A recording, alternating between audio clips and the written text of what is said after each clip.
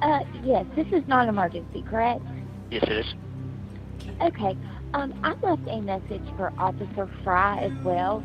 I just wanted to let you guys know that there is a crazy YouTuber in Idaho right now. She's fixated on the Idaho4 case and vindicating Brian Koberger, and she just put up a live stream. 129. Go ahead. After reviewing the call notes, it doesn't appear there's anything suspicious, so you can go ahead and close the report.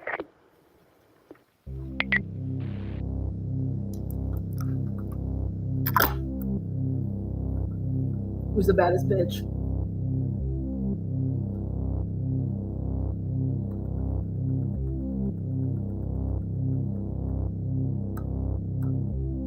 Listen, folks, I know there's a history here. I'd like to get this hearing in today.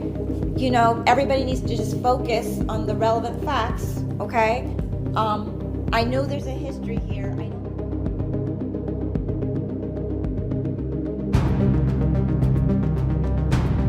Let's get this party started. Welcome to the transparency. Welcome. It was Friday. I'm having fun. I'm also bringing some truth bombs. There was a crazy YouTuber out there, and she just fucking kills it. Ladies and gentlemen, that's myself. And that's all of you guys. So make yourself known. At some point, you're going to have an opinion on the show. Like it, hate it, thumbs it up. But by God, don't be a fence rider. Have an opinion. Make yourself known. Also, use the comment section of the video. Here we go. Let's talk about it. We have an issue.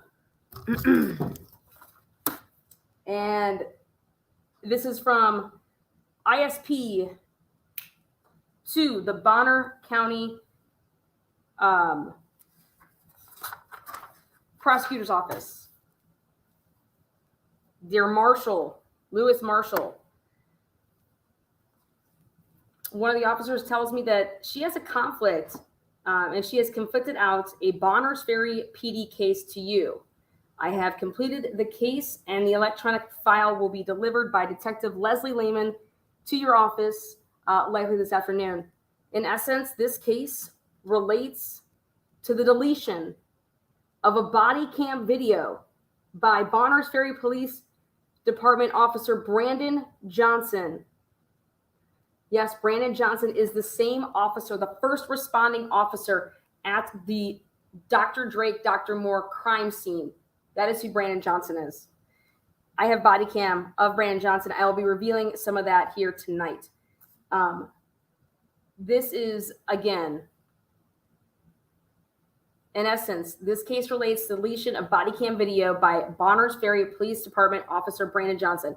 The video was of a meeting between Johnson, the school counselor, and the name of, and they redacted it, a family at Bonners Ferry High School in May of 2022. Johnson stated in this interview, that he deleted the video. So he had an interview. And so he stated in interview that he deleted the video on instruction from the father's name of the victim. This father, though, hardcore slams it, denies it, and says, "Are you effing kidding me?" Totally did not say to do that. The video deletion is against Bonners Ferry Police Department policy. Forensic analysis of the computer. The video was supposed to be downloaded shows no remnants of the video likely ever being downloaded. I do not think this case meets the element of destruction of evidence, says Sean Prosser of ISP. I do not think this case meets the elements of destruction of evidence. It's an internal BFPD issue. However, it may create a Gigilo Brady issue. Bonners Ferry Police Department Chief Zimmerman and ISP, they want to separate the city from the investigation to show their impartiality. If you need more, please let me know. Thank you respectfully, Sean Prosser. Now I'm going to show this to you guys. Now check this out. I went above and beyond to get the deets, the receipts and the deets. Let's take a look. This is absolutely unbelievable. There was not just one girl, 7 girls. 7 girls, and they are choosing not to prosecute. Explain that to me. 7 girls, and they are choosing not to prosecute. There are 7 victims. There are 7 victims. Let's see. Boom, boom, boom, boom.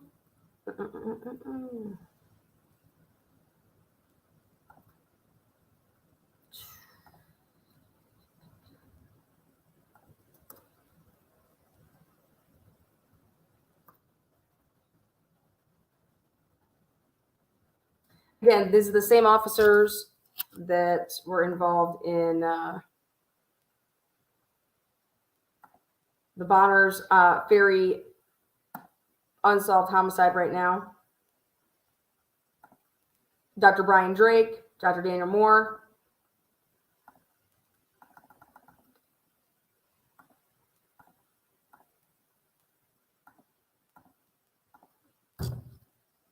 There it is. Black and white.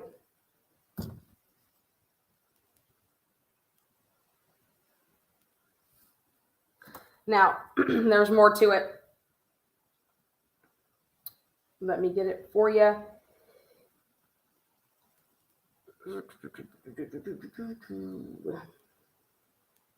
Officer Brandon Johnson of the city of Bonners Ferry violated the police department's policy. Johnson also possibly implicated a Gigilo Brady concern. The forensic investigation shows Johnson never saved the girl's rape testimony to his storage. The body camera's memory capacity is limited to approximately 6-ish hours, according to department records. According to the policy, the testimony should have been downloaded by the end of his shift. The father is clear that he did not direct Johnson to delete the video. The actions taken by Chief of Police Brian Zimmerman in response to this incident remains undisclosed as mandated by Ohio or Idaho Code 74-105, which safeguards the confidentiality of employee records. This statute dictates access to and disclosure of personnel records, prioritizing confidentiality to uphold employees' privacy rights. I am trying to stay focused on the government accountability and transparency side, but this case was frustrating. 7 girls were named, and the district prosecutor declined to press charges. 7 girls, not just one, 7.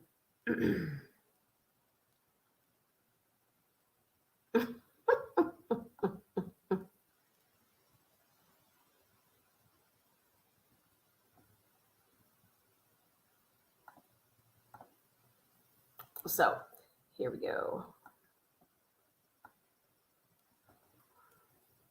Here we go.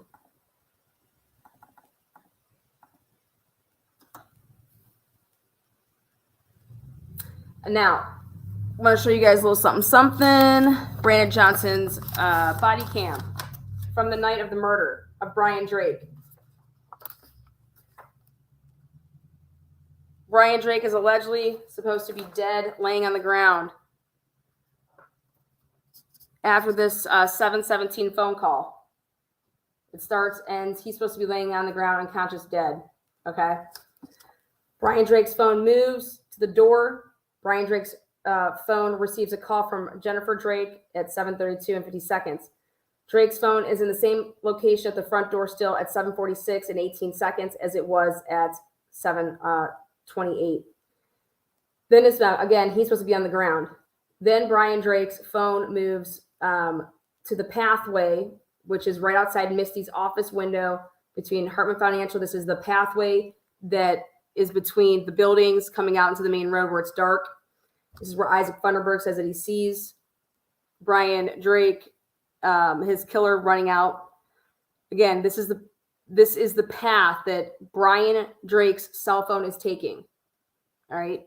Now, At 7:41, Brandon Johnson reports to Aaliyah Sandlin right across the way and speaks to her on body cam.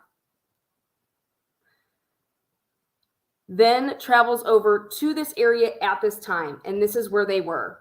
Brandon Johnson, without his body cam then on, or if it was on, it was not downloaded, only bits and pieces, as well as Alan Schleft of the Bondry County Sheriff's Department.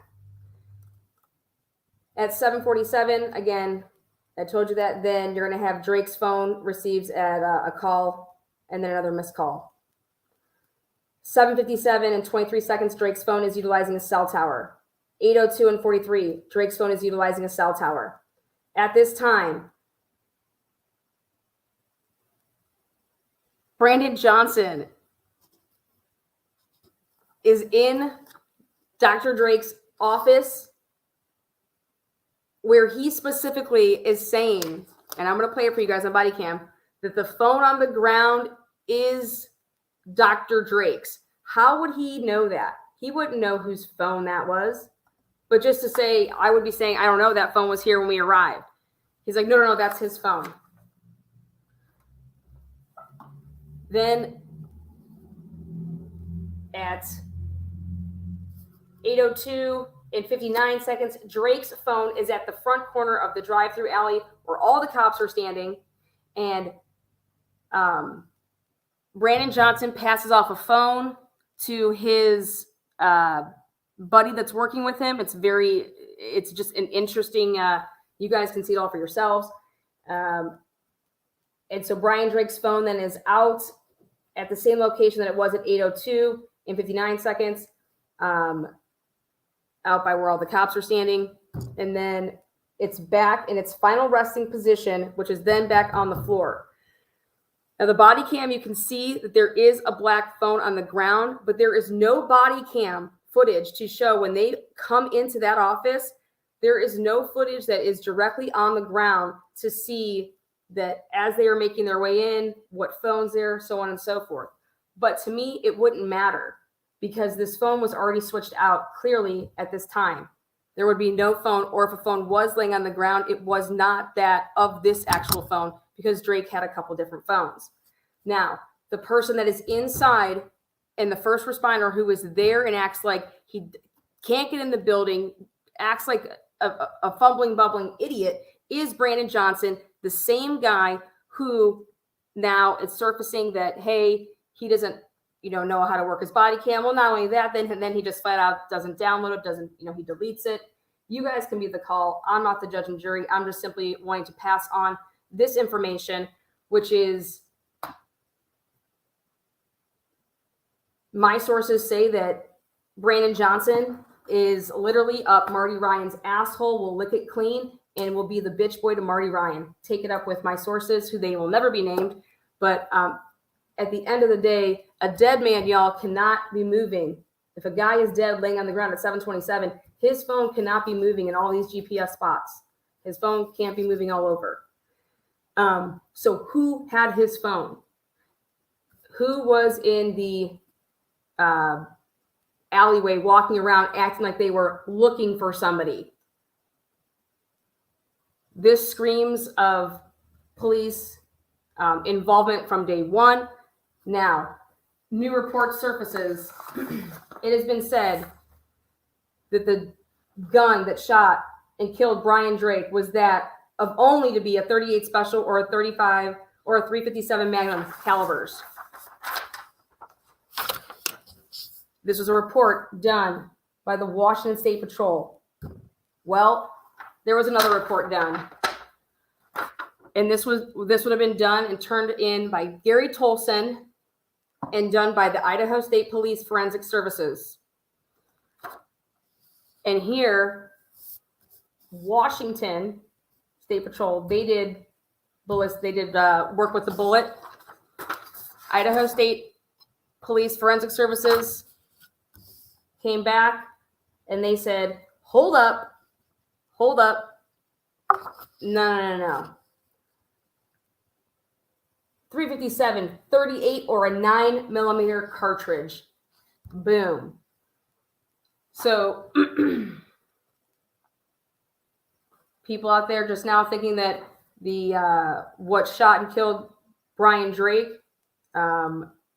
was a 38 special, 357 Magnum. No. We're going to go ahead and include right there. And that's been buried in this case right here the whole time. This report has literally been more or less buried by this report. And for the record, this report was done on 3/17/2020, the date issued, the one that has all three. In this report, then they wanted to go back and they did this on 4/20. Everybody must have been getting high. Yes, a cop caliber. Yeah, imagine that. Now, also in these body cams,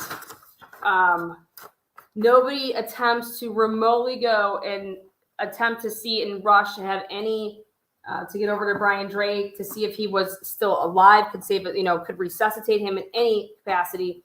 They literally just stood around and did nothing. Now, I don't know, maybe that's protocol, but I couldn't imagine seeing somebody on the ground. You have shots called in for gunfire, and I think my natural reaction would be to hurry up, hustle on over, and to see if this man was alive and that I could help him and save his life. Well, none of that happens. Again, but I don't know protocol with that. But I'm just telling you my humanity, my reaction would be to go and help. Also, it is quoted on body cam that the shot looks like it came from the inside out. Also, that Brian Drake was warm to the touch. Again, they said they couldn't find, any bullet entry, wounds, nothing. Now, and these are guys, they're being very systematic with their body cams. They're holding their hands. They're grabbing their, to talk on their walkie-talkies. The body cams are designed to protect the officers. So why you would want to conceal anything on your body cam truly is baffling to me. I would want everything exposed. That way I have everything. I would never feel the need to cover my body cam. Also, I think anytime that I'm going to talk about something in an investigation and I have to be conscious of my body cam, why? What are you going to talk about? Why do you have to shut off your cam to talk about something? I get that there are some things, sure, but you're trying to clear a building. No. You're in the dark looking for an alleged, armed person. You would want your body cam. So to see the different ways that these officers in Idaho clearly are being trained or taught somehow to do this and to do it often, because this isn't one person does it. They're all doing it.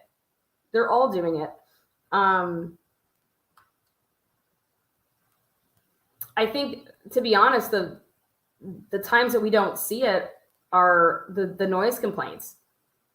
Go back and look at all those cameras. Like, those are like, no one's covering shit. It's just like, like it's, yada, yada, yada. I know that the body cams are a huge budget for the different law enforcements. Like, it's a big, I broke down how much money is spent in the budget for each department at the different, in the different areas in Idaho, and how much money is spent with the body cams. And here, if you're going to spend that type of money, like, use them or get rid of them, because I would just personally think that if I'm going into a building, I wouldn't be so worried about covering up my body cam. And I couldn't imagine ever going into a building with Alan Schluff the way they did it the other night. And I'm going to show it here tonight, and trying to clear a building. So here we go. I want you guys to take a look at it. This is body cam of the night of the murder of Brian Drake. Okay, this is body cam of the night of the murder of Brian Drake. Now, the cop in question, I'll repeat it here, is Brandon Johnson. This is the first responding officer, and he was heavily involved in the Dr. Drake case. He wrote up all the reports. He was saying, who was going where, and hey, he was the one receiving orders and writing it on these reports. Brandon Johnson, 100% involved in Dr. Drake, Dr. Moore's case. He was there. How do you not know where 6811? You're at the address for all of these minutes. We're talking ticking minutes. And you don't know where 6811 Main Street is. It's like, where it's at. The front door was open. The back door was open. The glass door. I mean, you don't attempt to go in there. That's where the call came in from. Jennifer Drake gave the address. You made no attempt to go in there. And instead are walking around, and then you go across the street where Isaac Funderburg, he didn't even make the 911 call from there, for the record. He was out driving around when he made the 911 call, so whatever. He says it in a statement. But here, Brandon Johnson, he was, he had allegedly his body cam on. He was recording, and it was an interview of a student at the school, Bonners Ferry. And so, in a sense, this case relates to the deletion of body cam video by Bonners Ferry Police Department officer Brandon Johnson. The video was of a meeting between Johnson, the school counselor, and this name's family at the Bonners Ferry High School in May of 2022. 2022 is not a year for Idaho. Johnson stated in interview that he deleted the video on instruction from the father. And then this father is saying, he's strenuously saying he's denying giving this instruction. Regardless of the instruction, that is totally against policy. So it doesn't fucking matter if somebody gave that instruction. So the video deletion is against BFPD policy, period. Doesn't matter what the dad would have said. Now, allegedly, from my sources, a prominent name is behind the alleged accused, but 7 people have come forward and they won't prosecute. 7 females.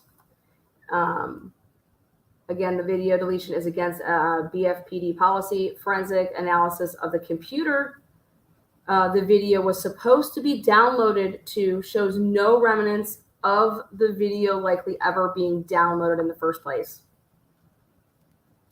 And then this is a response. The response is I do not think this case meets the elements of destruction of evidence. So what would it mean? It would just mean just shitty police work, right? Right? Shitty police work. Oh, fuck, I forgot to download it. Oh, fuck, I forgot to upload it. Oh, shit, I can't believe. Oh, man. Did you make that known? Anyways, but what this does is this really brings a nice, this is great for Dr. Moore's case. This is going to be a nice little, yep, right here. Brandon Johnson, let's talk about that night. Let's talk about the murder, baby. Let's get your asshole, little sphincter. Because that's what's about to happen. So, with that said, if anybody knows any of the 7 victims, if they want to come forward, if they want to use a platform, they have it here. Let's take a look at how these people operate in Idaho. Here's some, you guys thought Brent Kapaka was pretty much a shit show, which I do have information on that too. And I'll be doing that on Sunday night. There's new body cam video on Brent Kapaka at a hotel, June of 2022.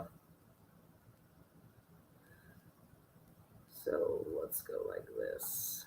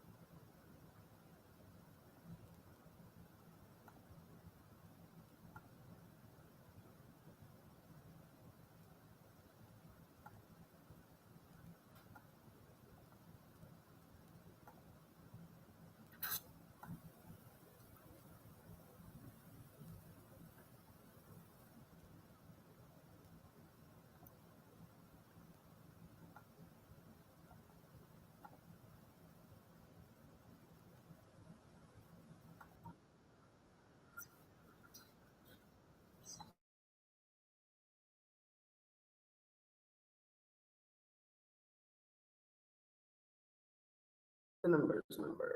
But it's, go ahead and write down 744.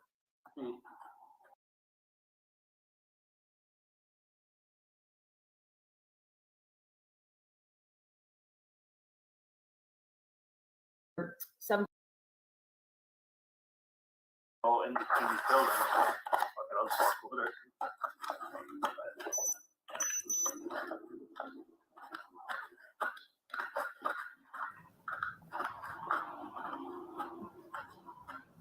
All right, this is a video I did for the numbers. It only last week.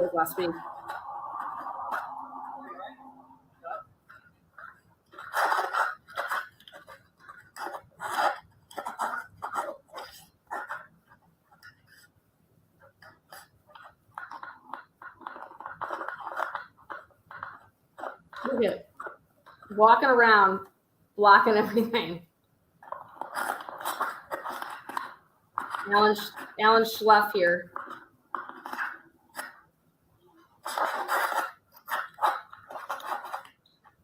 Solid. The other thing is that these body cams are off anymore. So then here we go. Oh, this is they're huddling in the old dentist's office by the Far North Coffee Lodge, and then this is 10:07. Yeah, we just. okay. Oh, I see a little bit. I just felt I need to shut that off. Okay. There, right down there. I got those. That's Brandon Johnson right there. Okay, that's Brandon Johnson, and he said he's already been. And now right here at this timestamp, it's like 7:50, 7:51, and he said he's already been back around through. You're going to hear him talk a little bit.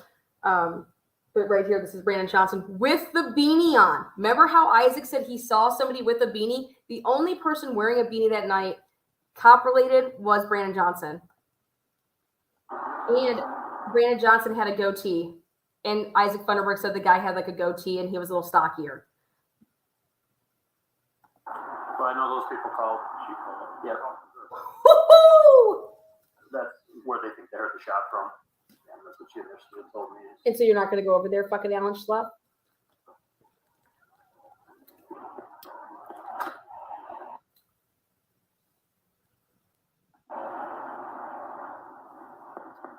So this is then, watch this.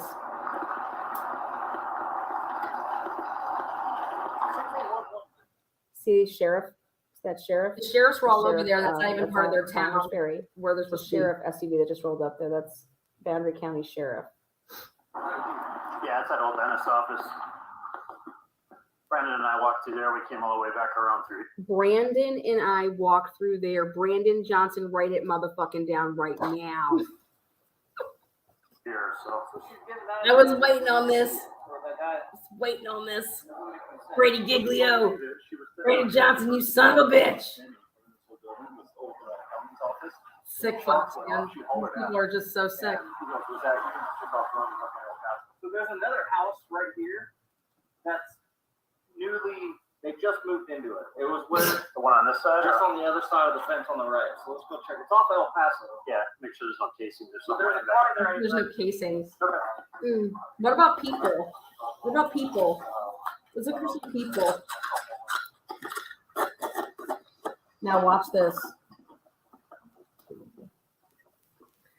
Look at, he's parked right in front of the glass doors. The sheriff parks right in front of the glass doors. What do you got? Now watch this. Yeah, it's like chiropractor office. Okay, so they're going up to the glass doors. Okay, so it's 7:57.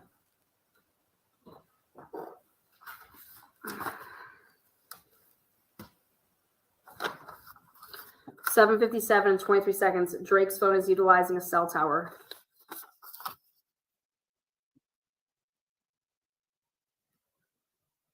This is but we're at 7. This is 7:51. 7:51. Got a body down? Okay. Oh, I'm sorry, it's 7. This is now it's. This is actually at 7:53.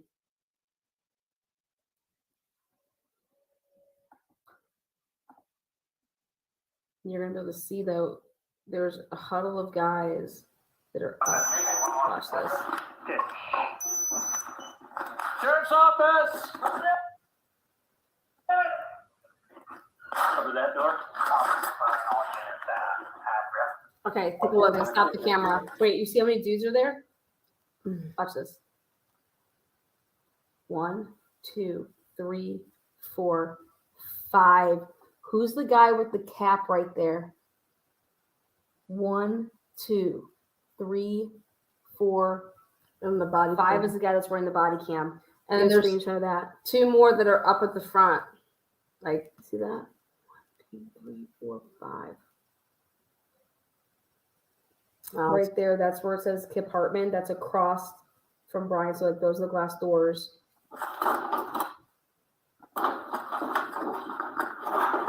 Pull the door, pull my foot up. He kicks in the door and his foot goes through the door.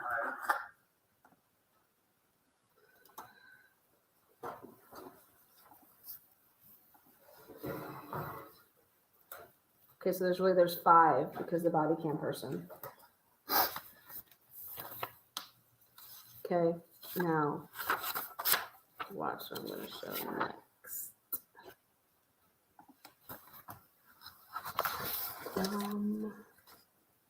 Actually, before I do that, I'm going to pause that really quick. I want to show you guys what I was able to do. Show you guys how they were huddled.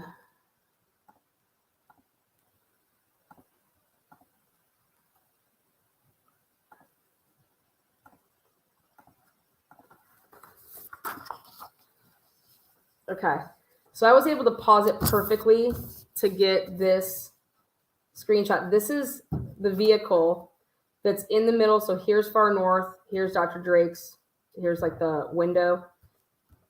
So there's obviously guys in the vehicle.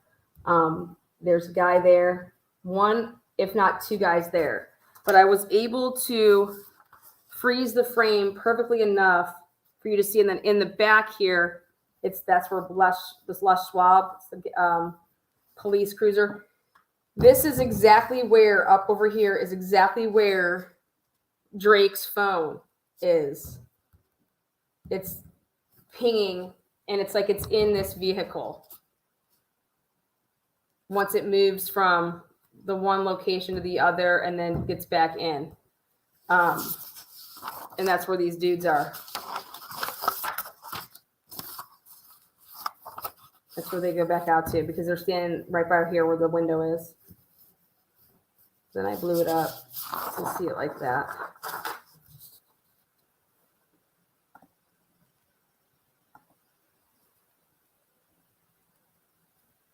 It was, I'll tell you this, pausing that to get it on this, it fucking took me like a fucking hour. It was very difficult because it was literally no time whatsoever. I had to do it. Gave myself a little bit of a Charlie horse in my pinky. So again, that's exactly where their vehicles are, and that's exactly where Drake's phone is, up right there. How convenient. Hey, but I could be wrong. Oopsies. Now, back over here, let's go back.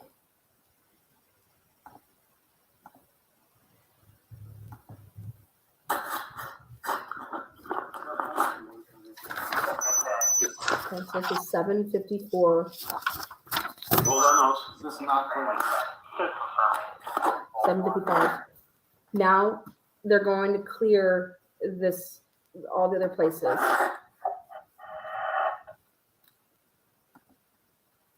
What's up?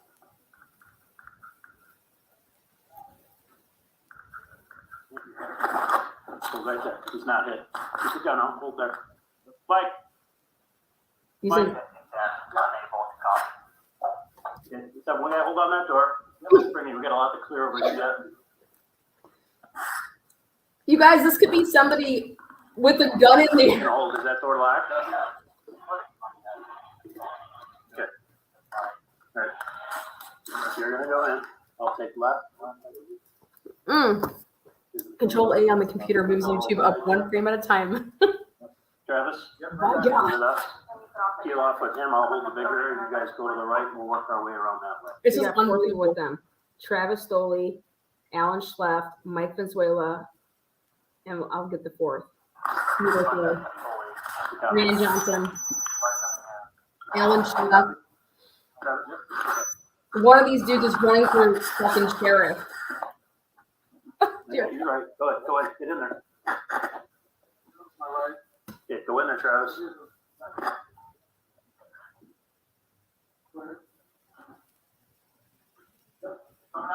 Coming out? Okay. Now listen All here. right. This is a fucking nightmare, but we'll keep working this way. You guys go that way. I'll cover your back. Yeah. Copy. All right. This is a fucking nightmare.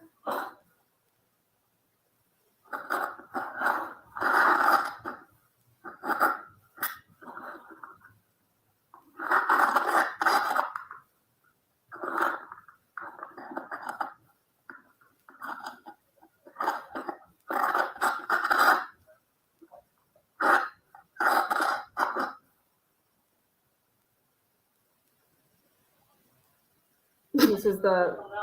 Come on out. This is up in the You dentist. guys have cleared all this? This is We Hartman's. looked under everything. Any possible cabinets that a body could hide in?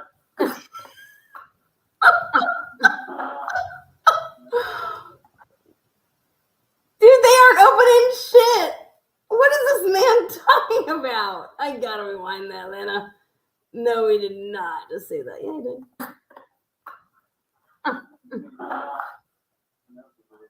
Good.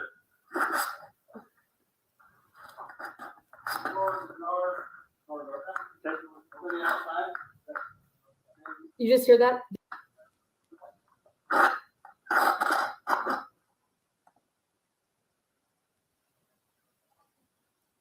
This is the. Come on out. This is up in the You dentist. guys have cleared all this? This is We Hartman's. looked under everything. Any possible cabinets that a body could hide in?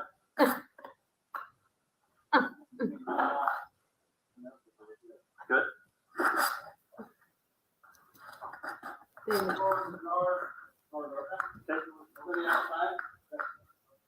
You just hear that? The door is open to the outside. The front is so important. It's unlocked. Like it was, yes, it was unlocked, like entry, exit. Good. Listen.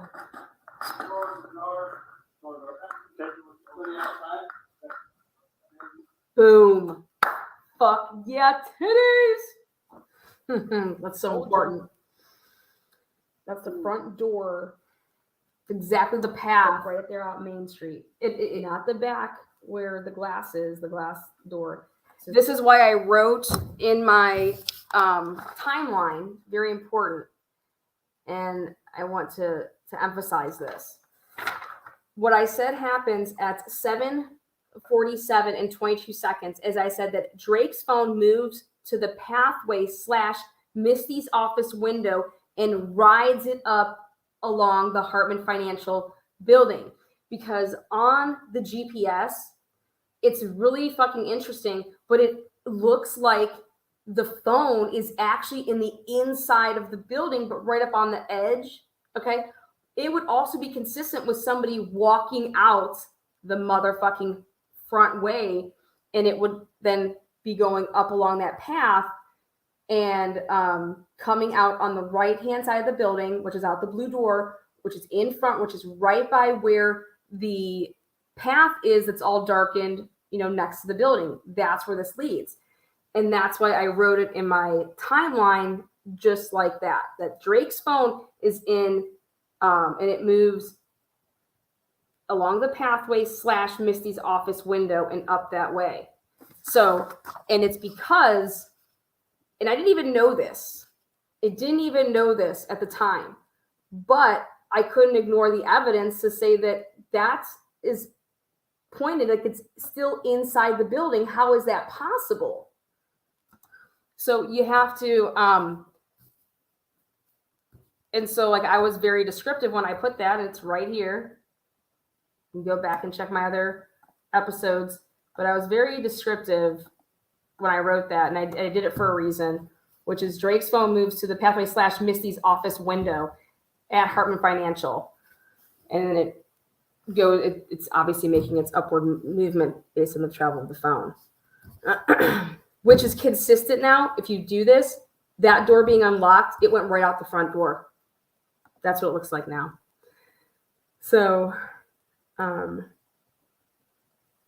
but let's go back to this.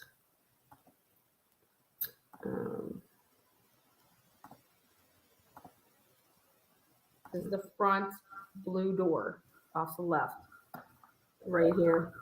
Okay, yeah, try not to touch stuff if you can, but I got it. That's okay.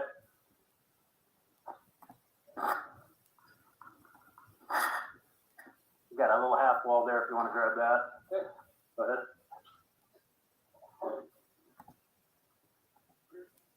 Okay. You good there? You guys do know how big this place is, right? It's fucking tiny. Yeah, you want to leave it the way it was found, so that's why that train lights on. This place is tiny, by the way.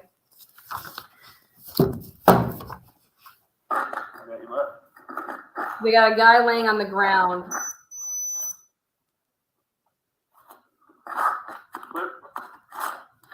Clear coming out.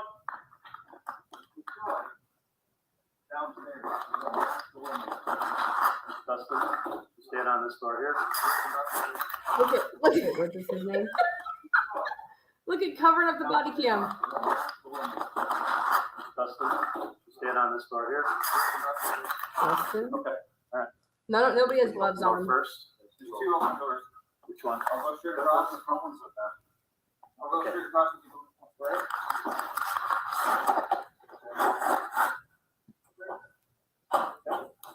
Ready? Bathroom. Another door. Pocket. You clear from there. No. Back over here.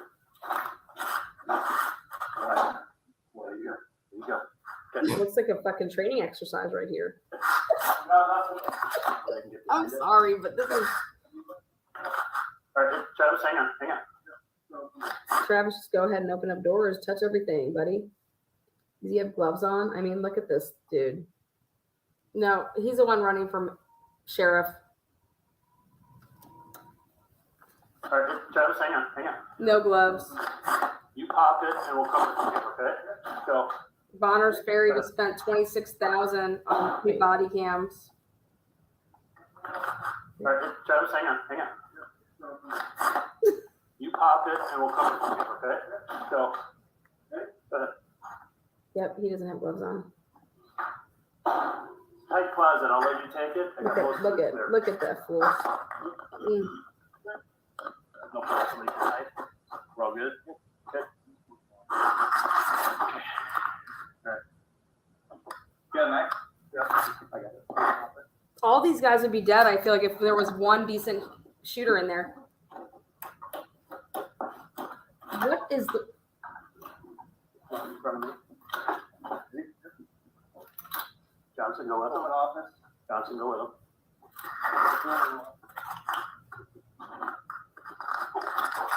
Should we're covering his right. Get in there.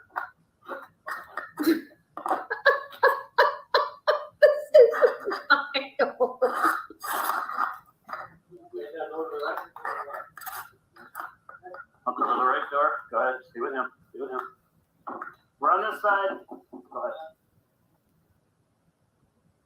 Can you look under this desk? Okay. Did you look under this desk? All clear? Not like Bonner's Ferry Police Department. Bonner's Ferry Police Department. Nothing. We have Now that's back okay. to... So Stairs or any access anywhere? I thought we... again, there's the glass door. Okay, so that's the back of the building. So what they're talking about. All clear? Coming out. You have to let somebody know that, you guys, so that nobody shoots you that's a police officer. You know what I'm saying? You have to like communicate, and you have to be paying. Everybody has to be paying attention, and you want to be saying these type of words because you're notifying the other people that are actually in that other room with the body that you guys are police officers. Otherwise, you would shoot somebody. You could shoot your own people. But this is just so lackadaisical, in my opinion. But hey, again, my criminal justice background in college. Don't even know how many credit hours I've taken in different, never went to police academy. Fuck, I think I might just do it just to, to pay to do it, to experience it. Because I'm really curious, you know what I mean? You can always go to academy and just not fucking do anything with it, just like anything, just like a fucking degree. You got gunshot or you look like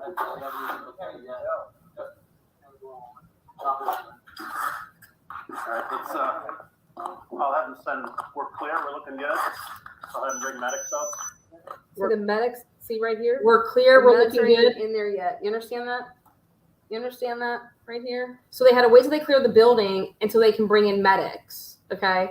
So, okay, clear, we're looking good. That's why he hit a stopwatch again. So he's like, Alan Schluff's like, hit the stopwatch and hit it again. So he totally took the time on how long it took them to do that. We have the body cam, so we can go back and check that all out. But so now they're going to call in the medics. All right. And I am going to show body cam of them being in there at different parts. Because I believe that Brandon Johnson his first phone call is to Willie Cowell. Willie said that he wasn't, working that night. Willie got the call from Brandon Johnson before even Brandon Johnson called Marty Ryan. And I can prove it because this body cam that Brandon Johnson is wearing. I can also prove that Brandon Johnson says that he has more than one phone on him and that he wants his counterpart to grab his other phone, and that they start taking mass pictures of the crime scene with their own phones. I don't know if they're state issued or if they're government issued, but once you see them doing that, you then can put a request in their, hey, right here, they were taking pictures. Where are these pictures? So again, I asked that we are going to be going into a crime scene. Again, I won't be showing anything. This is obviously to get justice for the victim. Brian Drake was murdered, and it seems that nobody gives a fuck. And I find that puzzling. And I just know that if I was Jennifer Drake and I was seeing this, she can hate me all she wants, but I would be like secretly like loving me, okay, because I would want justice for my husband. All right. And the more and more I'm digging into this, the more and more the police completely failed her husband. But was it on purpose that they failed her husband? What was Brian Drake into? I have the cops watching Brian Drake. I have his steroid dealer writing texts to Brian Drake saying, I cannot put the stuff in the bottom of your vehicle that you just unlocked for me to put in there because there's a cop standing outside by your car. All of these text messages came up in the Cellbrite. They were deleted, though, by Brian Drake. Again, if it's not a big deal and you're just taking, who cares, steroids or any type of enhancement. See? Bring them in the front door here. Now, what time was it at? Go to the medics. 1901 or 1900. 801, 8 o'clock. Right here. Well, there's boom. Their body cams are off. Isaac Funderburg. That's their. See, that's his portrait there. Okay, now I want you guys to look directly to the left. See how you can see how he just walked out the blue front door? That front door was unlocked. It is never unlocked because it's always locked because nobody has that office. Nobody is up there. That door is never unlocked like that. It was unlocked as in like whoever was in there, they locked, you know how they had to kick in the door to get into Drake's? The back was unlocked with the glass doors. Drake's door to get into the office was locked. And that's just a simple, you just twist the thing and you close it. And then you walk out this door here because they felt like, holy shit, they couldn't leave that way because maybe there was, so they came out this way. But remember how Isaac Thunderberg says that he saw somebody coming out of that area? Look at right where you are right here. It could look like you're coming out and around the brushel, but you were actually coming out the motherfucking blue door. And that's exactly what happened.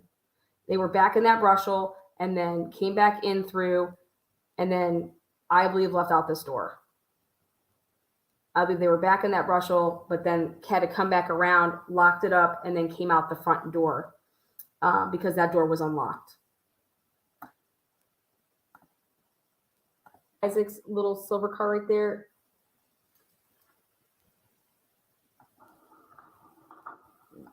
Do you see there's another car next to Isaac's? And it swear it looks like a PT Cruiser.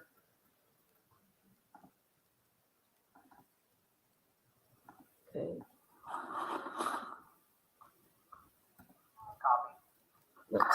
Wait a second. Is that a fucking PT Cruiser? I swear it's a PT Cruiser right there. What car is that? What's the vehicle? I see Isaac's silver one. What's next to that? You see that? It's way taller than Isaac's little fucking shithole. See that right there? You guys see that? Is that Isaac's? Maybe that is Isaac's. Yeah, it is actually Isaac's. Now that I can see that at a different angle. Yep, that's his shit rag.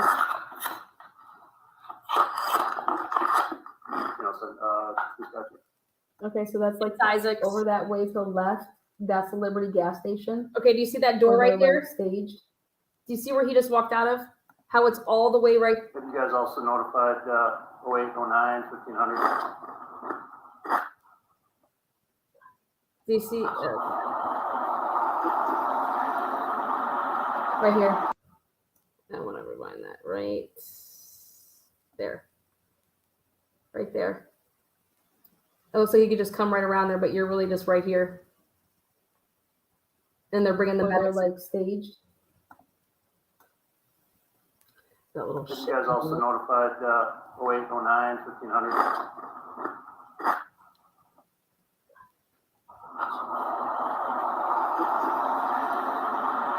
Right here. And that's medics. Consistent with the reports. Is that a goddamn... God, what's that car right there?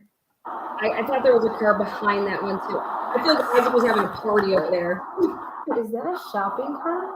Is that a shopping cart? I'm being so serious too. Watch, right there. What is this right here? What is that? And I realized, no, I think it's just Far North's little, is it like to like come on inside and have a cup of Joe or something? I don't know what that is.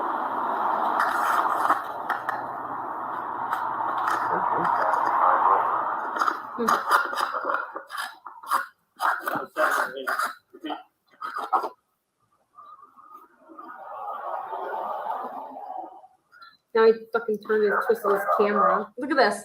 Twist his camera. Sideways. You can't make this shit up, man.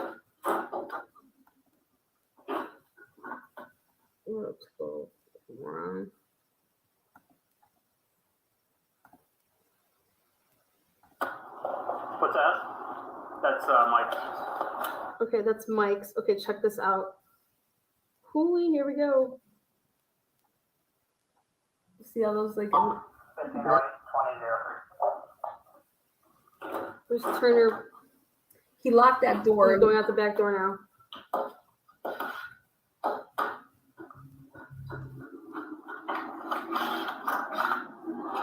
Wait, what was that? Get your camera right, man.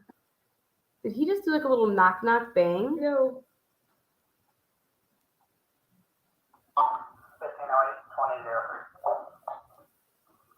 Where's Turner? He's going out the back door now.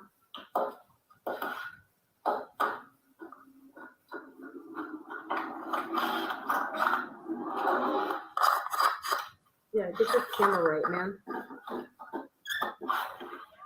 What are you doing? Who the fuck are you? Now he's at the side door. Guys, whose rig is this? What are you doing? I mean, are you supposed to do this? He is opening and closing every door, turning every knob. Okay, with no, I mean, we have a murder, we have a crime scene. What is this? What is this?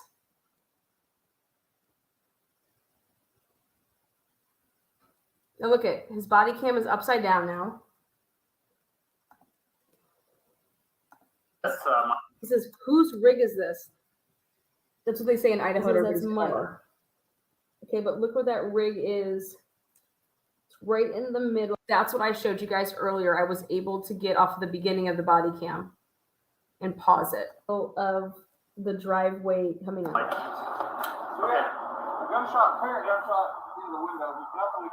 He says, we have a gunshot here and a gunshot in the. Listen to what this man says. He says there's two. He's saying that there's two gunshots.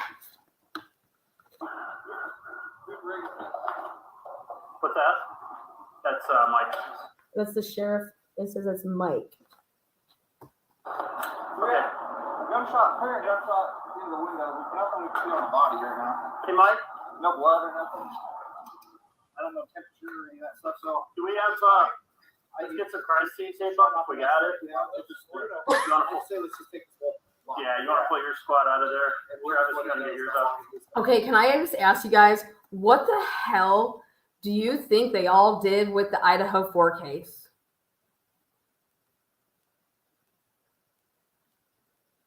It's the same type of local small. I mean, I think I think that Massa is probably gonna be a little bit more experienced than obviously Bonners Ferry. Okay, but we're talking about this is not just Bonners Ferry. This is these are like a couple different sheriff's department like veterans, like 30 fucking years. Alan Schleff, okay, he has a military buzz gray cut. Dude is at least 55, bangs like a 30-year-old, all right? And it hurts the sweetheart. So, but more kudos to you. Maybe they're not that far off in age. Maybe it's more just like 10 years. Anyways, shout out to everybody who's getting some tonight on a Friday night. So,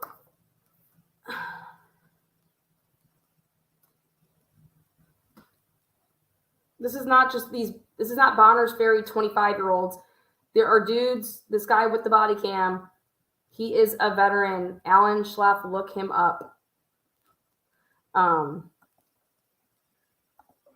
hear how he said, Travis, you want to get yours out? So we got two vehicles, Mike and Travis. Do you guys want to get pull them out of where they're at? They're in the drive-through. And Travis was supposed to stay with the body the whole time and writes in his report.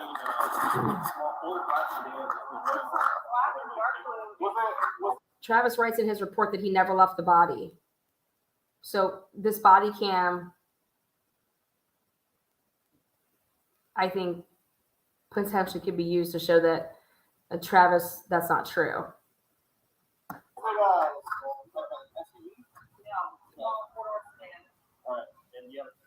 I had maybe 10 minutes. It's made like 5 weeks ago. So are you he's talking to the medics right now. Okay. Alan Schleff is out there with these other guys and they're talking to the medics. They haven't even brought medics in.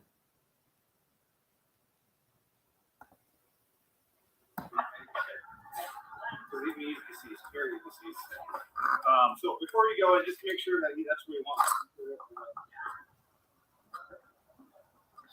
We didn't find anything. Do you know that Alan Schleff, like going all like this to like lock the door back up and do all of that stuff? Do you understand by him doing that? I believe from all the testimony that I heard in the Adam Montgomery case, fingerprints, I believe that could also be a tactic used to that could be a tactic used to get rid of fingerprints that would have been potentially there. How does this connect to the Idaho4 case? Oh, I'm so glad that you asked. Well, I don't know where you've been. If you do follow the Idaho4 case, then you would know that ISP is the Idaho State Police. That's who investigated and did hardcore, like most of the work in the case, the Idaho4 case. That's who did most of it. That's these folks right here are part of ISP. Gary Tolson, he's actually in the motions. He did this case, and there's a ton of Brady Gigilo going on. And these are body cams to show how a murder scene was handled, and probably going to be very similar to how the Idaho4 case is and probably was handled, that you guys are eventually going to see in trials. I don't like to show the same stuff every day and just have panels and talk about God knows what. Here, you're going to get receipts on what you're dealing with if you truly want to look at something from if you think that something's going on, well, then you should either prove your theory or disprove your theory. And what I am out to find is the truth. So I want to eliminate things. And all I keep coming across is roadblocks to do that. I want to put trust into the fact that they did an amazing job with the Idaho4 case, and that they got their man, and that we're going to have justice for all the victims, and that we're going to have, at the end, that's going to be the result. And what I keep coming across is evidence that Idaho has a history here now of not giving a fuck who they screw. Brian Kober, he's from PA. He's not one of us. Dr. Daniel Lee Moore gave up his life to be a chiropractor in this community in Bonners Ferry, which is very similar like Moscow, very tight-knit community, and was a chiropractor. He was heavily involved in the community, raised his family up, his wife, the nurse of the school. Here had no problem framing him for a murder that they knew he did not commit. So if you can do this to one of your own, what do you think is going to happen when you think that you're going to be doing this to somebody that's not one of your own? That's what I'm trying to prove. Is that what truly is going on, and is it all on the up and up? Again, how did you get to Brian Koberger? Well, let me show you how they got to Daniel Lee Moore. And they buried evidence, they fabricated stuff, and they used a confession that didn't even make any sense. It wasn't even at the time of the murder. And they all knew that. Why not just leave it unsolved? Who gives a fuck, right? Why go and try to frame somebody? Just leave it unsolved. You guys want to be that corrupt, just don't fucking, you guys be a bunch of fucks, but don't go ruining other people's lives.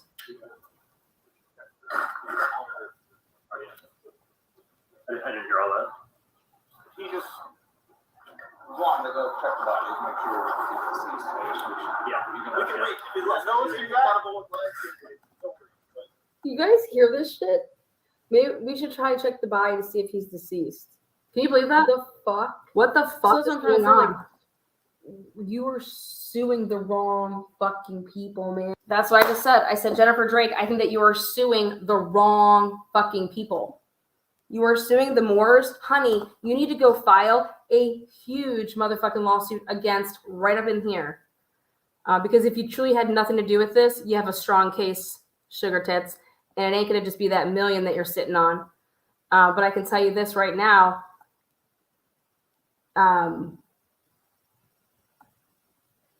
Daniel Lee Moore did not kill your husband. And if you're a Christian woman, like you claim that you are, I don't know how you sleep at night.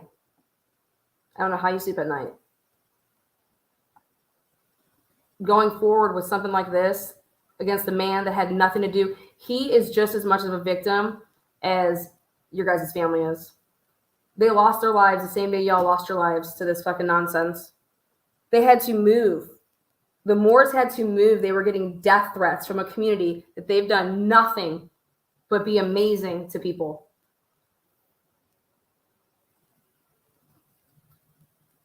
Dr. Moore wasn't stealing anybody's patients. Dr. Moore Brian Drake wasn't taking his patients.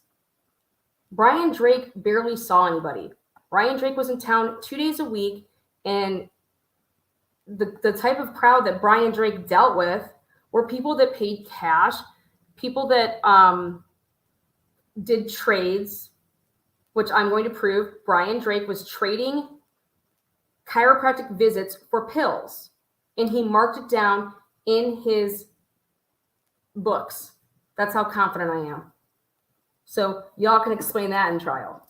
Why was Brian Drake marking down that he was trading one of his patients drugs for chiropractic services?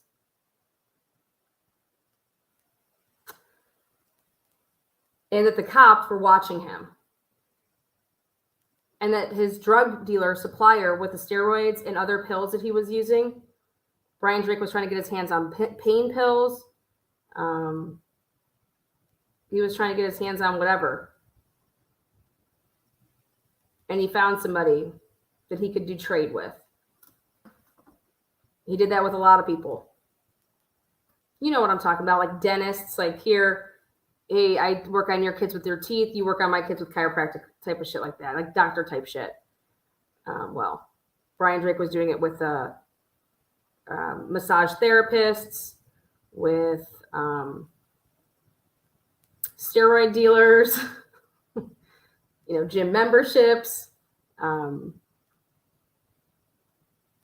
So at the end of the day, I think Brian Drake, more power to him. I don't think that he had a thing for hot blondes with nice racks, apparently, and his wife wanted to be in denial that her husband, she claims that he was never cheating on her. Well, maybe actually he wasn't, because they were swingers. So maybe that's the technicality that she's going to, if she's not, if she wants to ride that line that, Brian never cheated on me. We've never cheated on each other because guess what? We are motherfucking swingers. Could I see that coming out in trial? Absolutely. Absolutely.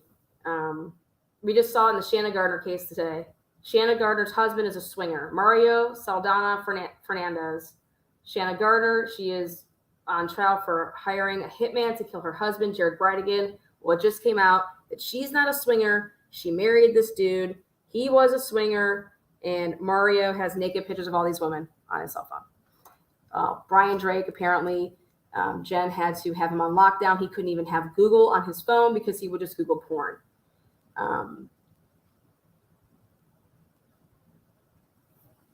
Brian basically lived in, I don't even know.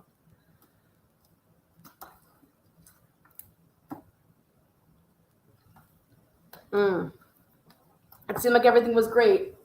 But then all I know is that this guy every 2 weeks was turning around. He was like, either he's just a massive pussy, but he was getting hurt all the time. Either somebody was literally taking a baseball bat to his legs, to his back, or he was just a massive pussy, or a chronic pain, doped up. I don't know how the fuck he worked though. But then I started realizing that he started canceling all of his patients, big chunks, and be like, oh God, emergency came up. Oh God, something came up. Oh, hey, can I move you to this day? Can I move you to that day? So I started paying attention to all this stuff that was going on. And it's like, why would somebody who's out in Bonners Ferry, who stays out in Bonners Ferry, has to stay there for the night, be canceling patients when he's out in Bonners Ferry? Like, what's going on? Well, then I thought to myself, well, I want to eliminate this, which is, if Brian Drake's running anything for somebody, and somebody calls him up and says, hey, no, you need to move this, and you need to move this product, or we're going to go and do this, or we're going to go and, do this here, or, he got too drunk at the bar somewhere and couldn't get back for his afternoon patient. So he says that he had an emergency come up because he got fucking hammered and he's, drunk or something like that. But I don't believe that there was any emergencies. I believe that something called him away, and it wasn't because there was like emergency. It was due to Brian and doing something else, because it was too frequent. And then I realized that he was lying to different patients on the same day. So if I had to go do something, that would be the lie across the board that day, period.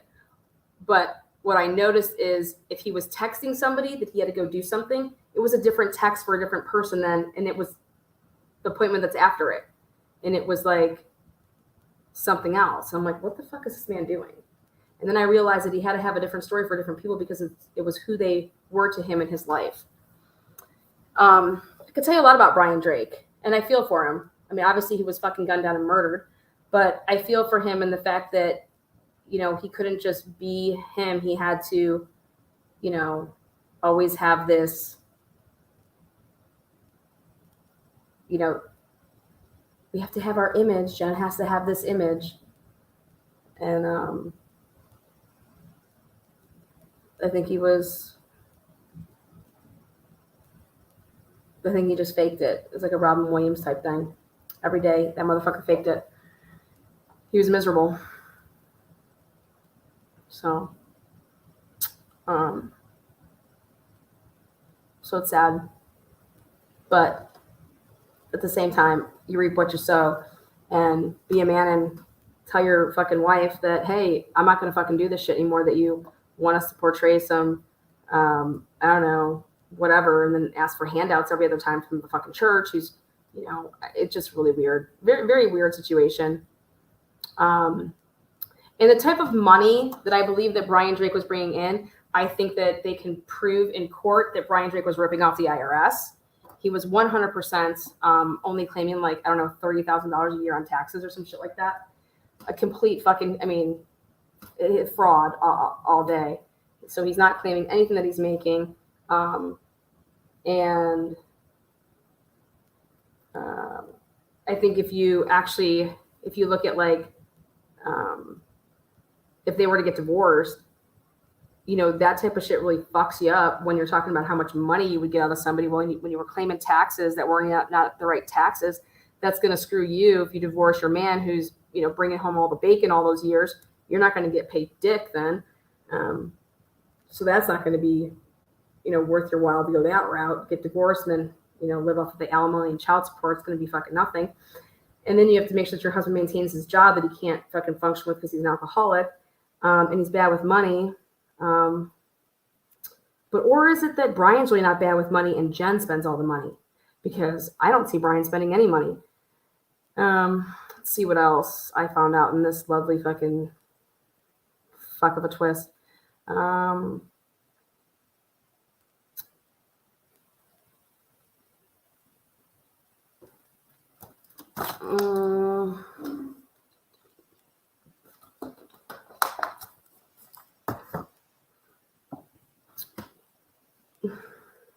Jen handled all the finances. Jen knew where every penny was going. It was almost like they were just like a working scam. It's almost like they were maybe doing it together. Very interesting. Very interesting. I thought it was really extremely interesting that local law enforcement as well as the Idaho State Police just were truly not interested in all where Jen was. They didn't ask her at all what the fuck she did all day, where she was at the time of the murder. Can we test your guns? Nothing. Absolutely nothing. And I've just never seen when a husband or a wife is murdered and that the opposite is not the prime suspect. In this case, though, they work from the outside in. And then I have reason to believe that Jennifer Drake has known the lead detective, Michael Van Leuven, for years, according to their phone data. Why would you have Michael Van Leuven's cell phone number stored in your phone from like years ago? I mean, unless there was a glitch in the download, but it makes it seem like Jennifer Drake has known Michael Van Leuven for, we're talking like years. And that was lead detective in this case from ISP. He's also the guy that signed off that she can get the mill when Gary Tolson said, no, everyone's still a suspect. We haven't even started this investigation. Same day, Michael Van Leuven saying, she's been cooperative with the police. You've been throwing her fucking softballs, man. You were asking her how her fucking Brazilian was the other day, how her blowout was at the fucking bear bar, you fuck. Give me a break. How's your petty Manny? Sounds great. Oh, okay. We'll move on. Asking everybody else where the hell they were Thursday at 7.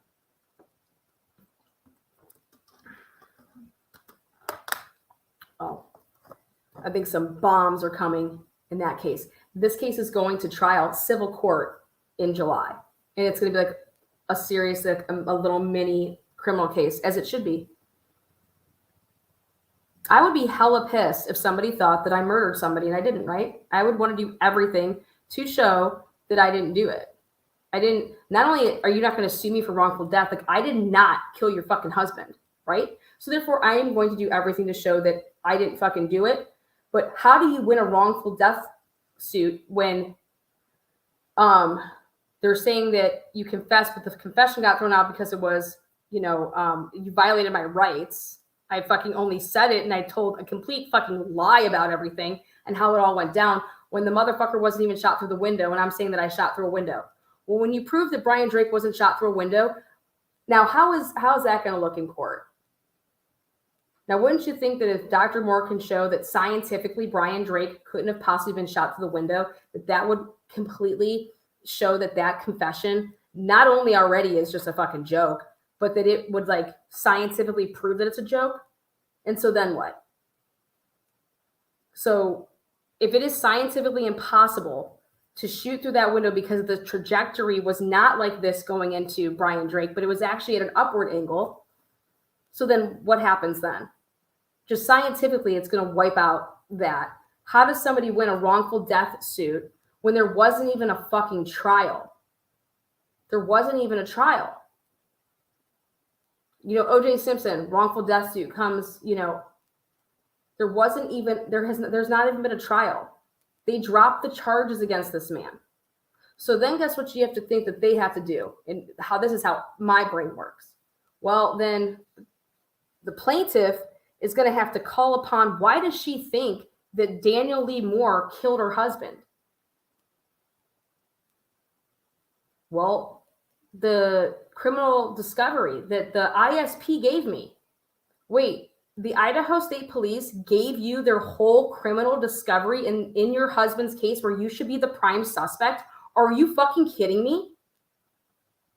Are you guys listening to what I'm telling you right now? Jennifer Drake was given the entire Idaho State Police file, the discovery in an open criminal investigation. They gave her the entire discovery where she should be the prime suspect.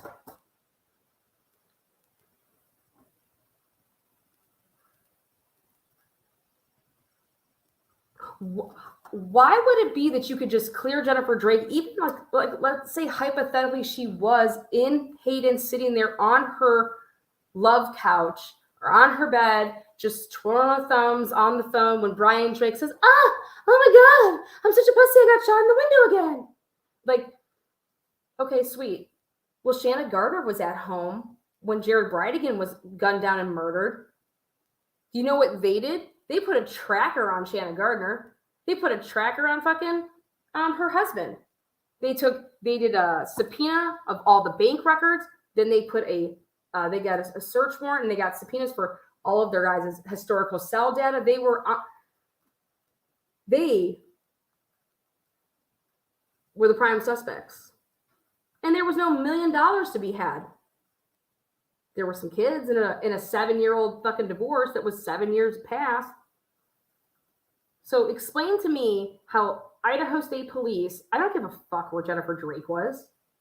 If I'm a detective, I don't care where the wife was. It's 2024.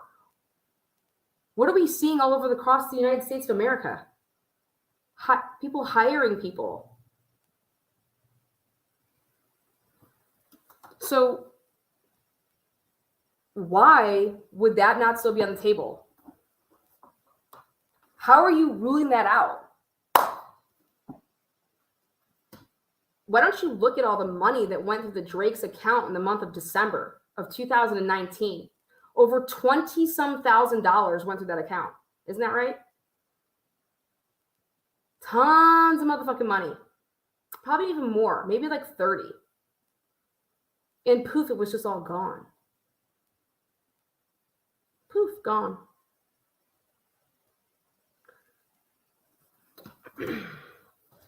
And then all this money is being funneled in from a PayPal account.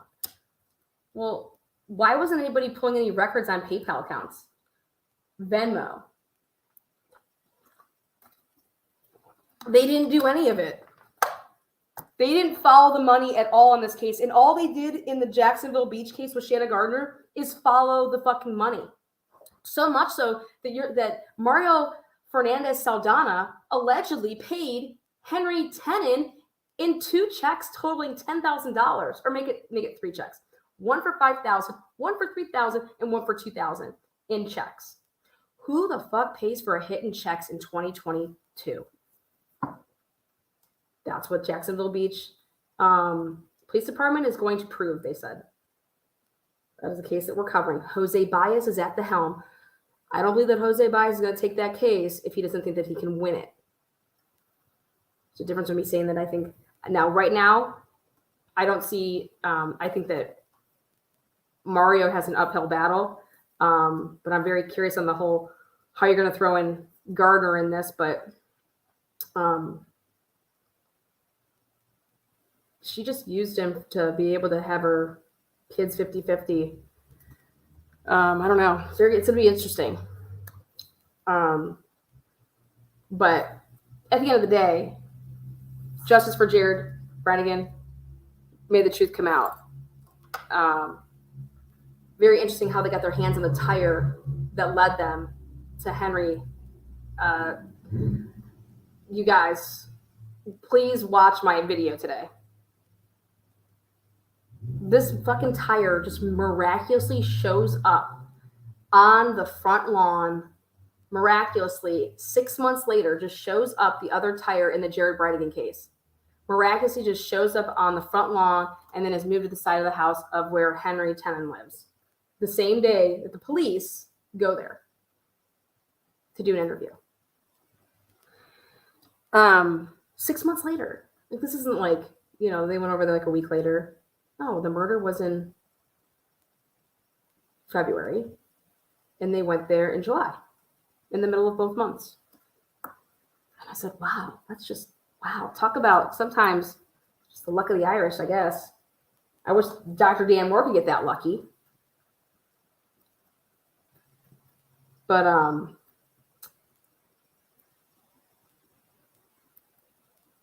with this case, what I see here is I'm sorry, but I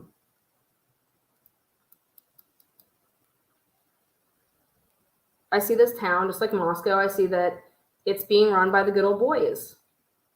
I mean, who doesn't prosecute when you have 7 girls that complained about the word R? Like, that's fucking sick. Where's all these dads? Where are all these dads not getting together? Or are these the dads that say, no, hush, hush, we want to keep it quiet because I don't want my daughter to everyone think that my daughter's a hoe. Fuck you, dude. If any of you guys have said that to your daughters, fuck all of you. No.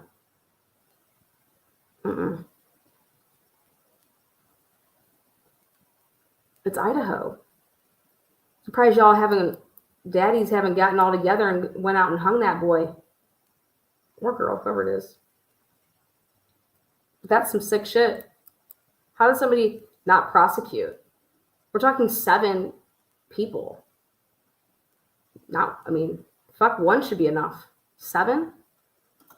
And from my sources, it's a prominent family in the community. Well, I might just have to do some more exposing. So back to this whole body cam thing is, this situation is, I can prove that Dr. Drake's cell phone is moving around when he's laying on the ground. Who has Dr. Drake's cell phone? It ain't Dr. Moore. Dr. Moore, do you see him by that car? Do you see him by that cop cruiser? No. Who has Dr. Drake's phone? An expert witness is going to go in there and not only going to show you and tell you that that phone was moving all over, but they're going to show and tell how, just like in the Murdoch murders, the cell phone was utilized, open, swiped, looked at. 2 back-to-back text messages that came in from his son were read. Dead men don't read text messages. That's evidence in the Cellbrite that it was opened at a certain time. Well, it ain't Dr. Moore. So let's go back to this case. How are you as a plaintiff of like, I'm your lawyer and I'm saying, okay, hey, yeah, we're really going to be able to win with this wrongful death suit because he confessed. And just because they fucked up, because they didn't read him his rights, doesn't mean that he didn't confess. And we're going to use the criminal discovery against him. Okay. Well, the criminal discovery is shit. Because that's not how Brian Drake died. So how I believe I would be advising my attorneys to fight this is we're going to show what truly happened, right? How else would we win? How else do we win this case? Why would I spend a shit ton of money? Is this case an automatic loser because well, fuck, guys, I did confess, but I only confessed because they said they were coming for my son. Okay. And I was, so how do you win? This is going to a jury trial, just like how Johnny Depp, it's no different. But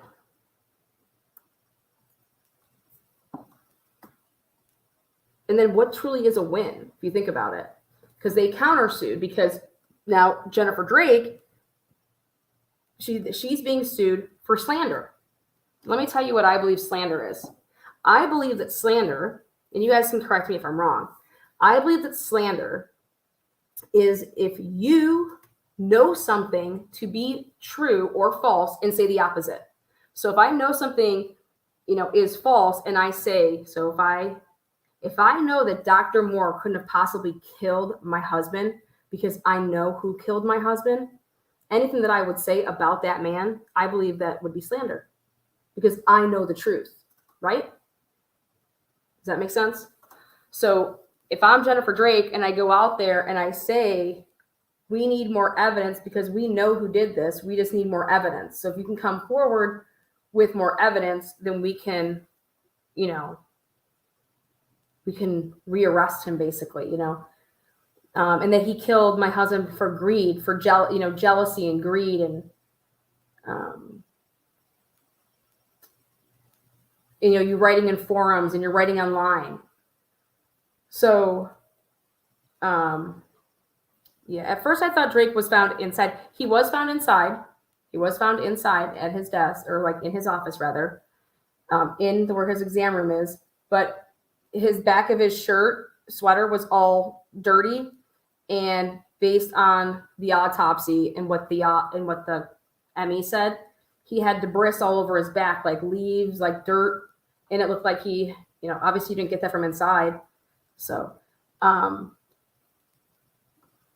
so check this out. I said, well, I believe that Jennifer Drake is guilty and would be found liable of slander if Jennifer Drake knows what happened, right? So I go back to this. I don't believe that Brian Drake was shot through a window. I think it's going to be scientifically proven that Brian Drake was in fact not shot through a window, because it was, in fact, it's going to be shown through expert testimony that that was not able to happen due to the trajectory of the bullet based on where Brian Drake was allegedly sitting, everything like that. Okay. So, and if Brian Drake then wasn't shot at the window, then how could Brian Drake ever say to his wife that he was in fact shot through the window? Why would Brian Drake ever say that to his wife? So is that a big part of where Jennifer Drake slipped up? Because she added that element, an element that only who would know? Somebody with the plan on how they were going to say that this all went down. Because in fact, that was just that was staged. So he was not shot through the window. All right. So we're going to prove that he wasn't shot through the window. Once we prove that, then we have to, you want your jury to understand that, now, Miss Drake, do you believe that Brian would tell you he was shot through the window if he in fact wasn't shot through the window? And then now if we can prove that the gunshot actually came from inside, then outside, like that, like the gunshot happened the other way, which I believe there's a pretty good chance of that happening. I've shown you guys a couple of things about that. But if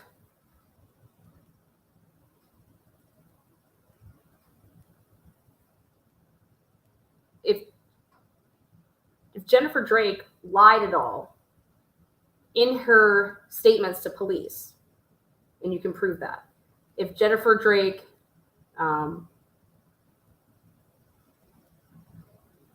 how do you win this? How do you get the jury to award you money?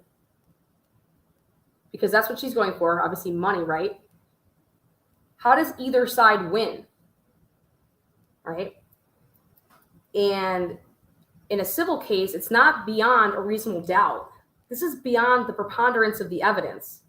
This is 51-49. You just have to tip that motherfucker. Okay? And so in order for the Moores, in my opinion, not to lose, Jennifer Drake can't win, right? Because Jennifer Drake is not going to win. No way, no how.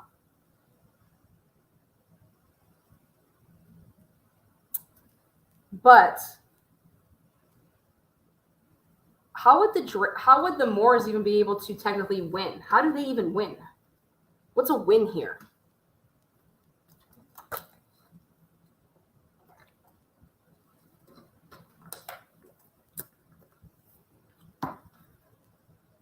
What if it comes back that Dwayne Fish, who said in his interview that Brenner Drake called him at 6:50 and told him that his dad was shot in the leg? Do you know what time 6:50 is? That's what I thought the killing was. That's what Mann thinks it's at, 6:56, right around there, 6:53. Anytime after 6:43, based on my evidence says with my timeline. 6:44 and 9 seconds. Drake's phone moves for the first time since at his desk at 5:55 and 40 seconds. Drake's phone moves slightly again at 6:45 and 17 seconds. Drake's phone moves slightly again at 6:55. Drake's phone moves slightly to the bushes behind his building at 6:56 p.m. That is when I believe that Drake is shot, at 6:56 p.m. based on my timeline. A timeline that is off of GPS coordinates of Dr. Drake's phone. Dwayne Fish said that Brian Drake was shot in the leg to the police, and he said that he got a phone call from Brenner at 6:50 p.m. How the fuck is that possible? Well, he's got to be off, right? Like Dwayne Fish, when he said like, oh, it was like 6:50. Well, yeah, sure, he's probably off, but I mean, how much do you think he's off? Like, where the fuck is even 6:50 come? The guy had his phone when he was given this like interview. So, but as an investigator, would that not be an immediate, like, I mean, you're supposed to be a veteran investigator, Leslie Lee Hammond, whoever, Alderson, and fucking Michael Van Leeuwen. If somebody told you in an investigation that, yeah, Brenner called me at 6:50 and told me his dad was shot, wouldn't you be like, wait, excuse me, 6:50? Are you sure? Can you do me a favor? Can you send me your phone records? I want to double check and see what time Brenner called you to cancel that he wasn't going to work tomorrow. Let's talk about that. Don't you think that would be like that should be in discovery? Or would somebody that's trying to bury something say, we can't ask him for that, so let's just keep on moving and act like we just didn't catch it? Well, I don't know what's worse, that you guys look like fucking idiots or that you guys are seriously covering for a murderer. You guys are just both shit. Either way, shit. So that's going to come up. Because I believe that, sure, Dwayne Fish could be off a little bit. But now you got Tim Hand that said he saw Isaac's car driving across at, 7:03, but he thinks his clock was fast, so it's probably like 6:55. Interesting. Now, all these things are starting to gravitate towards Lana's timeline. And it matches with Dr. Drake's cell phone. Hello, the digitals of Dr. Drake's cell phone. How does a dead man move? How does a dead man out? Why would he be out behind the bushes? What the fuck is going on? He wouldn't. Why would his back be all bushy, but he's telling his wife he got shot through a window? Fuck, he wouldn't. Because none of that is true. The story that Jennifer Drake told is not true. But now you have to ask yourself, Jennifer Drake, why and where did you get the story from? And the only thing that makes sense, she got it from the right person. She got it from the person that she was working with because she got it right. There was a gun shot through a window to say that that's what happened. So Jennifer Drake is in the know of what truly happened. It's just who she got the information from. She didn't get it from Brian. Brian's fucking dead. She got that information, but who the fuck did she get it from? Who was on the other line at 7:17 when they all had that conversation from 7:17 until 7:26? When all that was staged. Whose DNA is on Brian's phone? Again,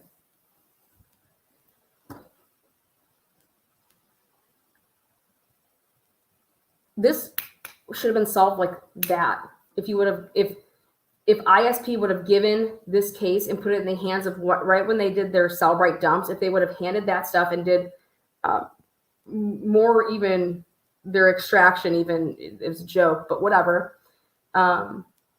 Good guys can, people that are very, very talented can know exactly what to do with the information. But they didn't do anything with the information. They didn't do anything with it. They didn't do anything with it. It would be exculpatory in nature to find and see that Brian Drake's phone was accessed and used at 8:19 p.m. after he was dead to look at his son's 2 text messages and read those. That's exculpatory in nature for Dr. Moore. Why wasn't that turned over as exculpatory to like highlight that and put that in? How can Dr. Moore be the killer, okay, if Dr. Moore is already back at home and somebody else is utilizing Brian Drake's cell phone to open it and read text messages and do whatever else that they were doing for the time that they had it? Which, by my timeline, they had his phone from 6:56 to 8:19 in 44 seconds.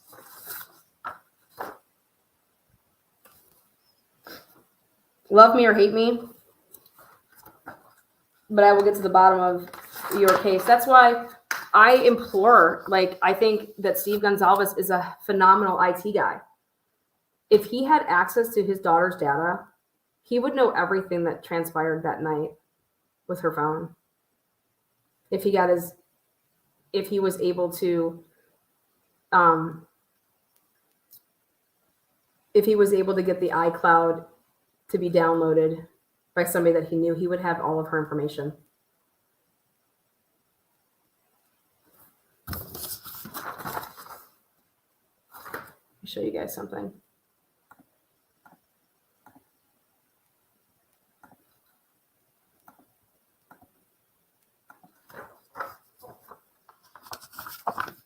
This is what I want to see what's up with Maddie and Kaylee's phones.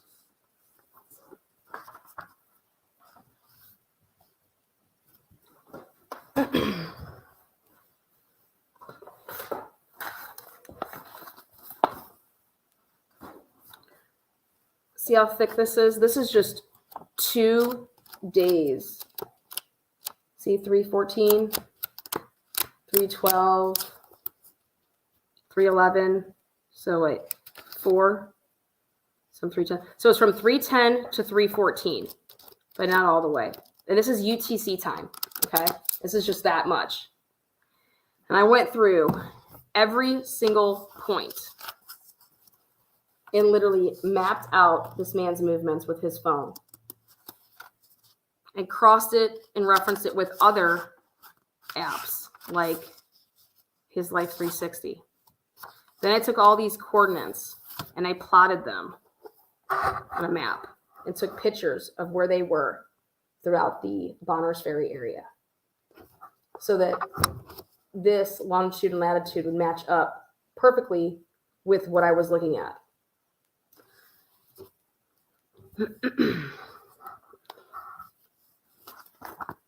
And worked with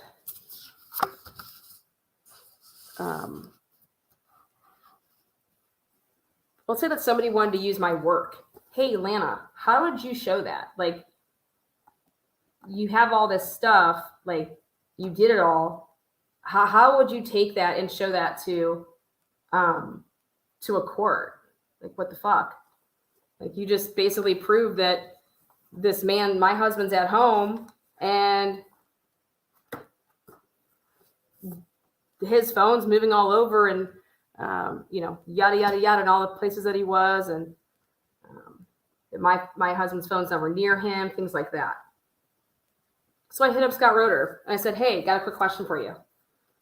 Can I go over all of my stuff with you?" And then I did this with other people. Can I, then I hit up another expert. "Hey, can I go over all my work with you, give you all the work, and then let you check it over? And you're the expert in that area, and I'm just giving you all my research and work, and then you go ahead and you testify to it based on you're then going to go ahead and check my work, but I'm giving it to an expert, and I'm cutting off on like fucking 1,000 hours because I did it all. Why should that person pay for it?" Right? That's all I want. Like, I want to give you my work, but I don't want to see somebody like it's free. But if somebody's going to charge you for it, then I want to know who the fuck thinks they're going to charge you for my work. I want you to have it. It's like a donation. Make sense? So that's like my way of donating. And Roeder's like, "Oriani, you can testify. If you can show how you did X, Y, and Z, how are you not anything like I'm like, what do you think this is?" And I said, "Okay." I was like, "Yeah, I don't know how I'd be on that cross-examination." So anyways, we'll talk about that at a different time. But bottom line is that everything that I plotted on my timeline is checked like 4 different ways. 4 different ways. And most importantly, it's enough without a doubt that, do you know how much more shit there is that fucking expert would be able to do with their techie shit? Woo-wee! This alone for a jury to see that, hey, there's your cops huddling it up. Here's your timestamp. That's at the same time when I zoomed in there and got the timestamp with it. Well, that's interesting, because when that's happening, that's at the same time where Drake is his phone. It's not just laying on the ground somewhere, okay, at 8:02. This is where it's at 8:02. Look at what's right there at 8:02.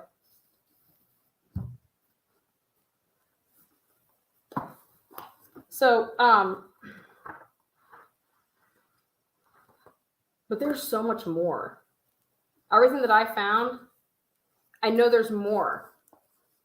But I don't have time. I'm not going to teach myself basically how to fucking build a computer over here. Like, that's not my thing. I can get you there. I can get you X, Y, and Z. I can put it all together. Boom. That's why there's like a closer in baseball. That's why there's a setup man. Sports, everybody has a role. Everybody does their role. Shit fucking clicks, man. So, point of the story here is that I am seriously counting down the days until July, because I want to see how a woman is going to walk in to a fucking courtroom who claims to be a Christian and stand in however many days this trial is going to be, and they're going to seriously put on this case that I know right now. It's like I'm playing Texas Hold'em, and I know that I have a royal straight flush. I have it nutted. That's a golf term. But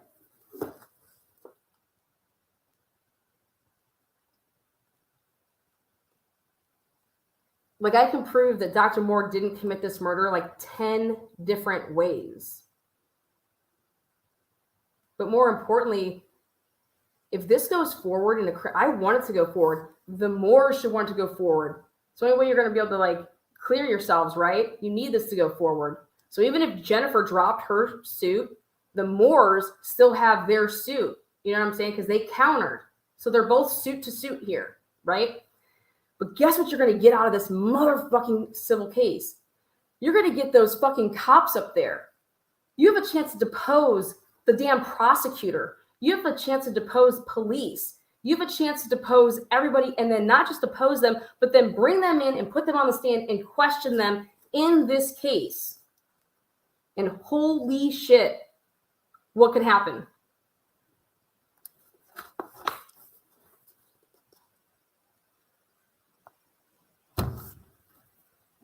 I know what I can turn over to the Moores. I know what I could turn over to Jennifer and say, go sue the police department. They did nothing to try to save your husband's life. If your husband, I believe he had a standing chance because they were there and somebody was with his body at this time based on the evidence of the cell data. Somebody purposely was there and they let your husband bleed the fuck out. And I think that they watched it. They had to watch it because they had to make sure that nobody was entering based on the call, because Isaac called, right? Isaac's call went in first.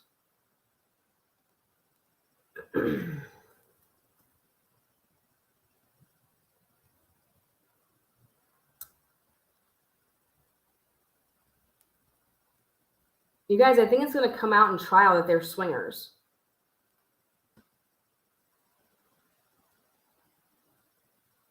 What's definitely going to come out in trial because there's people that I believe that have no choice but to testify to that, unless they are going to commit perjury. But there's evidence, you know, think about this. Jennifer Drake was given the criminal discovery, the whole fucking discovery, everything that, you know, she should be. Think about that. You're the main. You should be the main person of interest in this case, and you are now sitting with gold in your hands. So on how the state could come and get you. And think about this. They're allowed to go out in there and get more information. Well, if the state hasn't been watching my channel and hasn't gone and got all of this shit to pull on all of their data and their historical shit, and then they clearly are just cuckoo for Cocoa Puffs. But I'm not making any of this shit up. It's coming straight from your work. This is your work. I shouldn't even say it's your work. This is the material. You did no work. You did no work, okay? And you pushed a timeline on purpose. And you based everything off of the wife. Two people, Eldora, Jennifer Drake, and I'm not even going to say Isaac Funderburg because I'm still looking into seeing what time his 911 call came in.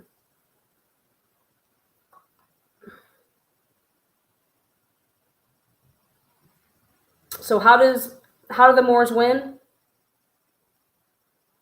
The Moores take my recipe and go for broke.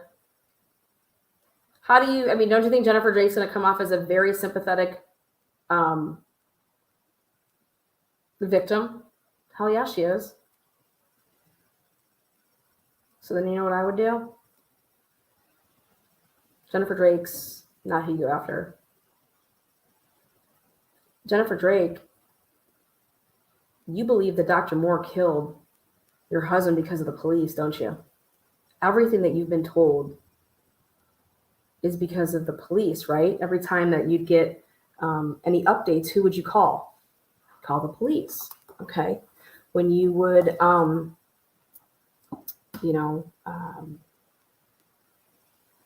you had any family or friends that needed to share information, you know, you would contact them, give them the numbers. Here, contact this person, you know, contact that person. Everything that you've heard in this case, who's it come from? All of your information is coming from where? The police. Okay. So if the police would have told you that John Smith was the person that killed your husband, would you then think that John Smith was the person that you would sue for the wrongful death? Yeah.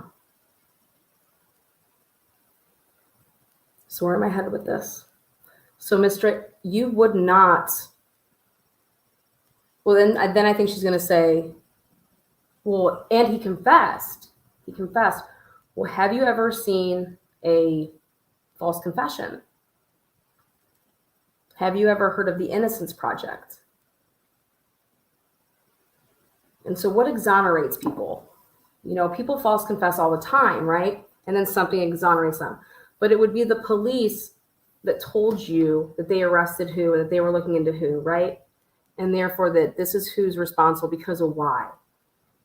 You know, because of why. Like, it's the police, it's the police, it's the police.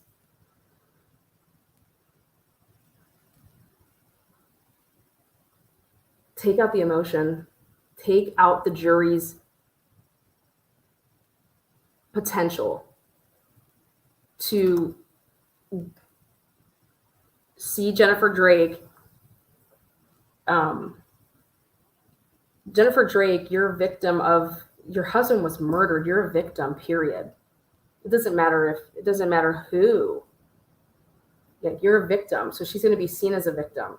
You can't take that away. If you try to take that away, you will look like a complete fucking bully defense attorney, and it's going to cost you with your jury.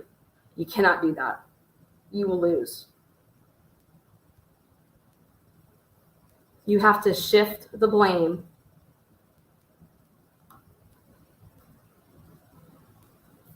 onto the police and with the investigation,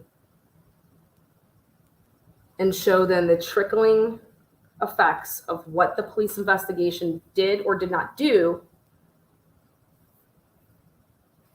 and then let all of those little bombs come in to show where you go straight and attack Jennifer Drake. She's good. She's good. Jennifer Drake's been prepping for this performance her whole entire life.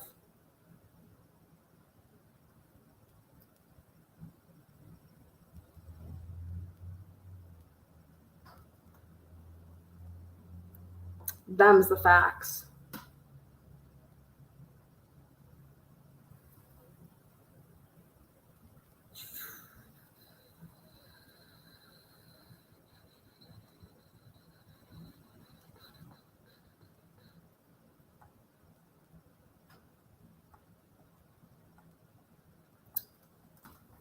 You have to prove that Dr. Moore's false confession is false with facts.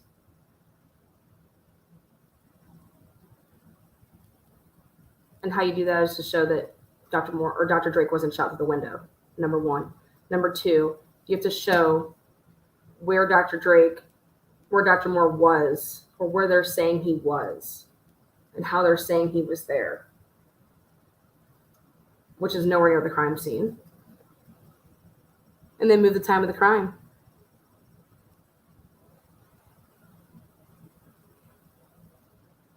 And then you show what Dr. Moore stood to gain, which was absolutely nothing.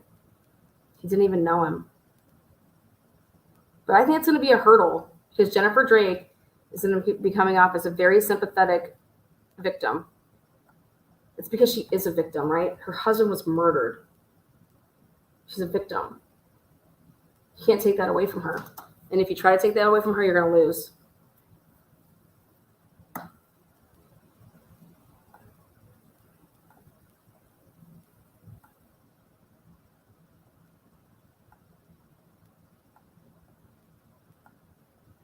Would you want more men or women on this jury? I vote more women.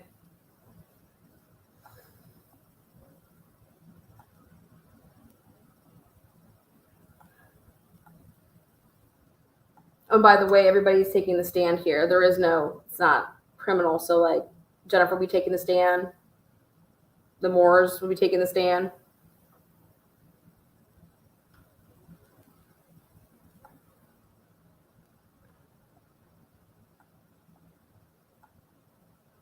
You do know that the Idaho State Police put Dr. Moore home at a certain time, right? And you guys know that that is at something like between 7:44 and 8:01 p.m. And they're doing it off of camera, like surveillance cameras. All right.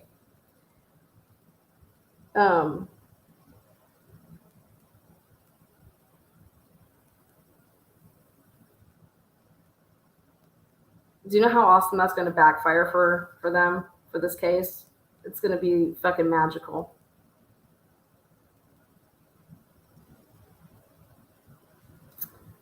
Dr. Moore is driving off, going home. There you see him in his truck, leaving Mix, going home, totally to avoid the crime scene. Because you have to, right? Because who can just drive through a crime scene, you fucking idiots? But it's Bonner's Ferry. It's this big. He wasn't driving to be, hiding himself through it. It was blocked off. Anyways, it doesn't fucking matter. Dr. Moore gets home at a certain time. And Brian Drake's cell phone is just still running around. Well, that's weird, isn't it? Because if Dr. Moore did this, wouldn't his cell phone be running around with Dr. Moore off like fucking miles away? Oh no, now Dr. Moore had a co-conspirator. That is going to be priceless. Stay away from Idaho. The deer, people, the deer was Dr. Moore. Can't wait for that testimony. Fucking priceless. I look at this case and I'm just like, well, how did the Moores win? You know what I mean? They're just going to be able not to lose to show like you can't. Well, how is a jury gonna say, yep, this guy should be, wrongful death? No, but even so that they don't. So if the jury says no, we're not going to find that he is responsible for the death. Okay, so we vote, not guilty for that. Like he didn't cause her any undue stress, blah, blah. But now the question is how do you get the jury to say Jennifer Drake caused all this undue stress? How do you get that? And so that's where I think it's going to be strategy, because then you're going to have to play it differently. Are you going for the gusto? Are you going for a sweep? Are you going for in sports, what they call as a parlay? I'm going to win both bets. I'm going to win the case, we're found not guilty because we did not kill this man. We're not responsible for his death in any way, shape, or form. But on top of that, you knew who was. And so you are actually responsible for putting us through all of this because you came at us with this lawsuit. You knew that it was all bullshit. You knew that fucking he didn't kill your man because actually who did, or you were involved or paid for or things like that. Now, do you go that route? And all you have to do is tip it. Now, this does not have to be beyond a reasonable doubt. It just has to be, you just have to have the jury saying, dude, well, we know it wasn't Moore. Okay. Did they show enough evidence here to say, fuck yeah, that bitch is involved? And if she was involved, then that would say that she knew that he wasn't involved, which is total fucking slander, right? And total fucking, like, you just made these people move. They had to spend all this money. Dude, racking it up, right? And you want to know how I play? I'm a fucking gambler. Let's go. You want to fuck with my life? Let's fucking bring it. But you better bring it the right way and you better have a good team. But I think you can do both. But you have to be so fucking, that's strategic move. It depends on how you want to play it. But if you have the evidence and you have the data and you can show X, Y, and Z, is it really then even a question? No, I don't think it is. So that's what we're leaning towards. That's what's going to be happening. This July. I'm telling you, this is the case. This is the civil case of the century, in my opinion, because this case, if they chose to go about it a certain way, and see, if I'm fucking like Steve Gonsalves, I'd be over there throwing people money to say, hey, here, you need extra money to get, this, that, the other, get some questions over here because that shit costs money to put on a fucking a case like you wouldn't believe. But if you go at it the right ways, I'm telling you, you could take it all down because it's all right here. I did it, and I'd be happy to give it to whoever, because it literally is all right here. The Moors deserve their world back. They'll probably never get it, and my heart breaks for them for that. I think Drake's kids deserve the truth. I think Brian Drake deserves obviously justice. Number one, he was murdered. Then I think the people that know all about it and have kept their mouths shut, they deserve to be exposed. And I think that they can and will be if this case is handled the right way. So, but this is so expensive. This is really, really expensive.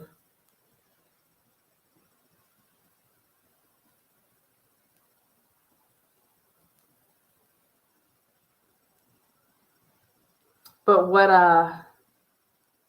but do you understand that none of this would have came out if Jennifer Drake doesn't file during the criminal case? Now picture this. The case is still going. There's a criminal case going, and she starts civil case during the criminal case.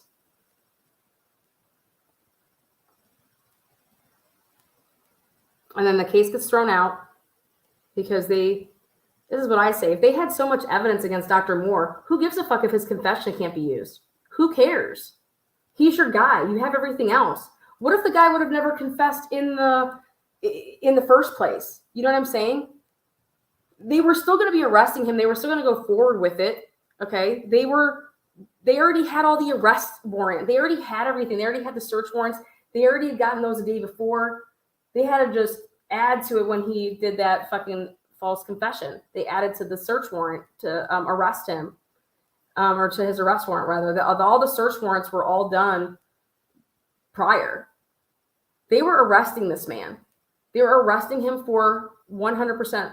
For either is it going to be murder, second degree.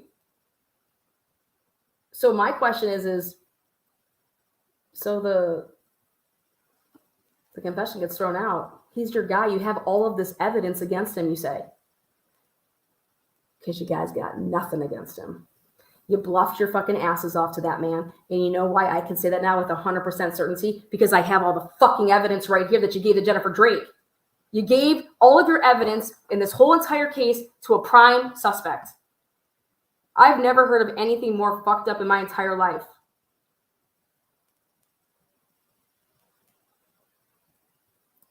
And I want to know how she got it.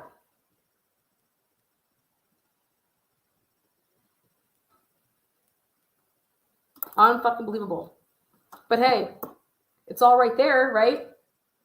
It's all right there. But you actually have to like dig, and then you have to like do some follow-ups, and then you have to have, I don't know, do some digital shit and map it all together. And then you're going to see, oh, wow, poof, look at this, guys. Why do the body cams, why are they off an hour? Who's supposed to check the body cams? Because the way that it looks like y'all got in there an hour before. So is that not accurate? What's going on here? Or are these cameras accurate? Last time I checked, the body cams move on their own. So did you guys even know that? Has anybody even brought that up to anybody's attention here? How do we know that these body cams aren't actually the right time?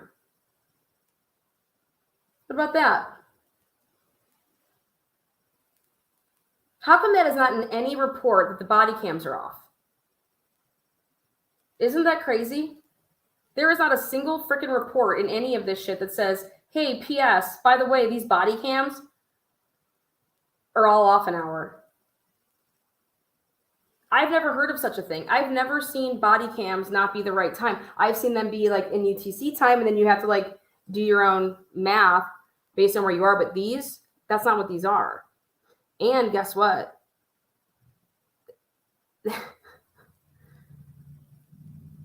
I think for as much as they work with WSU, that they'd be all up on it. So I was told that they change on their own, just like our phones do.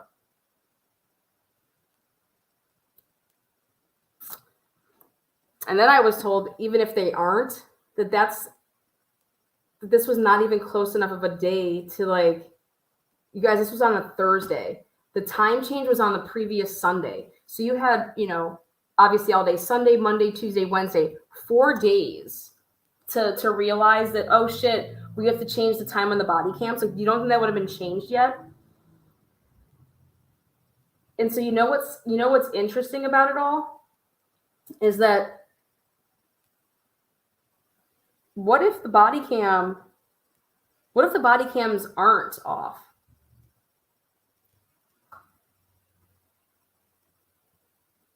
Do you think that's at all possible?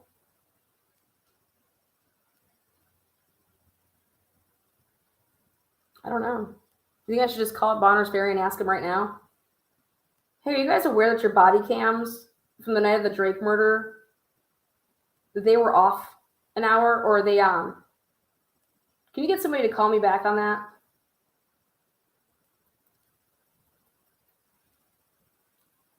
I'm serious. Someone needs to look into it. Because you guys, tired over here. But we're winning. We got so much more juice over here. What else we got here? I can tell you this right now.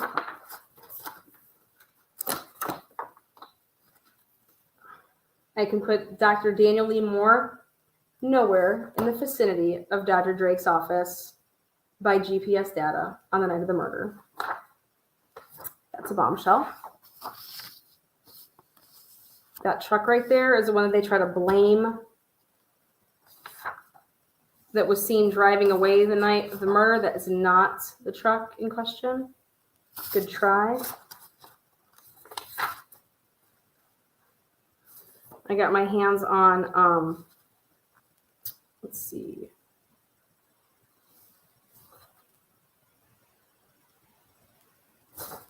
This is a phone call that's made to show when the last patient before Eldora, he said he was walking out at 6:18 and made this phone call when he got into his truck. So therefore, his truck should be right there on camera, right in that vicinity. And it is that truck right there. With that bag right there.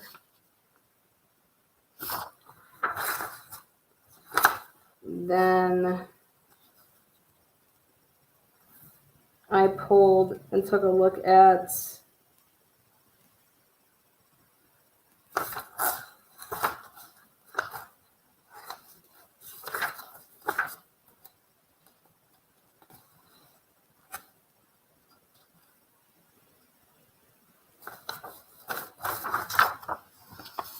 that. Isaac Funderburg's car. Look at this timestamp. Is it 6:43 and 11 seconds? This is driving this way, which is heading towards his apartment on this side, and Drake's is on that side. And that's Isaac Funderburg's apartment. Or that's Isaac Funderburg's fucking car, hatchback.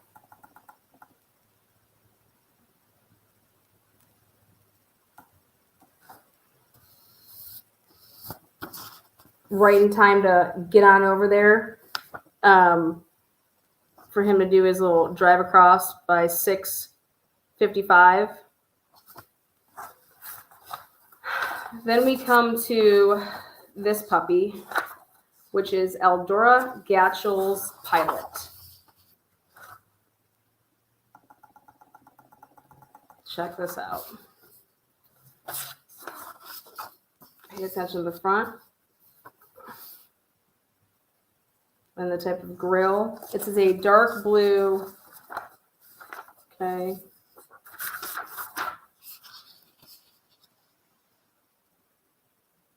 And now the type of direction it's going that we have to use is this way. So let me see here.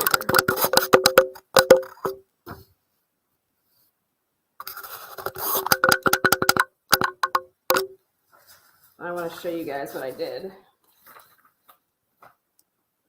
I was determined to find when Eldora left her appointment to make sure that she, let's see, where's my shit?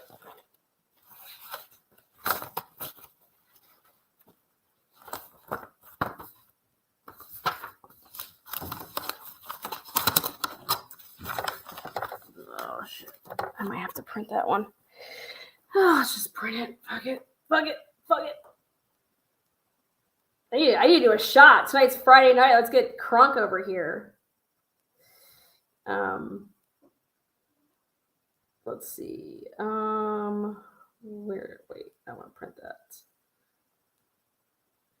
Now, I was wondering why they cut off Columbia Bank after a certain time.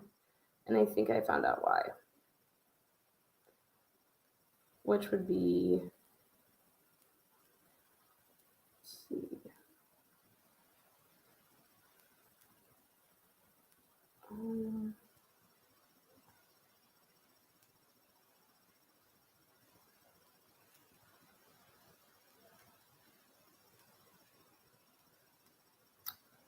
Let's see if I can get this to print. Thank you. I love this new printer. It just spits out these things.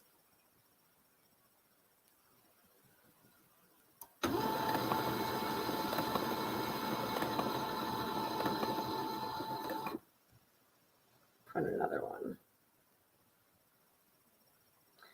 All right, and then I found Aldora's. Hello from Moscow. Thank you. Let's see. Wouldn't murder scene body cam be the most important part of evidence and have strict chain of custody protocol? Who knows? Who knows? All right, let's see what I found. I'm drinking Jameson. Yeah, thanks. Okay. So I laid this down to show consistency with what I was looking at, but let's take a look if I can zoom in.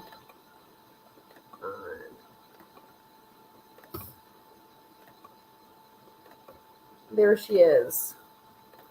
And I have another picture for her. It's the way that the sun is hitting the car. It's making it look lighter. But that is good Eldora. Look at this. Remember she said she was, Doc, I'm going to be there at 6:03. Doc, I'm going to be there at 6:03.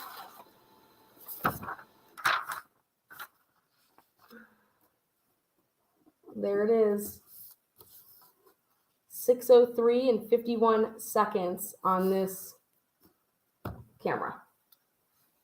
And that's right before you get to Dr. Drake's is then going to be on the right. Isaac Funderburg is going to be on the left. And so I found it.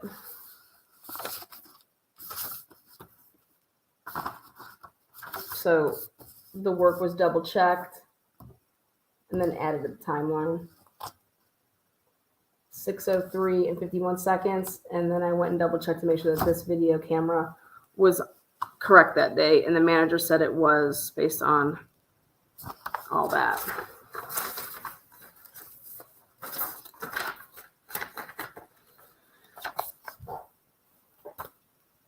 It was over there.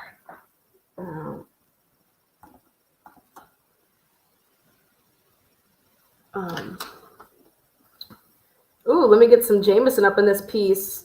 Let me go and use this for a second. I want to share this. Share screen. Go back to this. Let's show some more Brian. This is insane. Body cam at 8. So are you? Let's see who walks up. I have maybe 10 minutes, but it's made like 5 weeks. So are you?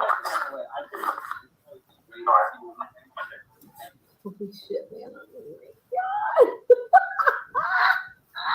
my God. This is insane. Okay, let's go to the next one.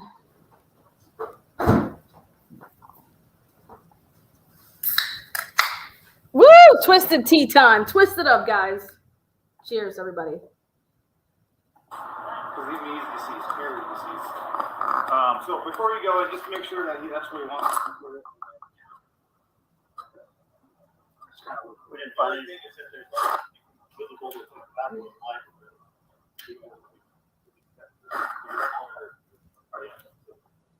I didn't hear all that. He just wanted to go check the body, just make sure he's deceased. Yeah, We can wait. As long as you got don't worry. Do me a favor, if you want to move your squad over on the other side, let's get Mike's out of here, and then let's rope this whole thing off the tape. Why is his Alright, shirt I untucked? guess. You got gloves on? His shirt went from being tucked when he was inside. Okay, now check this out. I didn't hear all that. He just wanted to go check the body, just make sure he's deceased. Yeah, We can wait. As long as you got No, it's his jacket. Okay. Do me a favor, if you want to move your squad over on the other side, let's get Mike's out of here, and then let's rope this whole thing off the tape. Oh, love you, Jen. You got Woo, gloves on? love you, girl. Okay, now let me go to.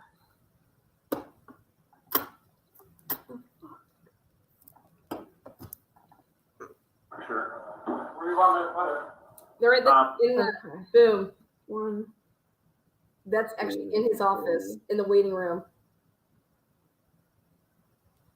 Let's go.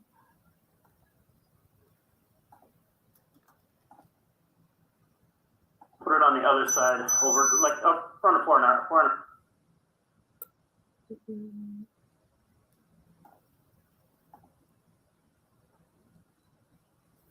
Let me see if I can.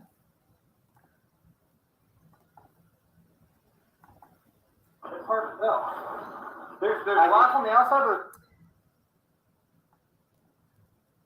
Okay. So I'm gonna go.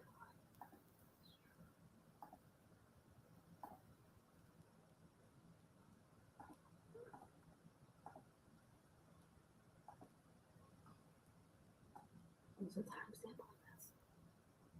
8:06. it's hard to tell. There's glass on the outside, but there's also glass on the inside. Small, tiny, shattered pieces, like it went through.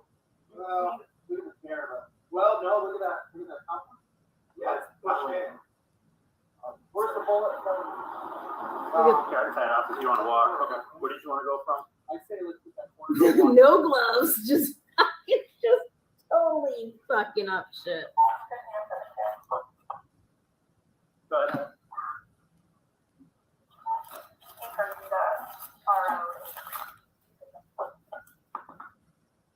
Copy that. No, I didn't get that yet. Yeah, that's his name. It's on a lunch pail sitting right on the, yeah.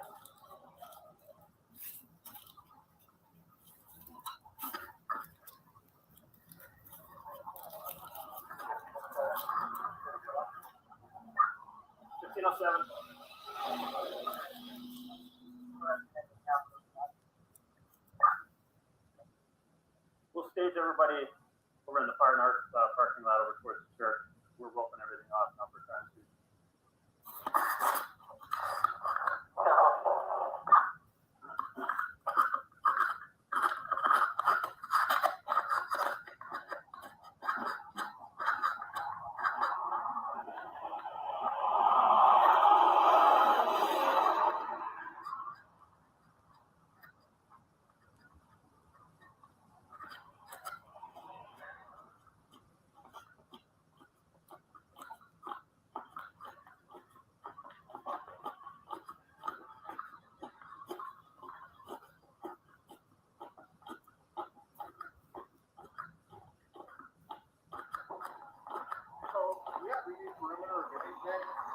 The person still outstanding.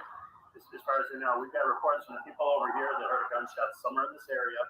They just saw a guy wearing a beanie, black jacket, black pants, and he ran over towards the farmer's insurance building. We walked through there, just did it real quick. We didn't see any blood. We didn't see anybody laying on the bushes. So we Like a wall or someone inside. yeah, it's coming through the window. It looks like it might be coming out. I don't see any slug on the side of Far North over here. That's what it looks like initially. He doesn't have any wound. I mean, he's like, yeah, he's laying on the floor there. And is. He was still warm when I got in there. Oh shit! So horrible. I'm sorry. What the fuck the deal is? That's what it looks like initially. He doesn't have any wound. I mean, he's like, yeah, he's laying on the floor there. And I don't know what the fuck the deal is. He was still warm when I got in there.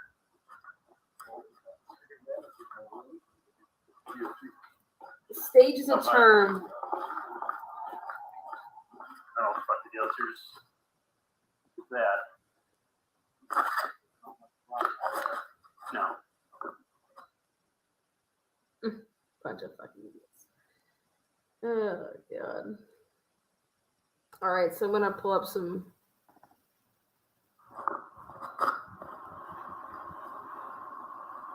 They moved it out.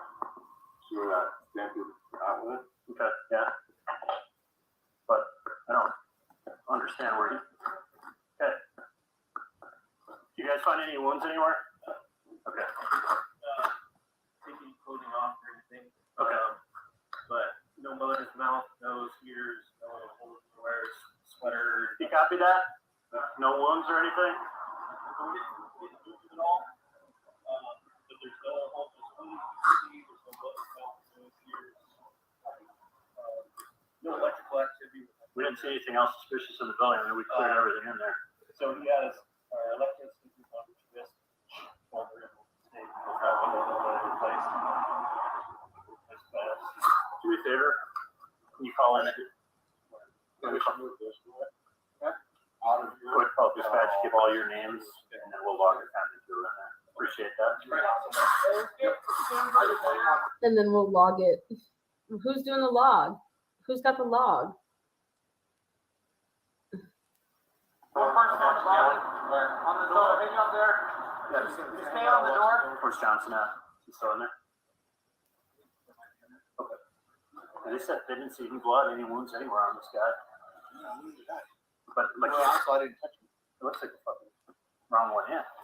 Yeah.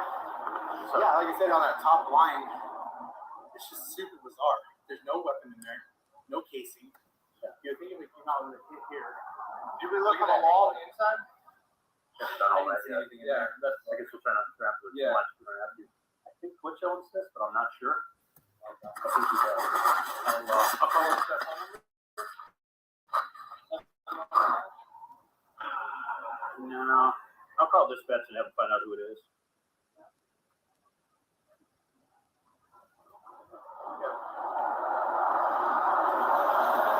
Who's that guy? Right there. Who's that guy that just walks up there? Right here. Who the fuck's that? Who the fuck's that?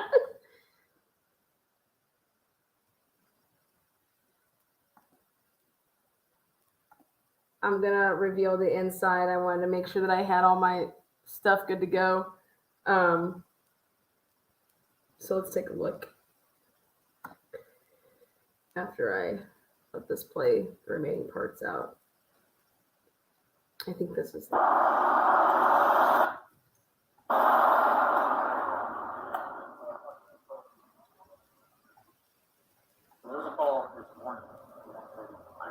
There's a call this morning at 9:30.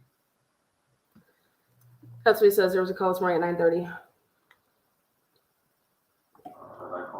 I have the printout. It's super interesting. Who's the call here? I haven't been into this one yet, but yeah. So I was gonna talk to you see if you wanted to come in. I was getting a hold of you when this. Hey, Brad, it's Alan. Can you, if you haven't already, can you find out who the owner is of this building that we're at? What was it, 6681 or whatever you guys got, Main Street?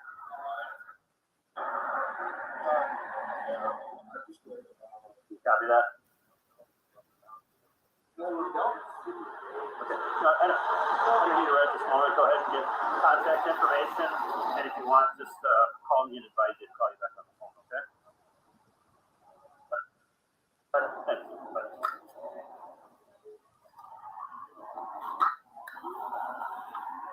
What happened this morning? I'm not recording them. Look at them. Look at them. I'm not recording, am I? Like, dude, look at this. Listen to this. He signals to him. He points at his fucking body cam and he's like, fuck out of here. I'm not recording, huh? I'm not recording, am I? Like, didn't even realize it. You son of a bitch.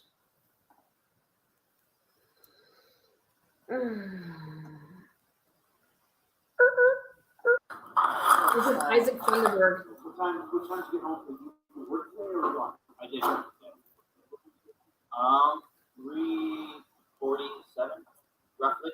What time did you get home from work? 3:47, roughly. This is the Isaac Thunderberg interview. And it's on the body cam. It says it was 21 hours. So it's like really like 21. So it's 9:21. And this is Marty Ryan. See this hat? Yeah.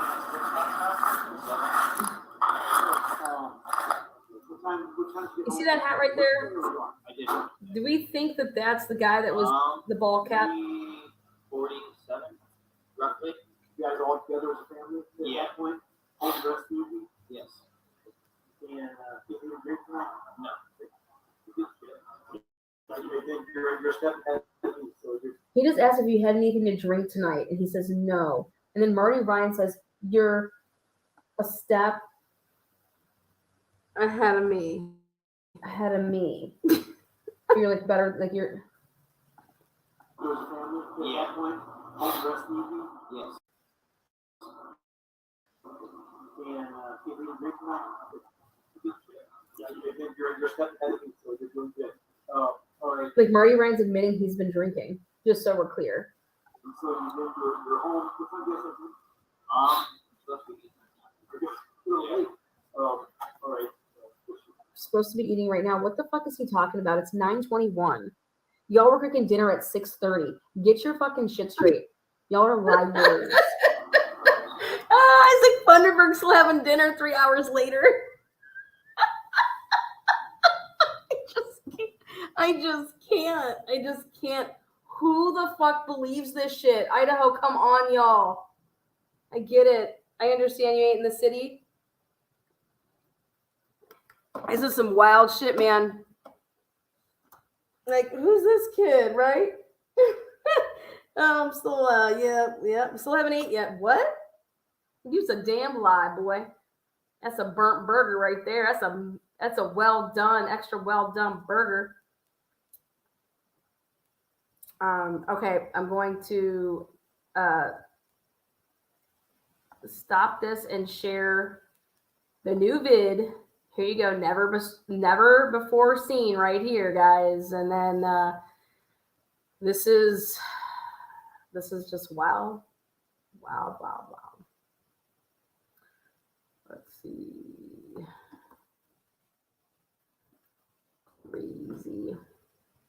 Crazy YouTuber part 2, take 1.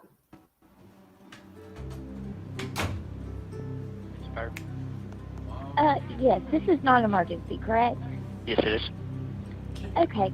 I left a message for Officer Fry as well. I just wanted to let you guys know that there is a crazy YouTuber in Idaho right now. She's fixated on the Idaho4 case and vindicating Brian Koberger. And she just put up a live stream.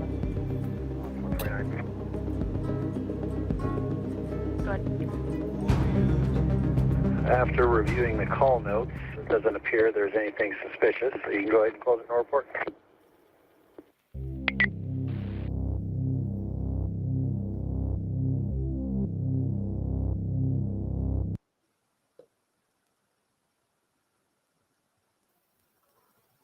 Oh boy. I don't know why it Is was there any casings in here? so tiny. We haven't really looked around yet on anything. The bullet came from the outside. Yeah, we saw that. So he looks.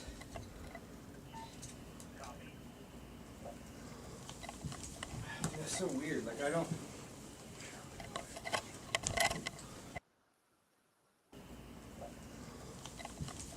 That's so weird. Like I don't.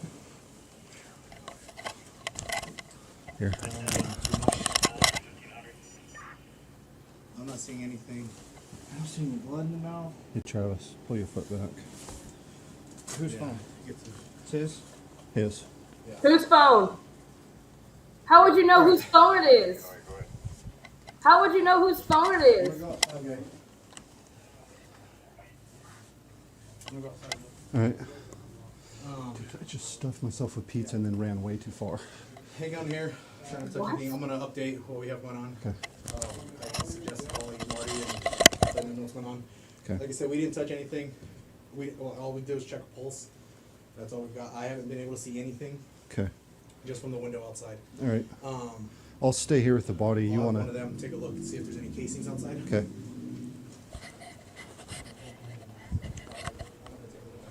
Slowly outside on the north side of the building.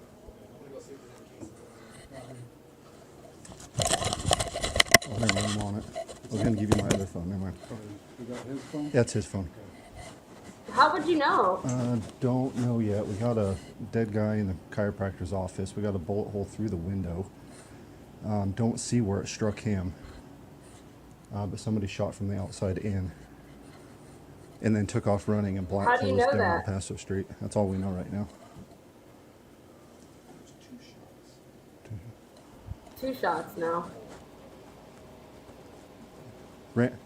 Crossed El Paso eastbound, went down at, what is that, Tyler or Fillmore? The one right by the glass shop.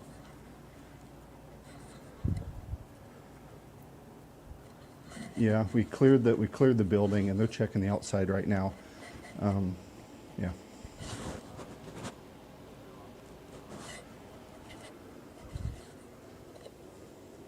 He signals to him right here, watch.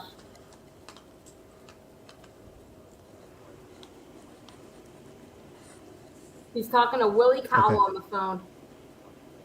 All right. I believe it's a chiropractor. I don't know his name now. Brian Drake is the card on the desk.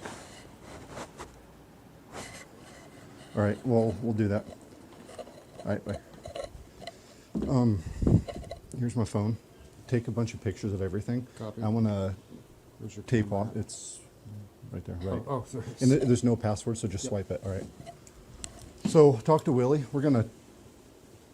You got keys for mics. There's Alan Schleff. Willie Cowell. And now this is the medics coming in. Let's move Mike's car to there. We're gonna get crime scene tape around here. Perfect. I'll be right back. All right. Where do you want me to put it? Put it on the other side, over, like, front of 4 North. This is everything. There you go. There you go. I don't even know what to say about this. But yeah, just wow. Now,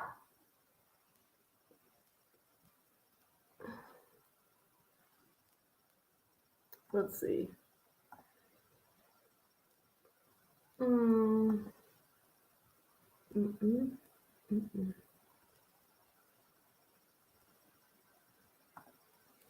Absolute fucking stupidity. Now I want to hear the dog lady interview again. Something I've been pondering is this route that Sugar Tits talks about. So we are going to listen to Homegirl tell us this route. Okay, it is currently March 19th, 2020 at 16:50 hours by my watch. I am here at 6550 Grant Street. I'm ISP Detective Brittany Clark, along with IOC Police Corporal Andy Hodel. And I'm Dawn Timmons. And we're just here to do some follow-up interviews for the Dr. Brian Drake homicide that occurred on March 12th. So, Dawn, just kind of walk us through what you heard that night, what was kind of going on that night, what you heard, and time frames, and what you were doing, and all that kind of jazz.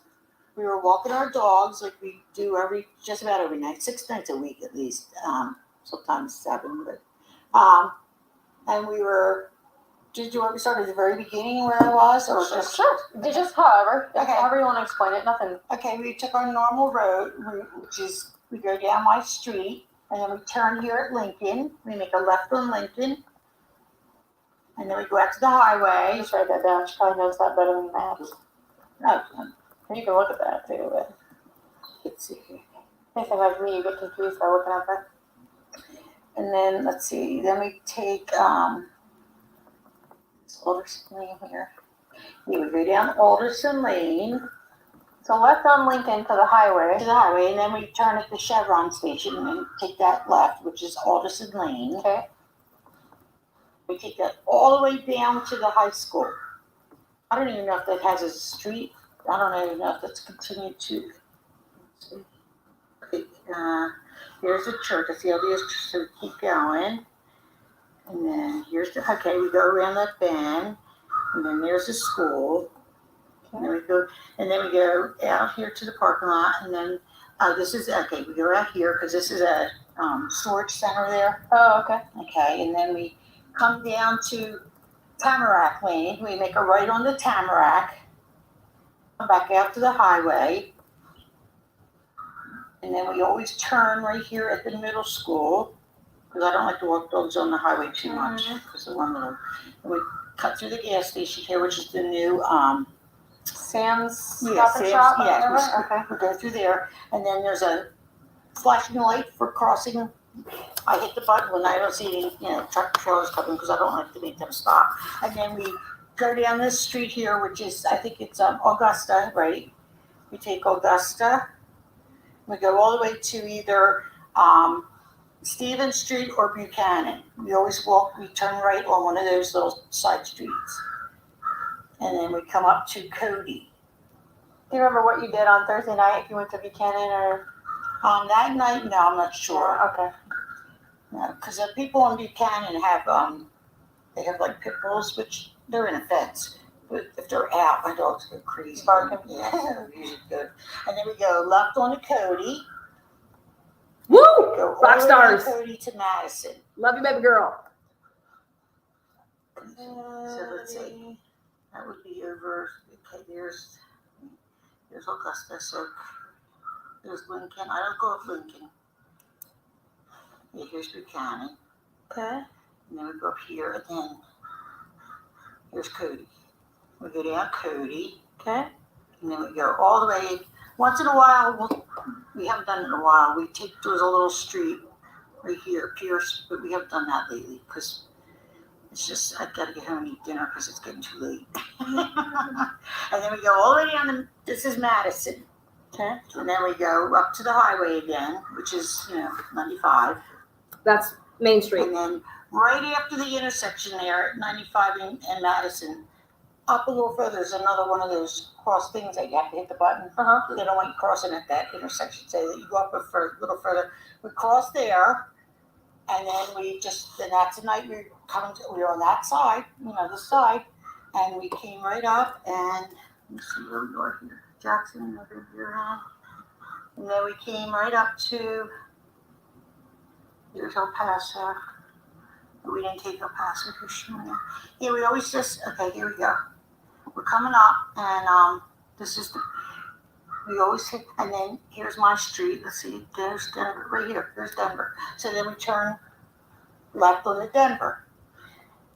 So let's see, here's the little house, because here's my house.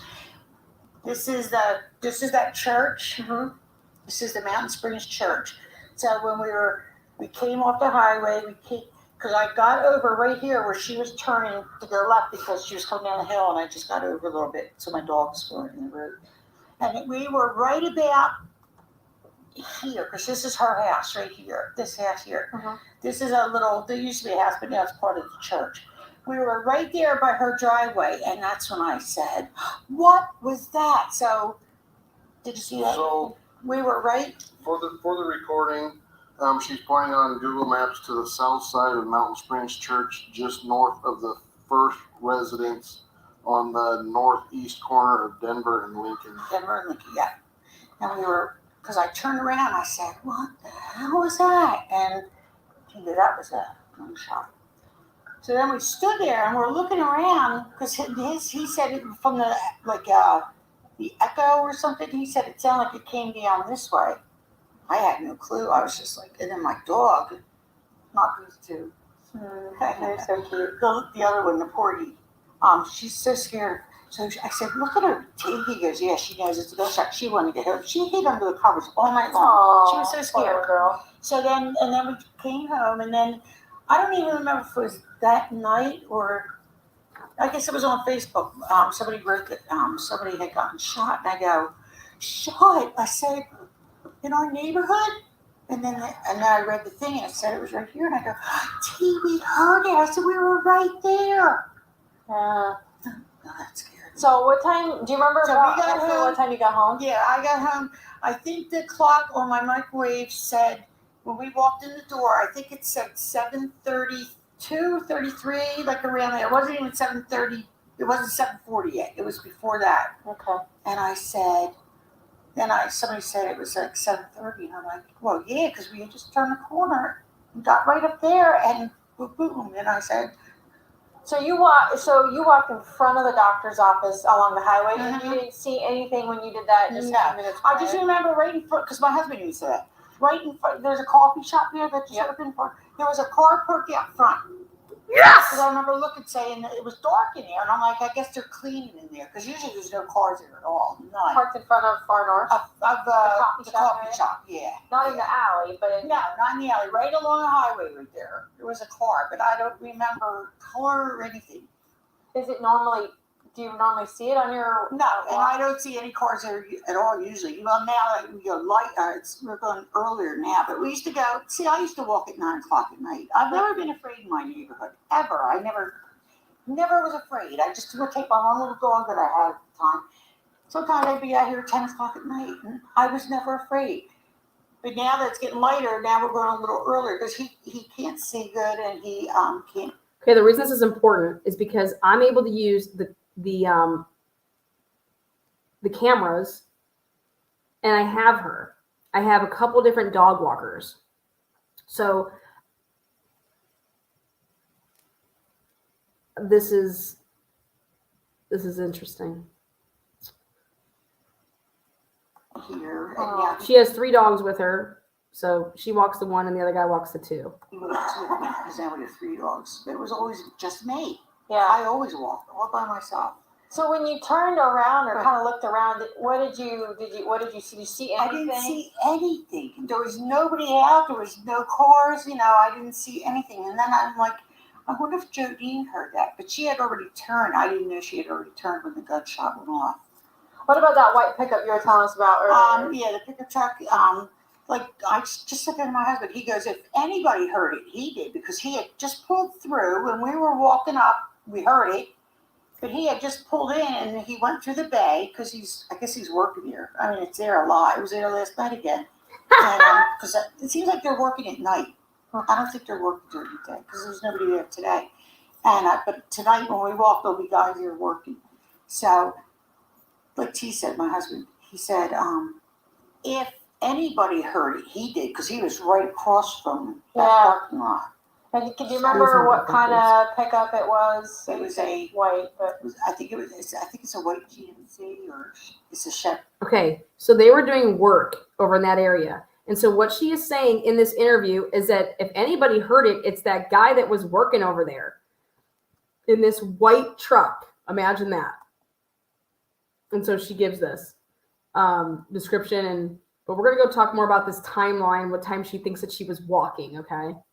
And blah, blah, blah. But I just needed to listen to it again, so I thought maybe I'd just take you guys down Cherry Lane with me. Sweet Caroline, oh, oh, oh. I think it's a GMC. It's not okay. Ford or Dodge. And you've seen it there a lot. Yeah, he was there. What you assume is construction, right? At the They're working. car wash. Uh-huh. Okay. Yeah. Never interviewed. Jodine came down the hill, and her dog barked at us, and that's what I said to my husband. I said, "Hi, doggy," and I go, "Hi, Jodine." I go, I can't think of her dog's name, and we're walking up the hill and he's like saying names. I'm like, no. And then I go, Kingston. As soon as I said Kingston, man, I heard that. And I go, what the hell was that? And she goes, that was a gunshot. So that is ingrained in my head. I'll never forget that. So just to confirm, when you walk up Madison, you're walking by that Liberty Mart or that new Mobile or whatever. But we're on this side of the highway. We cross at that light. Yeah, okay. So you're not walking directly in front of gas, just you're across 95 from it? I'm on the side where, like this side right here. Because we cross at that, we hit that button. Yeah. And then that's where we cross. Okay. So this is how I'm confirming when she's saying she's on the other side of the Liberty gas station. So I find her with the 3 dogs and this dude, and the time frame that they think that they're walking. No. Y'all started your walk because it was still light out, okay? Because you weren't going to walk in the dark. Hello. So therefore you weren't walking at 7:30. How about 6:30? And I don't think we had this on recording when you were describing it. You have 3 dogs. You typically walk. I usually see how she just says, I don't think that we had this on our recording. It's because they talk to people first. Okay, now we're going to record you. That's why she just said that, for the record.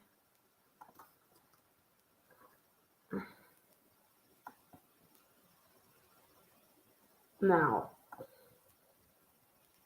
let's take a listen to. Yeah. And that's where we cross. And I don't think we had this on recording when you were describing it. You have 3 dogs. You typically walk. I usually walk 3 one. littler dogs. Right.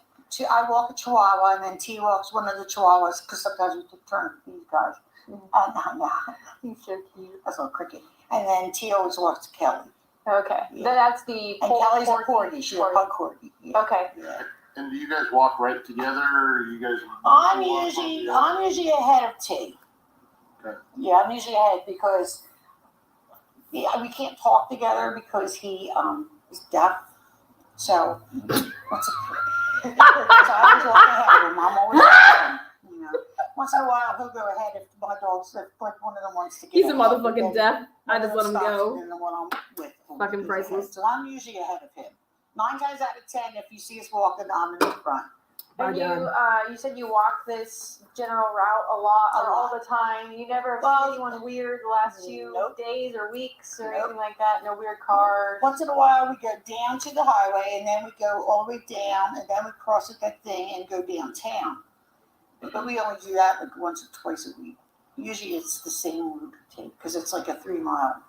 Oh, nice. That's a good little jump.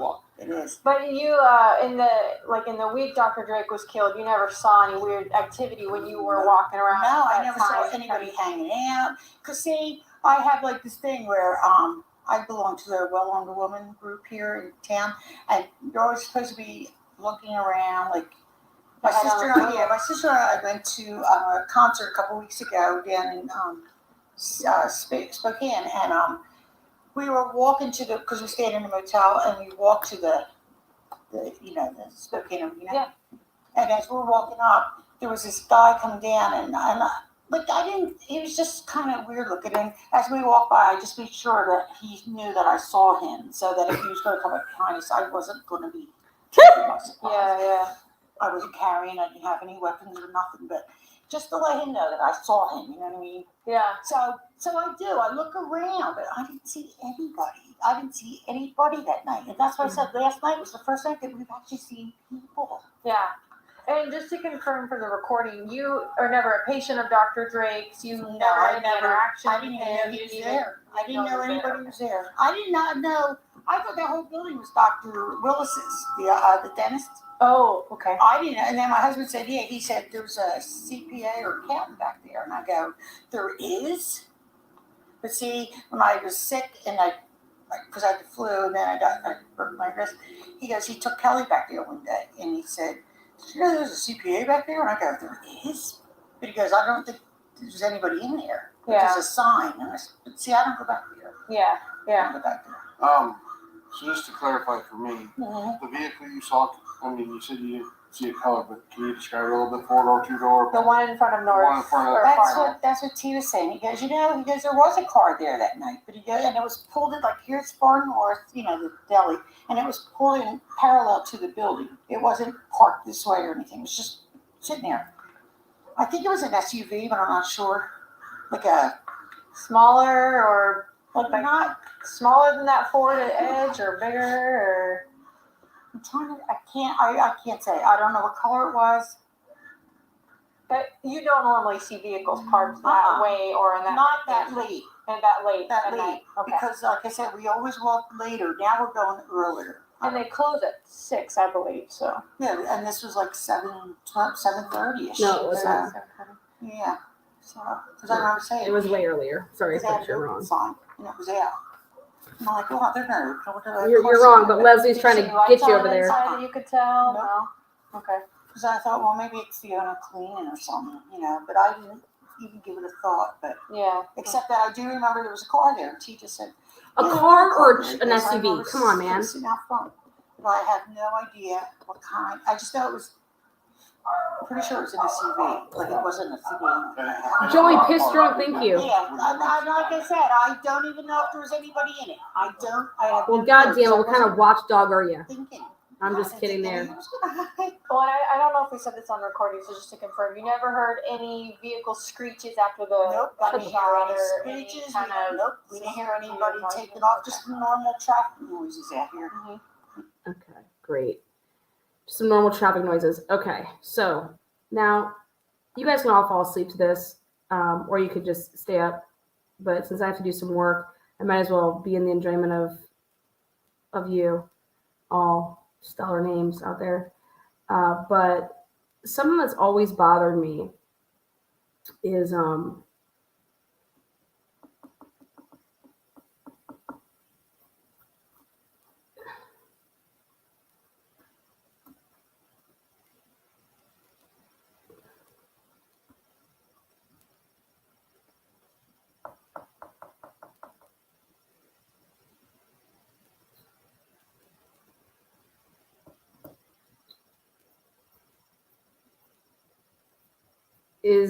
I feel like people are afraid to speak about this man, Brian Drake, in a way that isn't what would be considered Christian-like. Like, who cares if you're married and you're even out at a bar with friends that aren't who your like significant other is, and you're tossing back drinks like whippy shit like at happy hour, or like just anything. Like, I feel like any little comment it'd have to be like this, like, I'm just not going to say anything because, oh my God, Brian sneezed. And it's like but that's something that's, maybe it's an Idaho thing. Maybe it's just an Idaho thing. But I want to listen to my girl, Misty Olson. God rest her soul. She's no longer with us, and I wish that she was. I wish that I could interview her.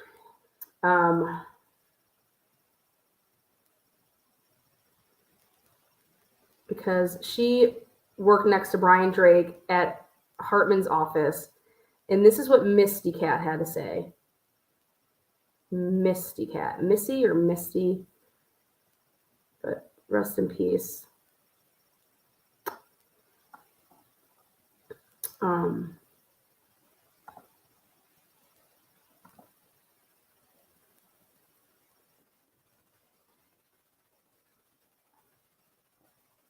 Maybe I should go for Eldora.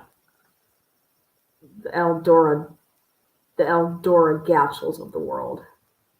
Eldora.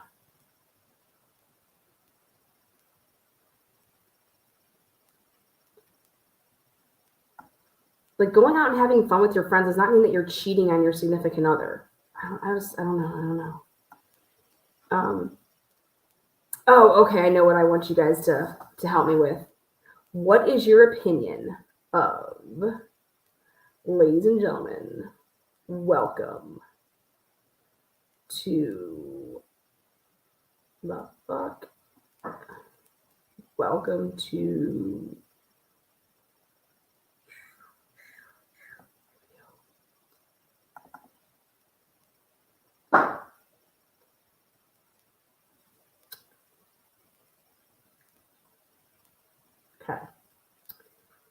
Ready?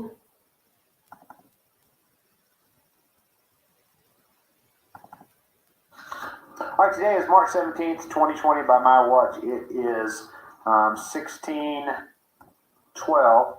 I am Idaho State Police Detective Richard Alderson. With me, Detective Leslie Lehman. Yeah. Paul Allen Jacobson. so do you mind if I call you Paul? No. Okay. Paul, if you don't mind, just go ahead. Since we know you were one of the last patients to see Dr. Drake, or to be seen by Dr. Drake, if you can go ahead and just kind of tell us the events as you recall them, starting around midday, 5 o'clock-ish, sometime before your appointment, on to the rest of your evening. Well, I don't remember what I was doing in the middle of the day, but I remember I made a phone call to my buddy Zay when I was looking at my phone. But I went in there and I talked to him, waiting because he was at 5:46 that I called him, and I was supposed to be there at 5:45. But when I was there, sitting in his lobby waiting, but the person in front of me was running late, and I'm sure it was after 6 before I even got in to see him. And then I saw him and left when I was leaving. Well, when I was sitting there talking on the phone, I thought it was weird that I didn't hear his table in there clicking and making noises and stuff. And I couldn't hear any talking in there. Usually I can hear him talking because he's a really social guy. Like he's always asking how you doing and BSing with you, and he's a super nice guy. I really like the guy. And so I thought that was weird that I didn't hear him talking, because I always hear just a little paper thin door, and you can usually hear it. And so that lady left, and then he called me in there like normal, and he asked me how my back was and stuff, and it was he broke his leg. He slipped and fell and broke his leg. The same day I slipped and fell and messed my back up on the ice, which was weird, and so we've been trying to get it fixed. And so he worked on me, and I got out of there probably a little after 6. And then there was a lady, a dark complexion lady, like Hawaiian or something, sitting on a couch. As you go out the door, the couch is right across from the door, and she kind of waved, kind of weird like. And there was a dude playing like a little ukulele, guitar thing, and he was dark complected too. And he wasn't a very big guy, and I didn't really think much of it. And I walked out the door, and then I called my buddy Patrick Atkins when I got to my pickup, and then I just drove home. And he called me probably about the time I got home, and we talked. Probably a little after I got home. Yeah. And the cell phone you're referring to using, is it the one that we've been calling on, sir? Yeah. What's the That's the number number you I have. 208-818-7379. So you make a phone call. Then, sorry, what was your friend's name again, sir? Patrick Atkins was the one I called after I got out. Zay, I don't really know his last name. I got a wedding invitation in the house. Right. It's his last name. So you call these gentlemen, and then you proceed to your home? Well, I called Zay when I was in his office waiting for that lady, from getting out with that lady. And then I called Patrick, and then I drove home. So yeah, just I might have called somebody else on the way home, though. Usually for the sake of the recording, Zay's phone call was at 5:46 and looks to be 8 minutes long. And you say you were in the lobby waiting when you called that one. And then Patrick Atkins, you had an outgoing call at 6:18. Yep. And it didn't look like it went through, but at 7:02 you had an inbound call from Bones, as it says, Patrick Atkins, that was 27 minutes in duration. Yeah. Okay. We usually talk for a while. And that 27-minute long conversation was at your house? Yeah, I'm sure I was home by then. Okay. Yeah, I'm pretty sure of that. Okay. And how far is it from Dr. Drake's office to your house?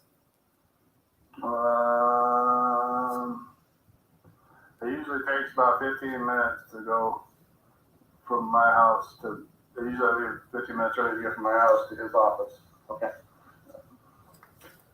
Do you live with anybody at your house?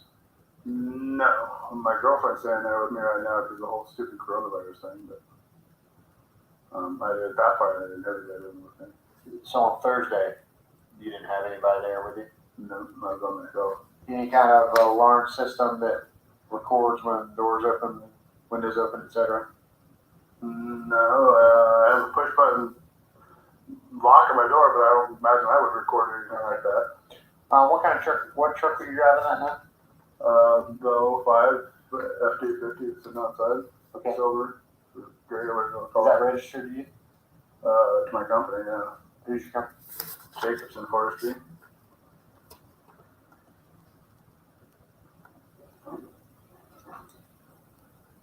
All right, here comes the goods. When you went out of the parking lot, you got in your truck and you left. You didn't hang out there talking with Patrick in the parking lot or anything like that? No, on the phone, no. No, like she said, I called him and I think I just got voicemail and then he called me back at 7:02.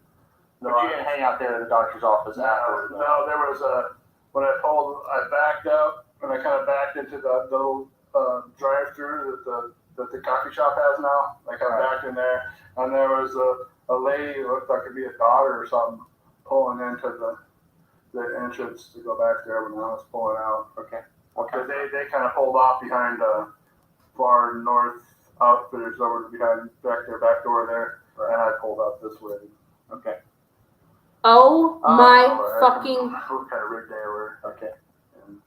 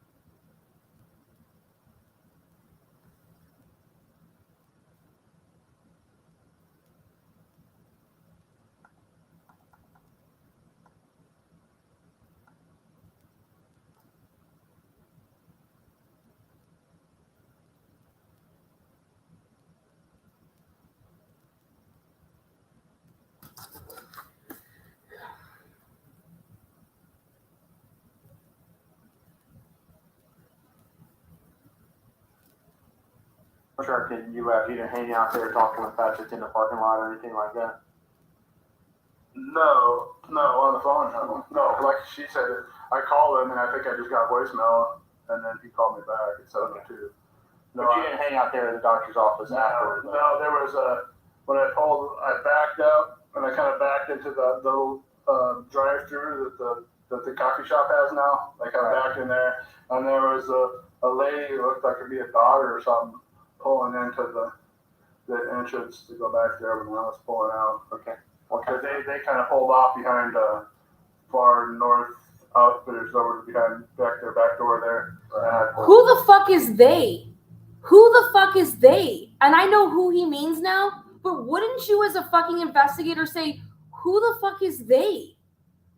Who the fuck is they? They is Aldora and fucking Caleb, and what looked like a daughter would be that looks like a daughter to Eldora, which could be the niece who just had come in town, but Eldora was saying that the niece did not go.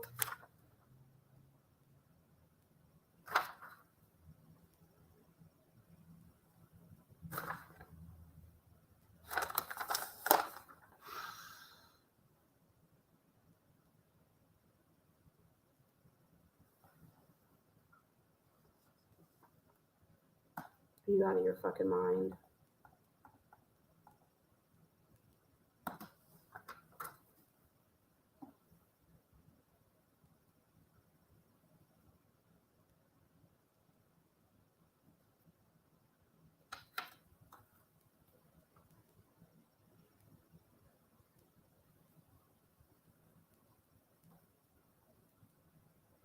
Patrick in the parking lot or anything like that? No, on the phone, no. Like she said, I called him and I think I just got voicemail, and then he called me back at 7:02. But you didn't hang out there at the doctor's office after? No, there was when I backed up and I kind of backed into the little drive-through that the coffee shop has now. I kind of backed in there, and there was a lady who looked like it'd be a daughter or something pulling into the entrance to go back there when I was pulling out. Okay. Because they kind of pulled off behind Far North Outfitters over to behind back door there, and I pulled up this way. Okay. I don't know what kind of rig they were. Okay. And Oh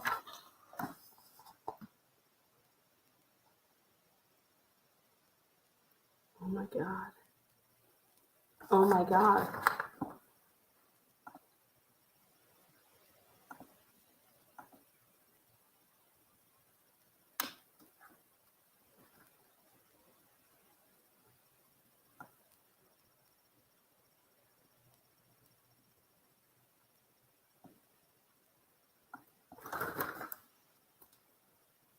Paul Jacobson leaves. He's saying when he left to go out to his vehicle to get in his vehicle, he saw somebody that could look like he was like that they were her they look like a daughter.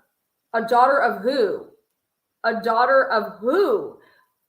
You understand what I'm saying? Like why aren't these detectives saying, wait, a daughter? What are you talking about? These detectives don't say shit. They don't ask questions. They cannot ask questions. They need to leave this alone. But what he is trying to explain, in my personal opinion, and I'm about to find out because I'm about to call Paul Jacobson right the fuck now. I believe that Paul Jacobson, what he is saying is that as he was backing out,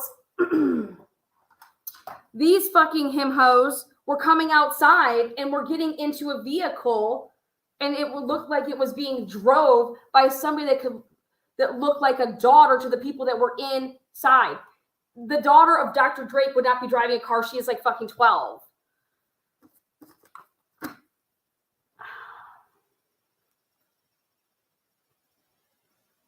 And how he's saying they, who the fuck is they?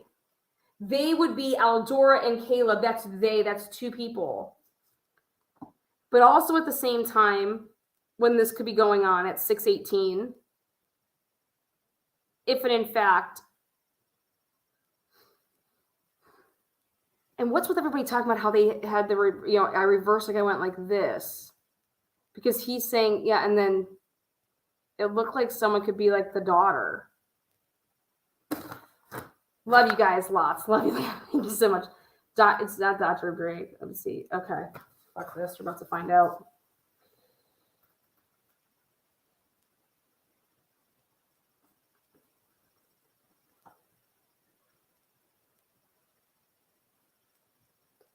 Okay.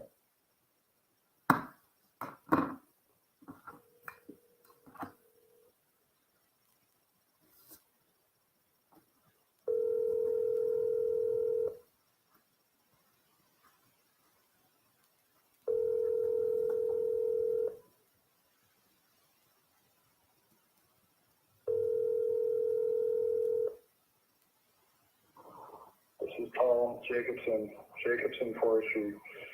Please leave me your name, number, and brief.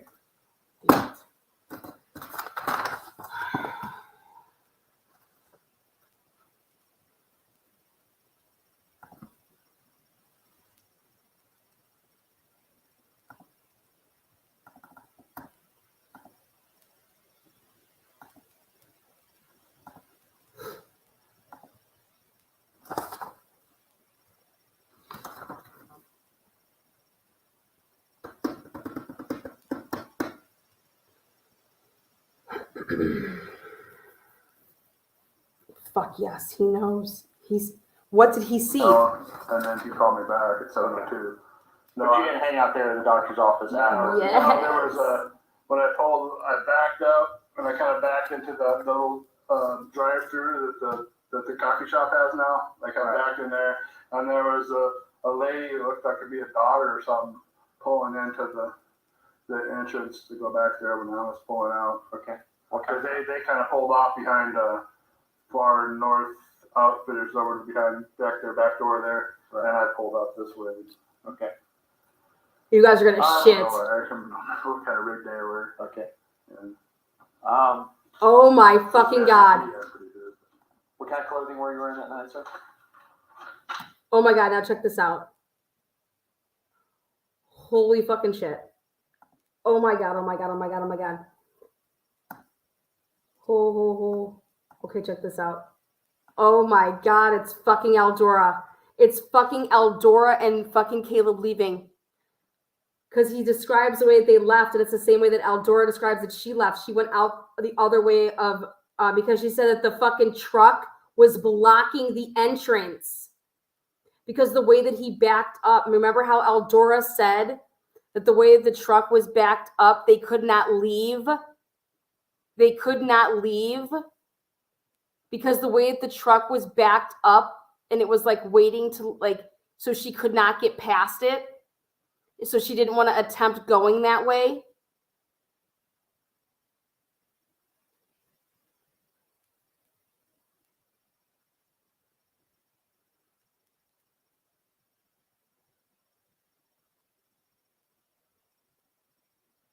Oh my god. Oh my god. Oh my god. Oh my god, oh my god, oh my god, oh my god. Holy fucking shit. Oh my god, oh my god, oh my god, oh my god.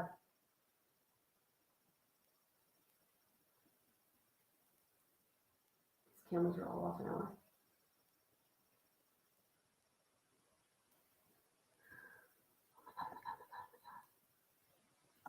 Oh my god. Oh my god, Eldora and Paul Jacobson live right next door to each other.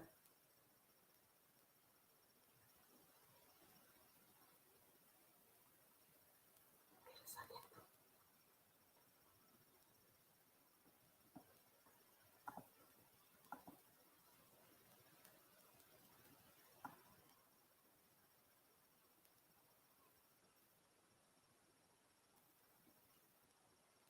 They don't have to pay every time. How does you know what I mean? okay, They don't have to pay every time.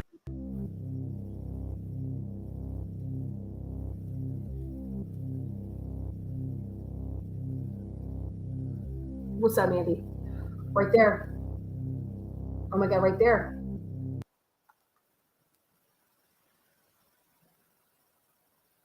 Oh my god. Oh my god, that's Paul Jacobson's truck. Oh my god. Oh my god. Oh my fucking god. Oh my god! Ah! This shit's in real time. Right there.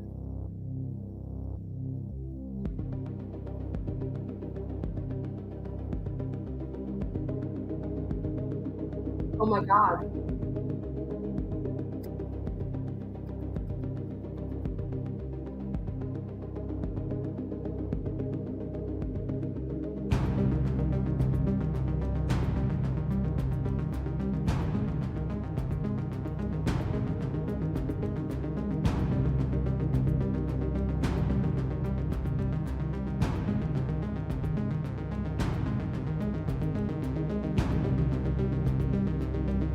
Oh my fucking god.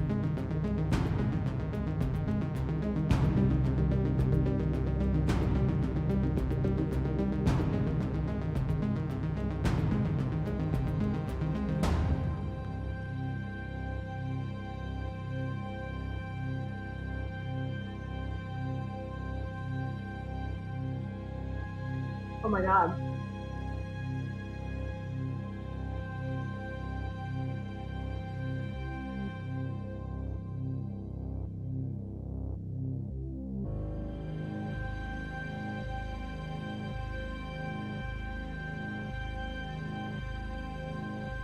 Check that number against the cell towers. It said that it came up as it was not utilizing cell phone tower service.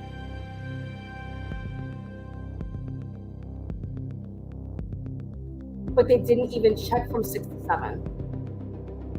They didn't even have access to 6 to 7. They did not even pull a search warrant from 6 to 7. They only pulled a search warrant from 7 to 8. If he called that dude at 6:18, he didn't make that other call until 7:02, which is actually on the fucking call log's computer.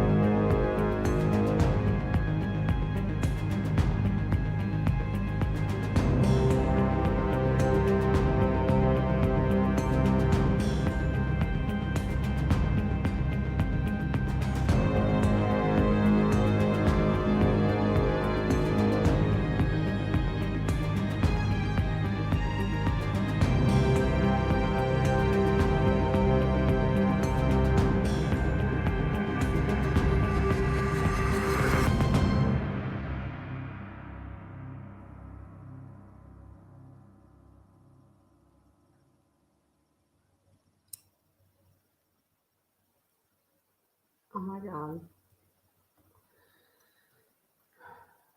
Holy shit.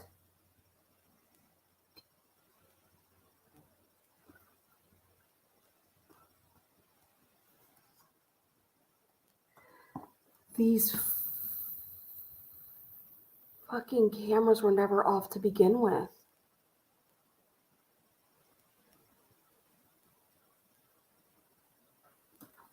Oh my God. Hold on.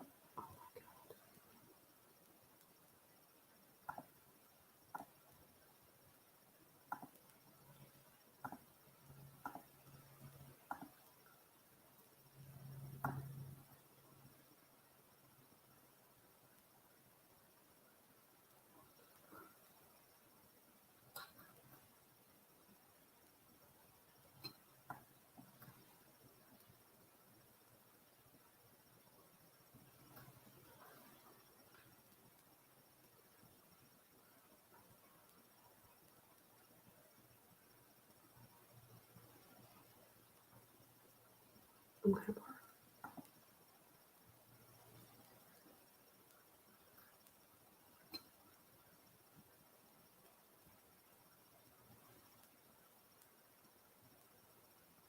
Oh my God. I may have to go.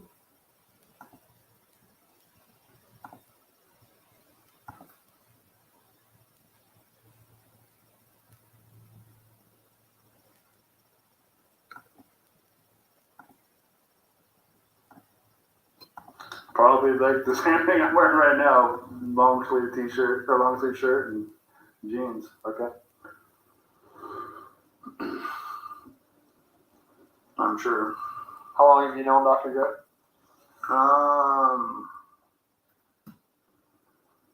Well, it's got to be 2 years now because he worked on me last year after I got my knee done. Well, yeah, sometime I got my knee done. Mike Davis is the one that told me about him. Who is Mike Davis? Iron Mike's up there. Okay. Tracking Mike. He owns Iron Mike's and he was up there. And, I don't know it. And there was a lady who looked like it could be a daughter or something pulling into the entrance to go back there when I was pulling out. Okay. Because they kind of pulled off behind far north outfitters over behind their back door there. Right. And I pulled up this way. Okay.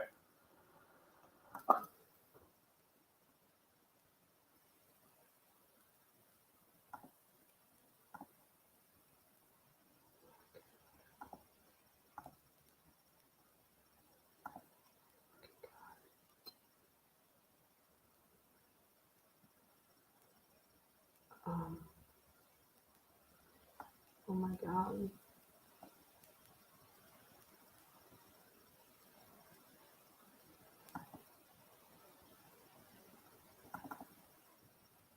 Oh.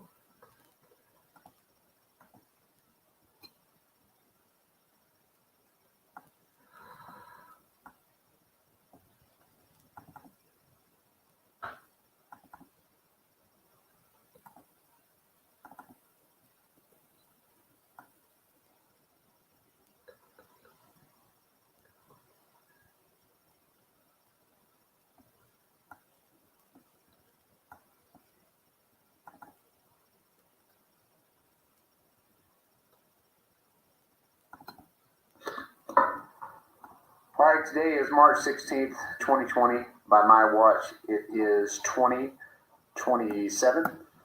I am Idaho State Police Detective Richard Alderson. With me, Detective Leslie Lane. Eldora Gatchel. Sonia Hinchcliffe. Nicole Nazara. We'll be doing mainly an interview of Miss Eldora Gatto, if I can call you Eldora during this, if that's okay with you. And then our friends are here to fill in some gaps, possibly, and they'll ensure that they identify themselves when they talk, just for clarity on the transcription. So Miss Eldora, and we're at Miss Eldora's residence, 494740 Highway 95 in Naples.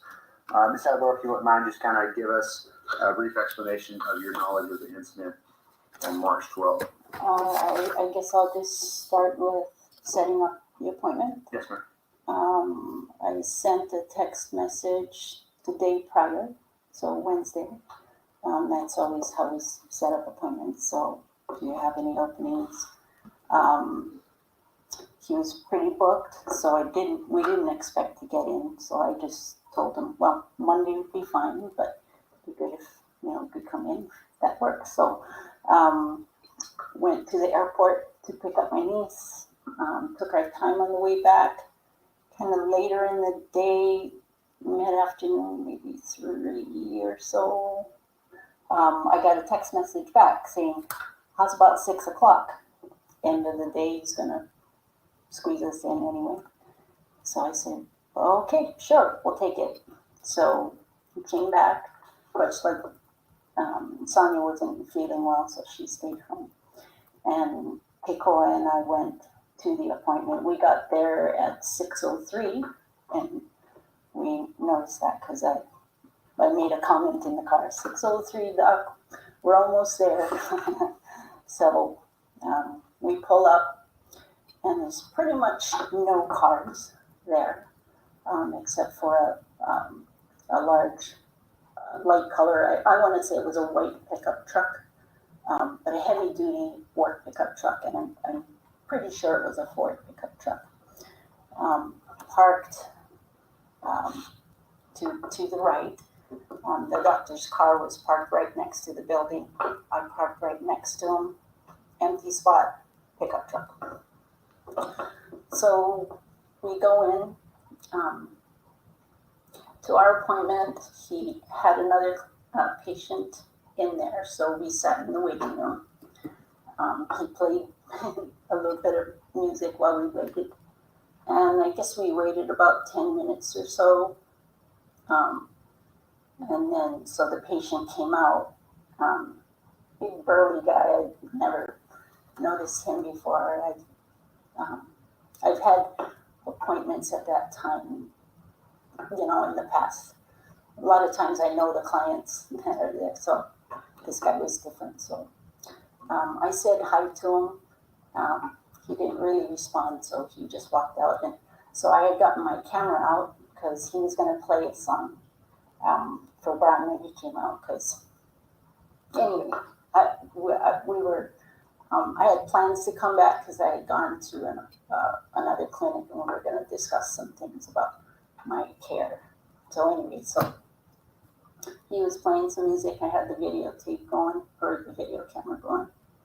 And so he played a song. We went in, had our appointment. I was first. I did notice that the window shade was wide open, which to me was unusual. He usually always kind of closes the window shade, especially when it's dark. So I thought that was kind of odd. But I didn't say anything, so I figured just the three of us, and no big deal.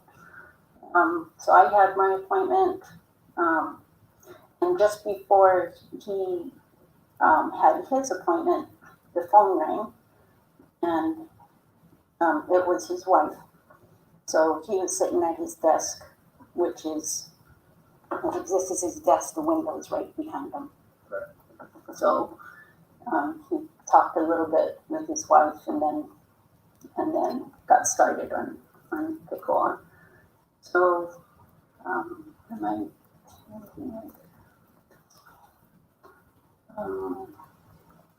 had an appointment. Okay, and then that was it. So we left after 7:15. We got in the car. Didn't notice any vehicles at that point because it was just dark out. I backed up my car because I was parked forward like this. So I backed up my car and I could take a straight shot and just drive between the doctor's office and the coffee shop. And I halfway thought of it, except there was a big pickup truck stopped right there. And I knew the truck was on because the running lights were on. But are you hearing this right now? Eldora is describing the same thing that Paul Jacobson is describing. And he is saying that when he went outside, he didn't dilly-dally around. He can show it because he gets in his car. He calls at 6:18. He calls that dude. Okay. He doesn't answer. He gets in his truck, you know, and that's when he sees them, a girl that looks like what could be their daughter, or like he says, like the daughter or whatever. It's because they have the niece with them, but they lie and say like the niece did not go with them. They picked up the niece from the airport. Her name, and she is a 40-year-old hot tamale. Maybe Brian Drake was banging her. I don't fucking know. But Paul Jacobson and Eldora Gatchel 100% are leaving at the same time. They are explaining the same thing. Except those fucking assholes didn't ask Paul Jacobson, what the hell are you talking about? Who's they? This daughter? What are you talking about? Oh, yeah, the guy with the ukulele and that woman. They came out right afterwards and they got in their vehicle and left. That's what you would be asking if you were a damn detective, okay? But nobody could be fucking with the time because they needed to push this time of the crime so much further because, oh my goodness gracious, this is insanity right here. But the brake lights weren't on, so it's not like somebody was stopped with their foot on the brake. Anyway, I noticed the truck right there, and I thought, well, even if I try to go that way, I can't get around them to go around the building. So I just turned left and went between the Far North Outfitters building and the t-shirt shop. And that's exactly what Paul Jacobson says they did. And he goes just straight out. But they're following each other. He's in the forestry business. So is Eldora Gatchel's husband. He's in the forestry business. Yeah, we stopped at the grocery store and she needed something at the store. So we were texting. So we know that we were at the grocery store at 7:28. So, because we have text messages, what do you need? That kind of thing. So, it wasn't until the next day in the evening, I got a call about 7:30 or so. Maybe a little later, I could look at my notes. A friend of mine, Mary Vogelweed, called me and she said, have you heard about this incident in town? And I said, no. She said, someone got shot. And I said, no, because I had been gone all day to the airport, to Coeur d'Alene. And she said, well, I don't, want to alarm you or anything, but word's been getting around that it might be Dr. Drake. And I was shocked. And I said, when was this? And she said, well, I think it was about 7:30 that Thursday night. Of course, that hit me hard because we were just there. We had just left. So the reason she called me is because she thought I might be able to find out if that was true, if it was him. Because why did she ask you? Because she thought I could get a hold of somebody. She understood that. We got to be pretty good friends. Brian Drake. You and Yeah. Dr. Drake. Yeah, Dr. Drake. I had started seeing him early on when he first came up here. Understood. So And I go watch the kids at plays and things like that. So we kind of knew each other pretty well, him and the family. So she asked me, she thought I could find out from maybe the wife or something. So I started calling. I called his cell phone numbers. Of course, no answer. So I was... Okay, what I just caught live in real time is everything in this case. I just caught in real time live doing this as a triple check, quadruple check things. Remember I kept saying this body cam that these cops were wearing. What the fuck? I've never seen body cam that wouldn't be changed with daylight savings time, or at the very least, if you have to manually change it, they had Sunday, Monday, Tuesday, Wednesday, and then it's going to become Thursday to change these fucking body cams, okay? You guys, the body cams are not wrong. The body cams aren't wrong. The body cams aren't wrong.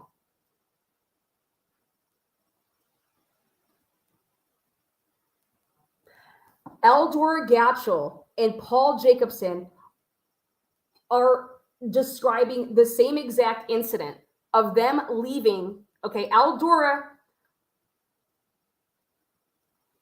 appointments with Dr. Drake, they can be so lickety split, like quick, okay? And if he was only planning on having Eldora and not Caleb, as you will see, there is no inpatient take form for fucking Brian Drake, not, or for Caleb Kakko and Azara, none whatsoever. Brian Drake is a little fucking nitpicking, money-hungry person, okay? He would have marked down that he saw Caleb Kakko and Azara and made sure that Sugar Tits paid for that shit, okay? And came out of the money. Now, I don't even believe that Eldora was even charged, but we'll get to all of that. These two vehicles, Eldora Gatchel and that vehicle that you guys saw that I was rewinding and showing, that is Paul Jacobson's truck. Paul Jacobson's truck is right behind Eldora Gatchel's vehicle, okay? Eldora Gatchel could not get through because the truck was there, all right?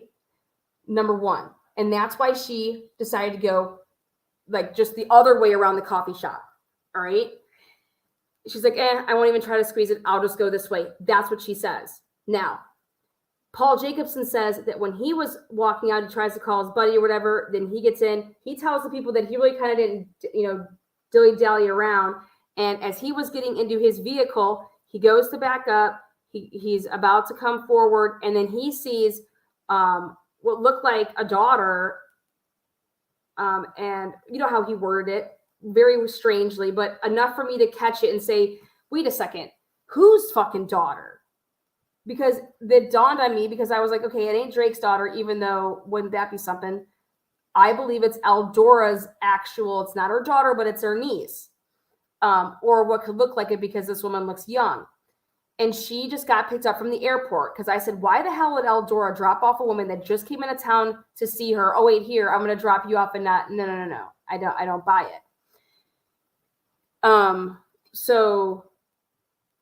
And here Paul Jacobson is basically telling us that no, that bra was 100% there. And from the looks of it, what it seems like is that somebody was waiting in the vehicle or something like that.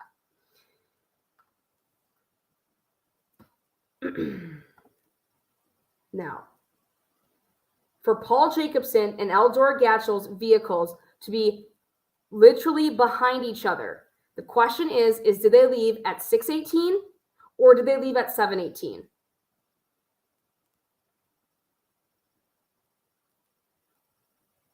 Sent text messages. Maybe they can't talk. So I sent text messages. I got a disturbing call. I just need to know if you're okay. What's going on. And no answer. I called his wife, Jennifer. She no answer there. And it wasn't until a little bit later then I decided to text her. I don't know why I hadn't texted her right away, but I thought, I should just text her too. So I texted her. And then about 10 minutes or so after I texted her, she called me. And so I picked up the phone and I said, Jennifer, I just got this call. I need to find out. is this really what happened? Is Brian okay? And she said to me, sadly, Eldora, it's true. And I lost it. So we just kind of had an exchange on the phone. She kind of described what had happened because she said she was on the phone with him when it happened. And she said I was talking to him on the phone and he did this. Oh, I think someone shot me. And then the phone dropped and he fell. And that's what she described to me on the phone. And of course I was just shocked. Anyway. So that was essentially the exchange on the phone. It took me to some time to collect myself so that I could call my lady friend back and tell her. I said, I guess it's true, but I don't want to talk about it. So I just hung up. And I don't recall when I called them. I guess I called the station or the sheriff's department the next morning, close to noon or so. And then Bobby came over. What? And which was nice for him to come over. And so we talked about that a little bit, just describing what happened. Let me think.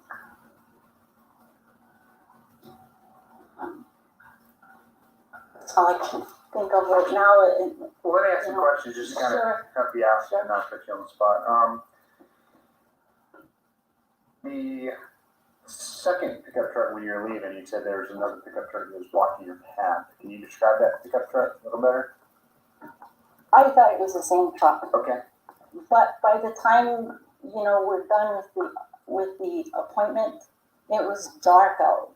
So but just, I guess my backing up and my headlights shining, I just figured it was the same truck because it was the same heavy duty looking truck. Right. I can't say that it was the same truck, but it was like a F-350 work truck, light colored. That's what it looked like to me. I just looked at it and thought, oh, that's weird. That guy's just sitting there. Oh, I guess I'll go this way. So, when you saw the truck, did you see a passenger in it? Anybody out inside? It was too dark. Okay. I couldn't see, but I knew the truck was on. Right. So I figured someone was just sitting there. And I apologize, I don't have a picture of overhead of the. I can describe it to you though.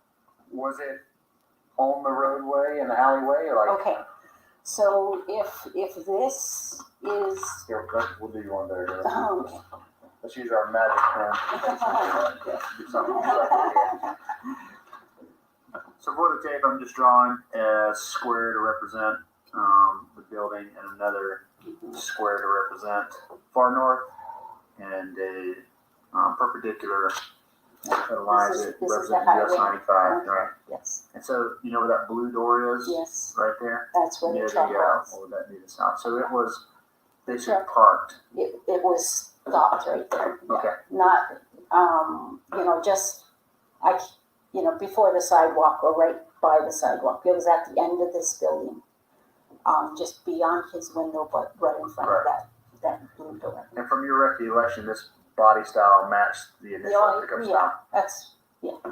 Did you see anybody get into that pickup truck? I did not. There was just that pickup truck there when we parked and the doctor's car. And that was the only gentleman? And the only client that was there. I just assumed it was his truck, but I did not actually see him drive off in that truck. Of course, there's no windows in there to see out there unless you're actually looking out the door. Do you remember a color of the truck? Yes. White. White. White, or I could say light, but I was pretty sure it was white. Okay. Notice any kind of Washington plate, Montana plate?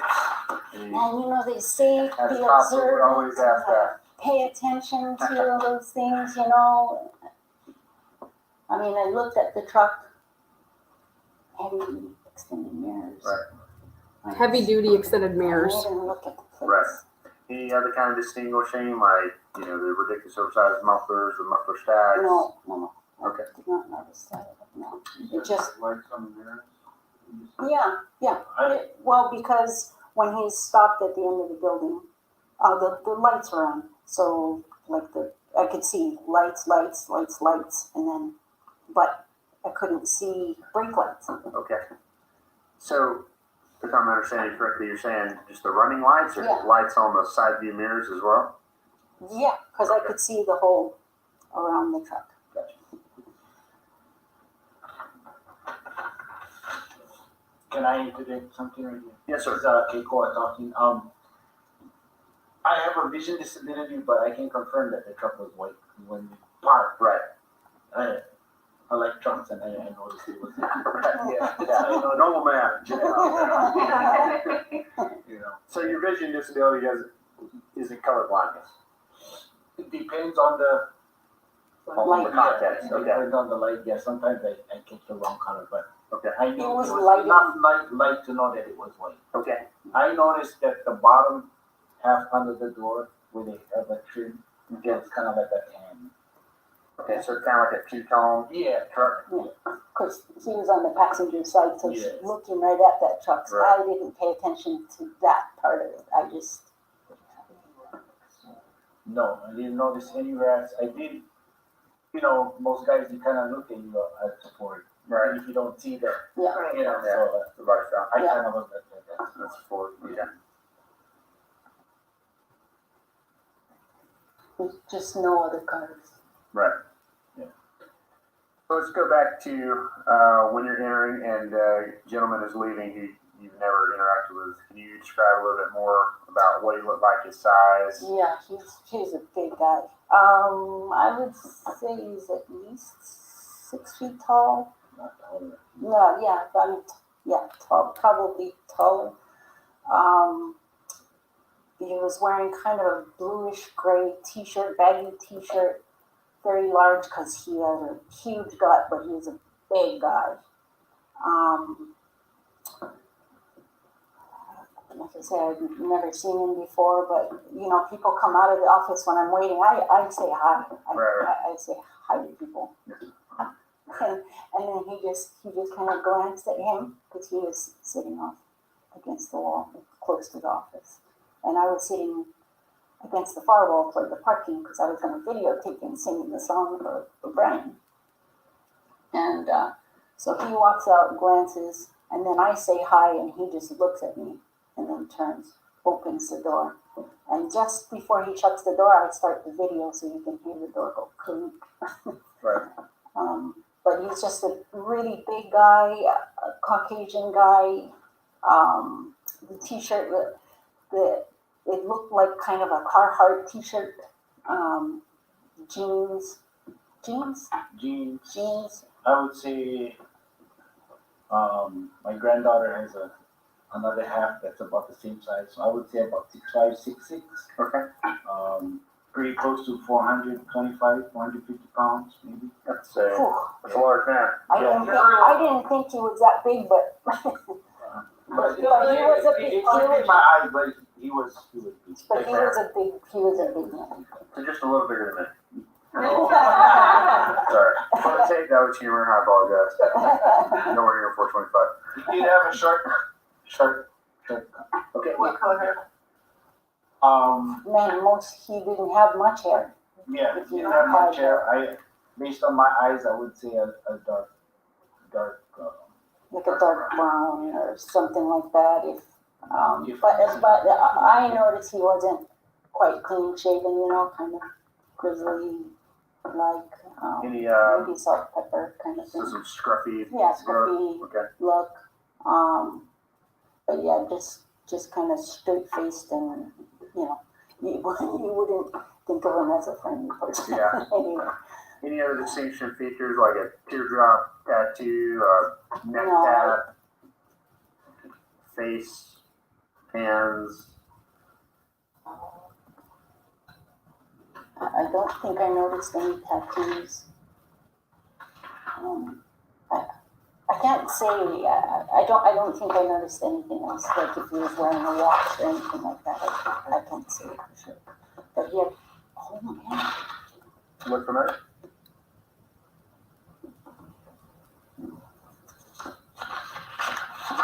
No, I'm sorry, I just thought it was another picture. No.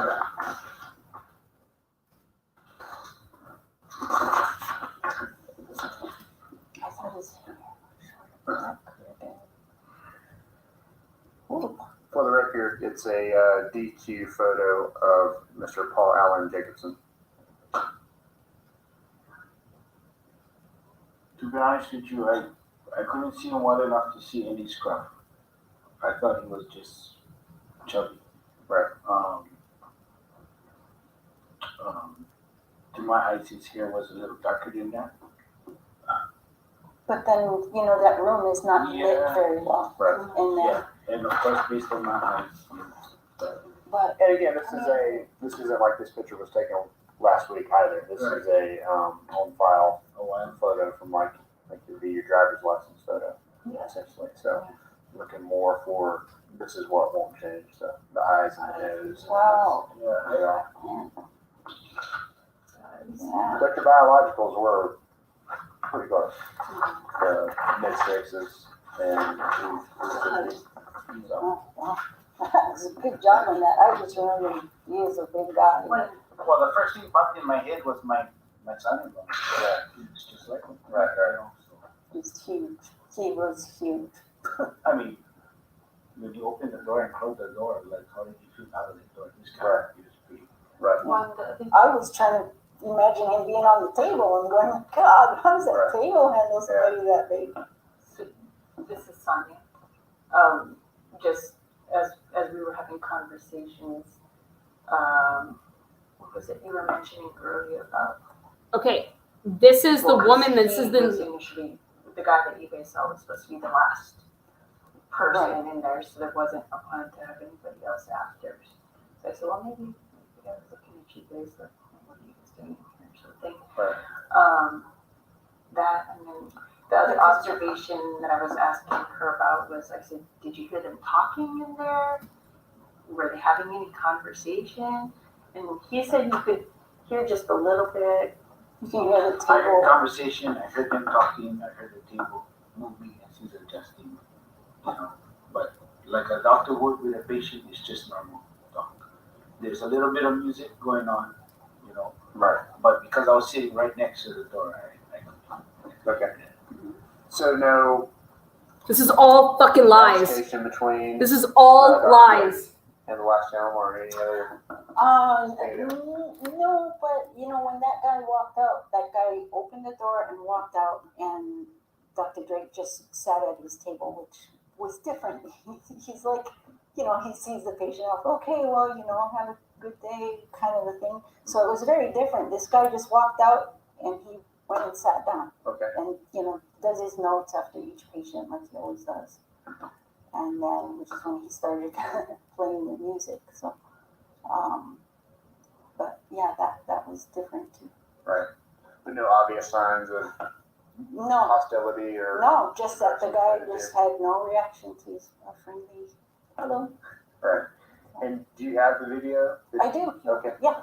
If I can get that sent to my work phone.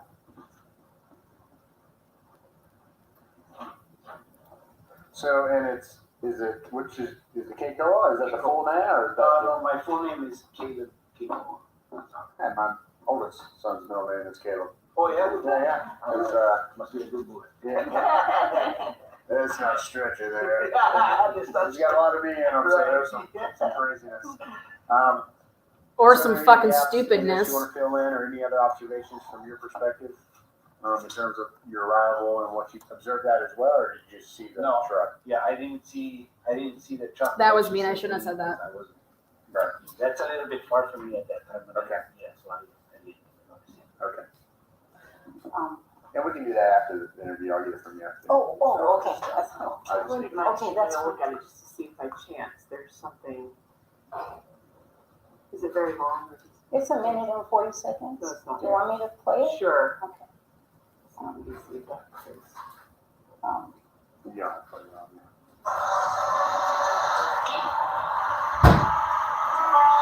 Right. So the guy walked out, left the door open, he was gone and sat at his table. So I just asked him to get up the music now, you can play the phone, it's what you were doing. So,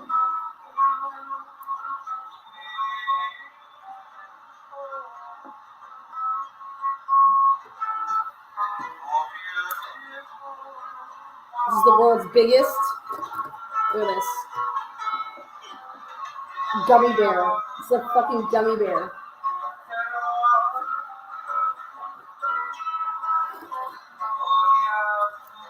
World's biggest gummy bear.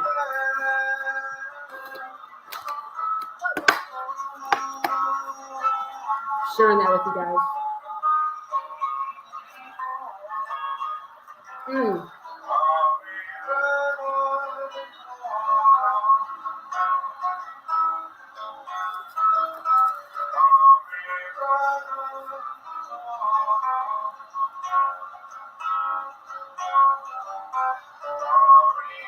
I'm about to eat a pickle next. It's a big blue gummy bear. Who does?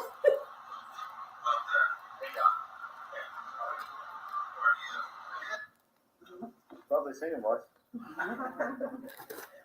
Yeah, if you're able to forward that to Richard's phone, it's probably gonna take a while. I can't imagine there's very good. this is coming from a different number. This is a Do you have an apple? They all have burners. Can I just You airdrop it, right? Can we do some magic like that? Yeah, that'd be better. And yeah, we'll do it after Oh, the okay, six yeah. interview. We don't need to take up time doing that. Yeah. Listen to this shit. So his demeanor as he comes out and listens, and then you deal with him. Did it strike you different than it normally is with Dr. Drake? His demeanor? Dr. Drake's demeanor? Yes. You had mentioned that he didn't come and see our patient during your time with him. Did you just, did you feel that Dr. Drake's demeanor was Different when we were in there with him? I'm sorry, in the normal, like in all the other times you've dealt with him, was his demeanor different on this night? No, I think. And it doesn't have to be. I just didn't know if you No, noticed like he I was just- overly sad or agitated or nervous, anxious. And take if you have any observation on that as well. That's the first time he met. Okay. That's the first time I met him.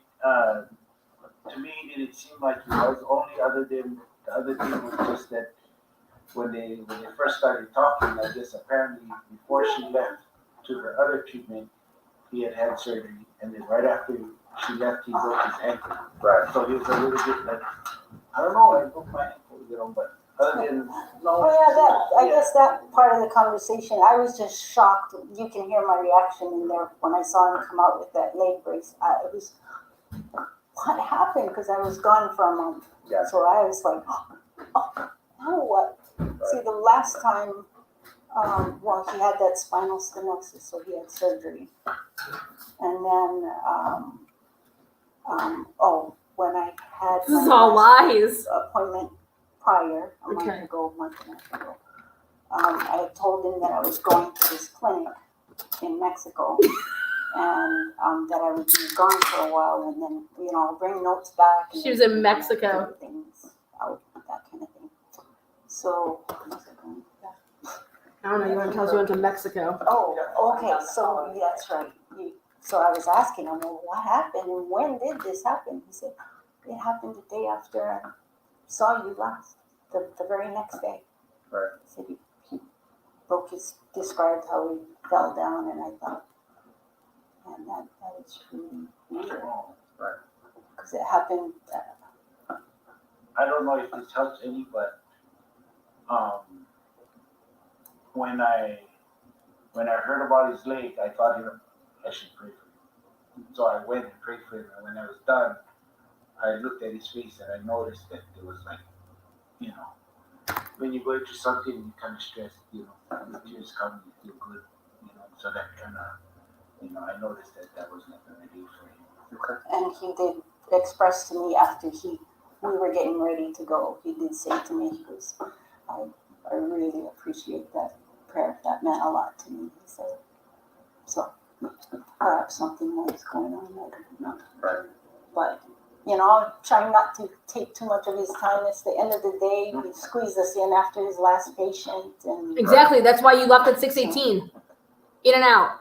Um, Squeeze you in, last patient. How about this? Aldora, so obviously, let's talk about your text messages with Brian Drake.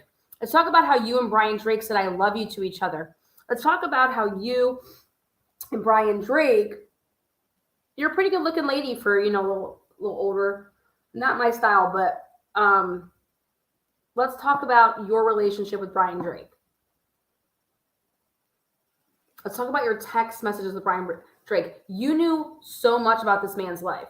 You actually did not want him to have spinal surgery. You wrote him and said that you had these dreams and blah, blah, blah. You are a liar. You know everything about Mr. Brian motherfucking Drake. Let's not kid ourselves. And it's all going to come out at this big fucking showdown of a fucking trial. And I'm going to be there for it. And I'm going to make sure that this shit comes out. Because if you guys thought Turtle Boy was going to be obnoxious, I can go get myself a megaphone too. I can start planting some fucking flags, getting some, you know, free Karen Moore shit, free Dan Moore titty t-shirts, put little fucking heads on my titties. But this shit is crazy. Y'all are full of shit, okay? Or you're allowing the timeline to be pushed, but you're damn right. You said the one thing that was honest right there, you said that Brian Drake squeezed you in at the end of the day. That you wouldn't be kicking it with Brian Drake from 6 o'clock until 7:18, an hour and 18 minutes. Are you out of your fucking mind? There's no fucking way. Why would you be there with Brian Drake from 6:03 until 7:18? Explain that to me. Unless y'all are drinking, fucking, sucking. I don't know what the hell y'all are doing, but I can tell you that you ain't cracking backs for an hour and 18 minutes. Okay? Brian Drake got people in and out like a porn. Okay? In and out. Get them in and out. That's what Brian Drake does. In and out. 15-minute appointments. Aldora Gatcha, you may think that you are special, but you are not an hour and 18 minutes special for Brian Drake unless you paid $250 for the whole damn day. Okay? Your $250 would have been gone. Also, Caleb Kakoa Nazar was not on the patient form, never filled out a patient form, was never a patient of Dr. Drake. So that's a fucking issue in itself. Then he never put him down on the schedule. And like I said, Brian is a penny pushing fool. Now, to my favorite part of the conversation, here it is. you have known Dr. Drake for about how many years? Since 2014. Okay, so probably about 5 years or so. Were you guys swingers? Have you lived here this whole time? Mm-hmm. Are you pretty familiar with the people in Yeah, Bonner's Ferry? And I know a lot of his patients. okay. Is there anything about his lifestyle, or is there anything warrant the kind of reaction for someone to want to murder him? You know, no. drug use, infidelity, you know, No. extortion. Extortion. Listen to her. I cannot imagine that. To me, he seems more like a person that's kind of just a really good, pure heart. In some ways, too trusting, maybe. Yeah, with all your asses. Very nice. Too trusting with all your guys' asses. I don't feel that. Okay. Are you aware of any of the other people that share the building with Dr. Drake? I don't, but the gal that called me mentioned something about the office next door, that somebody might have been pissed about that guy. Right. I know. Eldora, it sounds like you all up in the biz. She seemed to. She mentioned something about somebody there that. Right. Along those lines. Right. So. Anything else in terms of somebody you think we should talk to? Any other strand of evidence? Here we go. Come on. Now, also, we're trying to figure out which vehicle was there. Bring it out, Eldora. Some camera, see if we can narrow down anything that was in Well, that maybe the area. police department. Maybe we should start there. Patient list completely. But anybody else, any kind of hospital interaction you've seen or heard about with him, with No, anybody? not Or, with him. Gosh, everybody just loves him. right. I remember the first. Eldora, he was murdered. Probably 3 or 4 Mennonite men. One of them, I think, owns the Shannon store. No, they were all in there just talking, and you could tell they're all getting along really well, and they really liked this guy. And I mean, word got around pretty quickly about him. Not anything weird or odd, but he would talk about how when he decided to open a clinic up here, that he thought it was really quite amazing because Barnes Ferry was a town that just welcomed him so well. Right. And he said he has the other 2 practices, right? One in Sandpoint and one in Haven. And he said of the 3 places, this place was so easy for him. He said, I didn't even really have to try. The people were so good. Things just kind of flowed. So he really loved having this office up here. Right. So no indication of anything odd with people. Eldora, you so full of shit. I can't wait to see your subpoena. Bring that happy ass up in that courtroom, girl. They're gonna be like, security. It's okay, Karen. Yeah. Mm-hmm. I heard it. So, Eldora, just one odd thing, so she's just going to share a conversation. So when okay, here it goes. I got the call from Jennifer,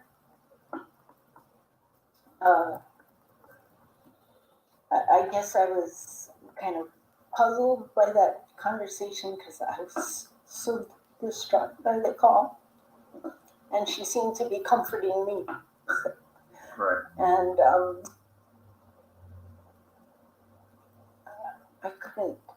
I guess I didn't, when I was asking her, is this true?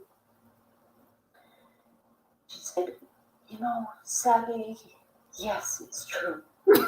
And I thought, man, if I were you, I would just be like, wait.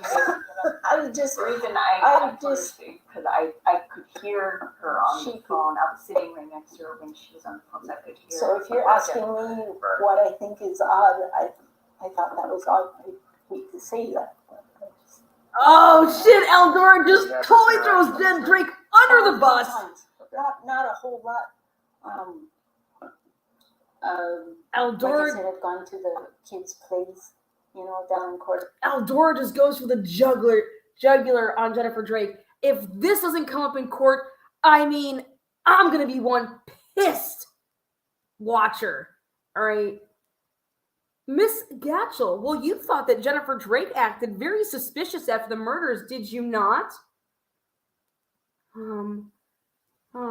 No. Oh, you didn't tell the police department how you thought the thing that was odd was just Jennifer's what would you call it? Performance of a lifetime? Eldora, sadly, it's true. Eldora, it's true. Just like Sonny Corinthos and Carly Corinthos on General Hospital. These are performances of a lifetime. Or not really. Lane. I went to another one out in Spokane. They've come up to the Mennonite sale. So, I kind of got to know the kids then, I had them over one day when they came and visited me for a little bit. How about Brian Schlong? Visited me for a little bit. You get to know that? So we came and, getting to know each other then. I sat his old dog, an old lab for, 5 days or so when we went on vacation. But yeah, I was always invited to go down and have dinner, but I never did go, Ready for this? Jennifer Drake would be interviewed and she would say how she never invited Eldora. These hoes got two different stories.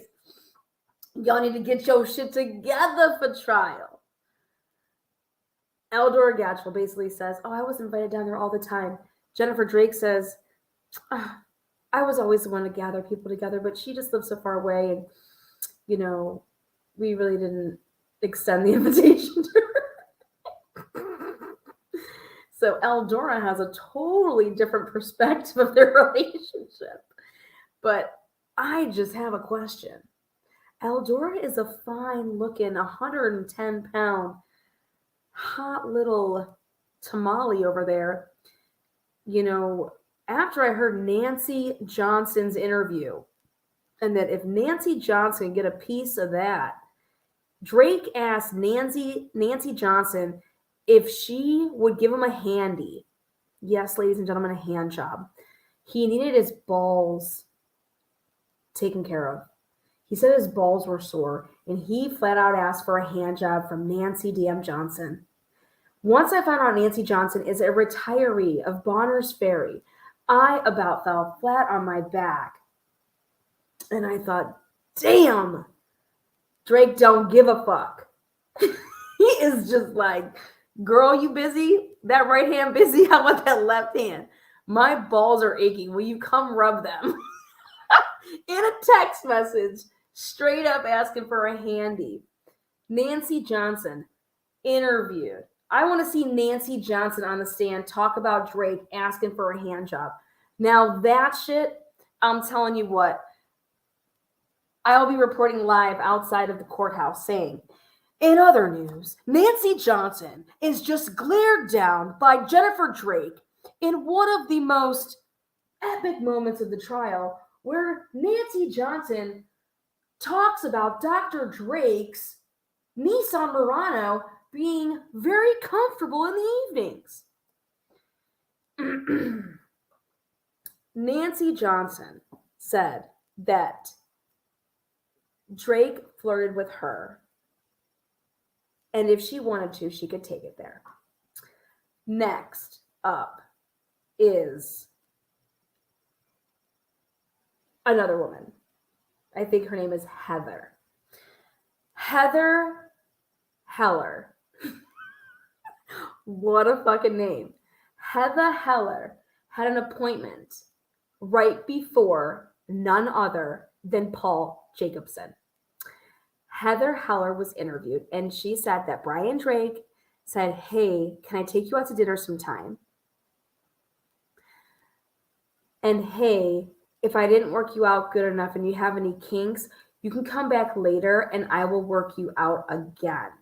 And she told the officers that interviewed her that she was really flattered and that maybe he's just like, you know, really into his work, but that she kind of took it as like he was hitting on her, and that she works with all males and that he's never been inappropriate, but like clearly if she wanted to take it there, he asked her out to drinks and dinner. Now, how does Jennifer Drake feel about this? I mean, she just plays ball in left field next, like she's just picking dandelions out there and doesn't know what the fuck is going on. If grass is on the field, play ball, motherfuckers. Your man is playing ball. Now, what are the odds that, I mean, talk about the lifestyle for, talk about Brian Drake's day on Thursday. He is running around with the scrub girl. He's running over to Isaac Funderburg's apartment. Aaliyah Sandlin puts in for a DNA test on her baby. Then he's over there at Isaac Funderburg's in the morning. Then he's over there at Les Schwab. There was an incident that happened over at 9:30 that morning that he was murdered. Then he's got Nancy Johnson. Then he has Heather. Then he's got Eldora's niece. I mean, this man literally is pulling more ass than a toilet seat in Bonners Ferry. And y'all think that Dan Moore killed this man. That's what ISP came up with. Meanwhile, nobody is saying Dan Moore's name, not even once, okay? Legit. Nobody is like, let me come and tell you that you need to investigate, that man down the road, Dan Moore, and his wife, Karen Moore, and their family. I mean, not a single fucking soul. The only people that focused on that were the people that were trying to make all the money in this case. The people that are suing the Moores, the people that got $1 million after the man's death within 3 weeks.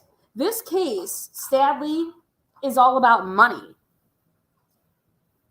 If you say that a fucking transient killed Drake, nobody can make any money off of that in a civil suit. Right? Huh? Say what? Huh? Brian Drake was stealing patients left and right. And if the Drake law firm, if the Moore law firm, who's ever representing them, if they don't pow on the fact that Brian Drake legit stole every single patient that he ever worked with out of every single office that he's ever worked in once he moved to Idaho, then I really have no fucking words, because the only person that was stealing any fucking patients in this damn town was Brian Drake, the man that was murdered. Also, Brian Drake, the man that is allegedly sleeping and cheating on his wife, openly taking off of his ring. I mean, the people that are going to take that stand and show this man for what he is and what he was, nobody deserves to be murdered, though. Think about that. And clearly Jennifer Drake knew everything that he was doing, because he was Life 360 dad. She had his ass on track. They were swinging. Don't think for a second she wasn't getting it too. Okay? I'll tell you that right now. That, or she's got one hell of a vibrator, okay?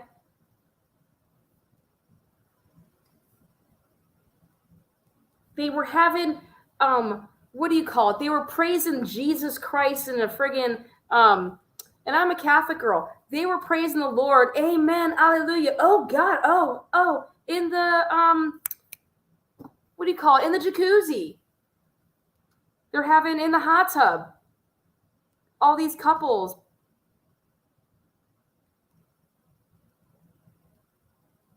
So I don't think that Jennifer Drake has lied at all about her husband walking out on their marriage. I think that she has been telling the absolute fucking truth. I think that they want to portray it to the world that they are this wholesome Christian family, okay? But they live an ulterior lifestyle, a lifestyle of swapping couples. That's them. And I think if you do a pretty good enough dive on their social, or on their like GPS and where they go, and start applying some pressure to their friends and ask them what the hell they do all together when they're doing their Bible studies. Ask them what's up. I'm coming with you on vacation, Lana. I don't know about all that, man. I'm boring. But the shit here, this is all lies. The police, but think about this. Greed. Greed is the reason that people are going to prison. And I'm going to love every fucking minute of it. And it ain't going to be Dr. Moore. I am going to sit back and watch every single one of you motherfuckers go to prison. That's where you should be. And it's all because you were greedy. None of y'all would have gotten caught if y'all would have just, not filed this suit. Somebody should open up their mouth and said, hey, you're not filing that suit. This civil suit, literally, this is the Lord working in the most blessed way. This is the Lord giving you, like, you just got the break of a lifetime, right? But then it's like Adam and Eve. Eve just had to keep eating out of that apple tree, right? You just had to keep getting that money, baby. And then you went and you fucking did the civil suit. And by God, then Lana motherfucking Oriani comes along. Because I wouldn't have. I only found this case because of Gary fucking Tolson. Greed. And that is the 7 deadly sins, motherfuckers. 7 deadly sins reads one of them. Jennifer Drake spent all the money in the family. Jennifer Drake, I believe, has an addiction, and it's called, she is a shopaholic. She spends every penny that man made, and it's going to come out in court. Brian Drake wore the shittiest shoes to work. He has fucking back problems, leg problems, and the man is wearing the nastiest fucking shoes I've ever seen.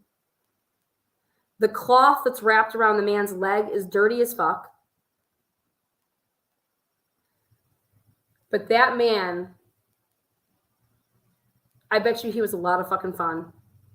I bet you that man was a man, and he used to be a man.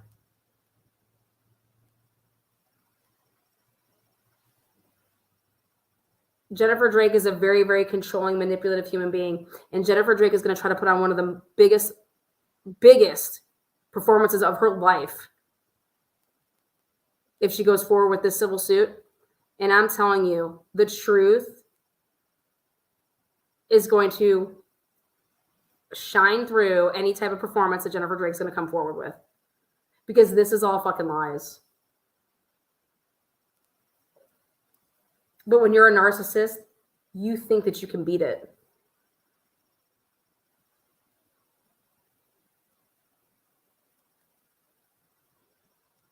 So all I have to say is this. If Jennifer Drake drops that suit and the Moors don't plow on through, I'll be so disappointed.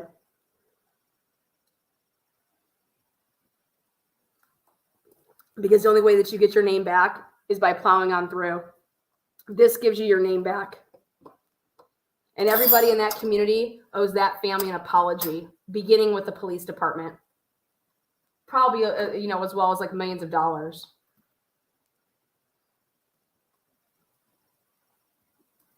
But this is just pure sick. How anybody in that community, if you knew Dan Moore, how you could ever think that he could kill somebody if you truly knew people. You'd be saying to yourself, what the fuck, Dan Moore? You could have thrown out any name, but Dan Moore?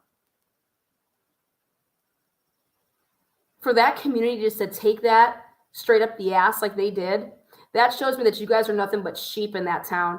And I wouldn't want to be anywhere fucking near any of you guys. So I hope it's a blessing to the Moore fucking family that they got the fuck up out of there. Because y'all are sheep.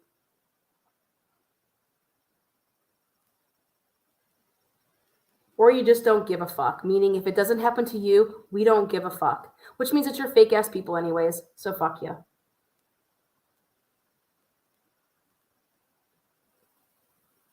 But guess what, guys? It's not too late. Because everybody deserves a second chance. So if you're one of those people out there, it's never too late to make it right. And if the Moores were ever your friend, I am telling you right now, I've shown you guys that Dr. Moore is completely fucking innocent. And obviously his wife and their family is innocent.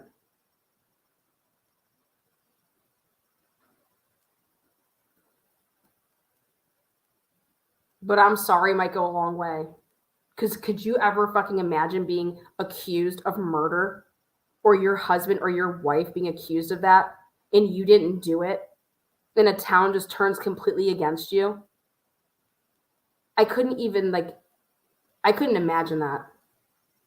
But you want to know what's even worse?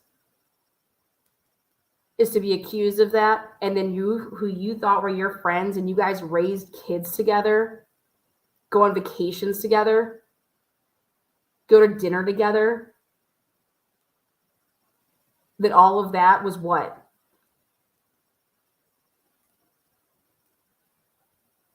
I think that that would be the worst part about it. Nobody gives a fuck about what strangers say. People care about the people that they love, what they think, what they say.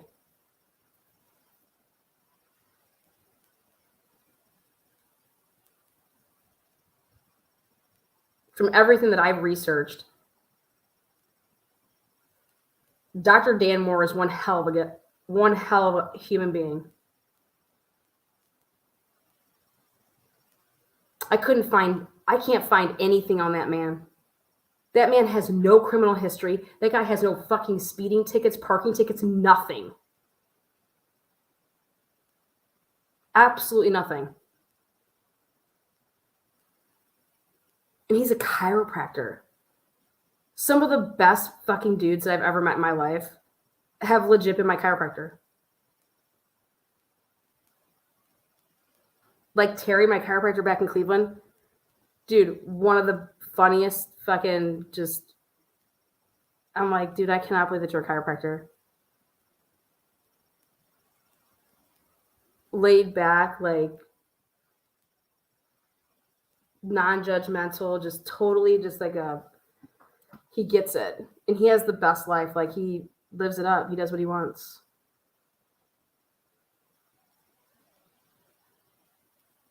Never met a shitty chiropractor. I'll tell you that. Think about it. Anybody that you're going to go and you put your body in someone else's hands to like crack and maneuver and be alone with and stuff like that and manipulate your body and things like that, that's got to be somebody that you trust, right?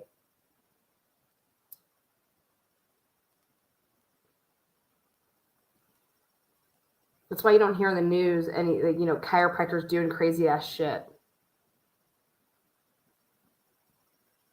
It's an oxymoron. It's not logical.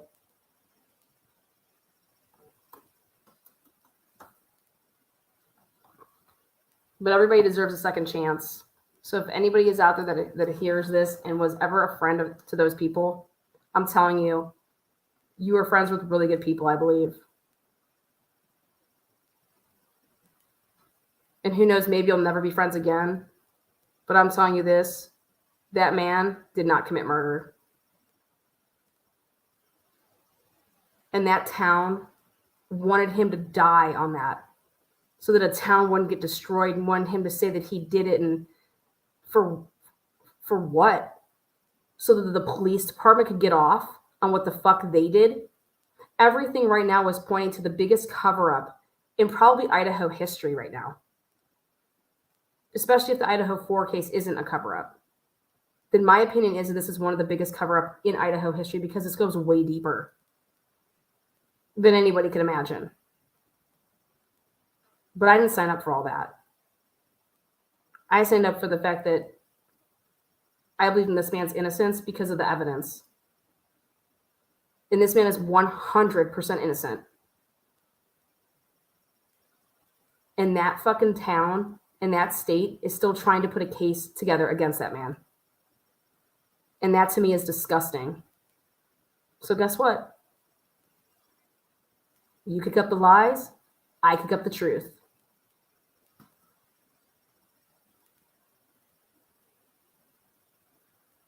Eldora Gatchel just getting back from Mexico. Was in Mexico for fucking 6 weeks.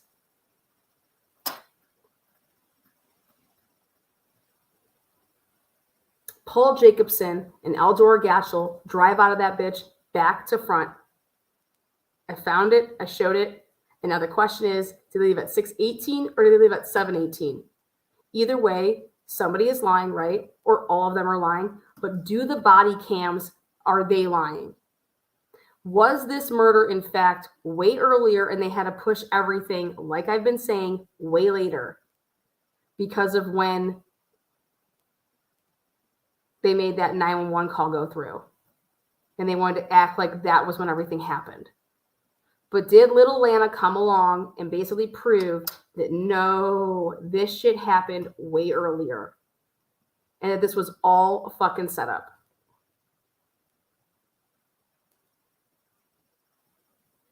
Was this all? And the only people that could be involved in everything that I'm saying, you would need police officers involved in that.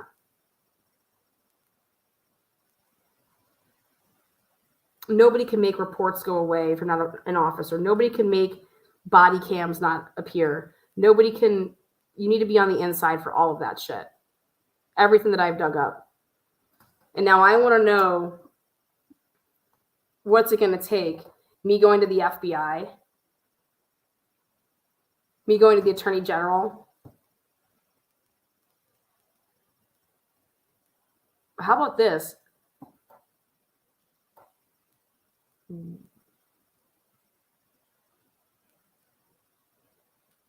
What the fuck? If I can find this, then I'm sure Dan Moore's investigators have found all of this, right? So I probably have nothing to worry about. And I'm probably going to be hopefully picked out of everybody out there to do one fuck of a documentary one day. Because I'm not hiding anything. It's all right here. Jennifer Drake has the whole entire criminal case against the man or woman that killed her husband. She has it in her hands. When have you ever heard of somebody having a open and active investigation that somebody has all of the discovery? You guys go and tell me that. I bet you Steve Gonzalez is like, hey, I'll take the whole fucking discovery of my daughter's case. Like, hey, can I get, hey, ISP, you want to send me what you gave Jennifer Drake? I'll take that.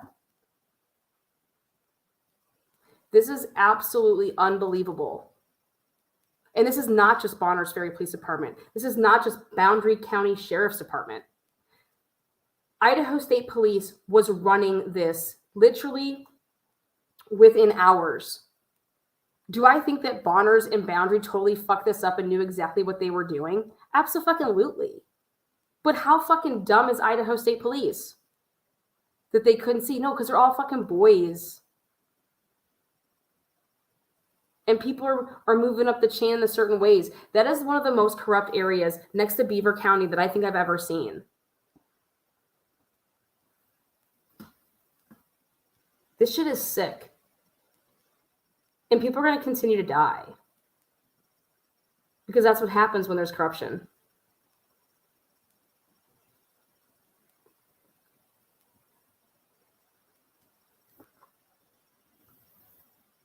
Seven girls came forward, and the prosecutor isn't prosecuting because a prominent name in the community, that's their kid.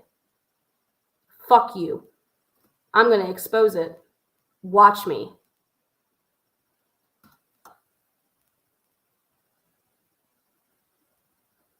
And don't think that I can't. Freedom of information.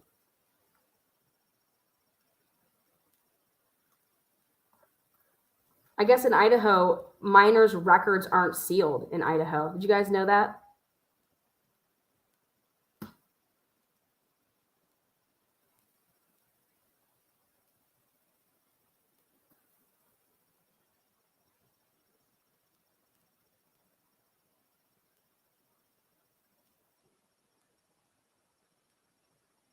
Eldora Gatchel and Homeboy's vehicle are right here back to back. There's Eldora. Right there. There's the police right behind him. The little dot back there. And then, remember I told you this, it was really sticky here. And then right behind it, right here, is Paul Jacobson's vehicle. Right there.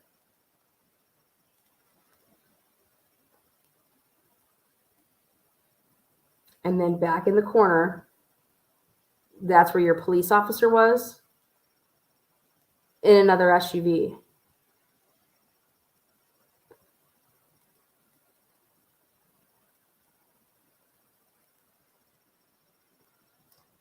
And now either all these people got super nervous and just started blaming all each other. Meanwhile, the cops were just the only ones involved in it.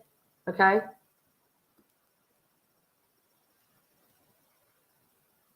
Or people were blaming each other because they were involved.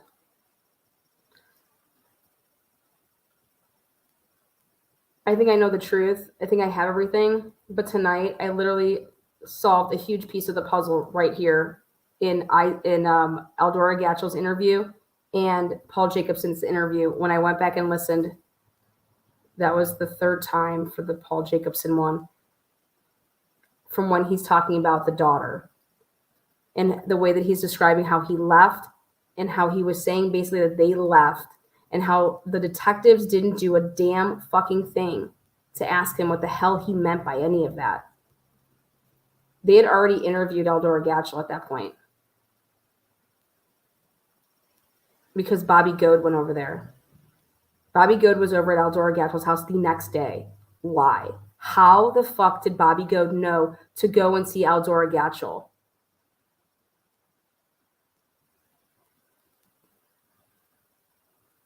Bobby Goat is seen,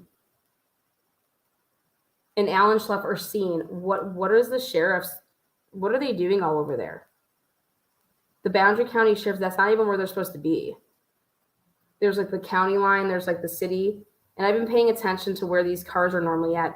They were seriously circling Drake's place from 4:30 p.m. that day, like fucking sharks.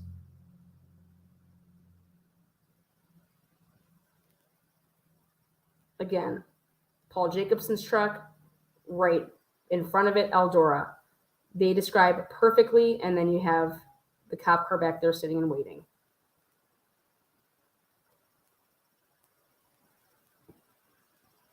And now, if none of these people had anything to do with it, except for that they were going to help the police push the timeline, okay?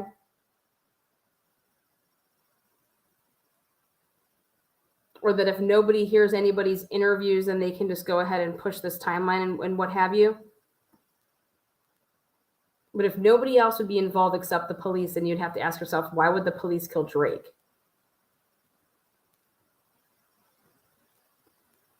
Well, Brian Drake's a womanizer. Marty Ryan's wife was the blonde who worked at the coffee shop and ran that motherfucker. Brian Drake was over at that coffee shop numerous times each time he worked. If Brian Drake is tapping Marty Ryan's wife, then Marty Ryan has a pretty good reason to fucking put him in the ground if he's fucking his wife. Or even if he's trying to fuck his wife.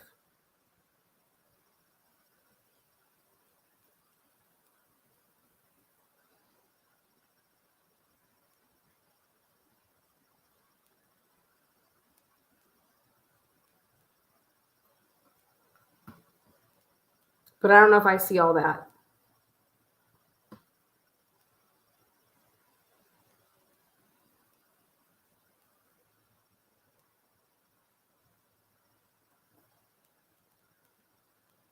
I can just tell you this. You have to ask yourself this question. Why didn't the cops just follow the evidence? If the cops just do their job and follow the evidence, I think we would know who did what. Probably why they did it, how they did it. But that's not what happened. And the only people that didn't do their jobs are the police, the law enforcement agencies in this situation.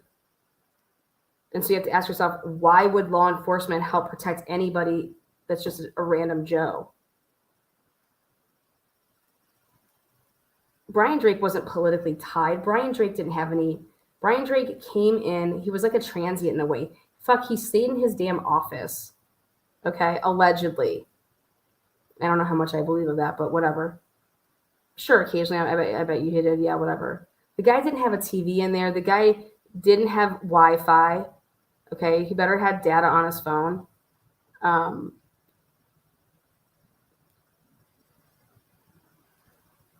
But the guy lived, he had no ties to Bonner's Ferry, except he came in, literally worked on his patients, and then, literally left.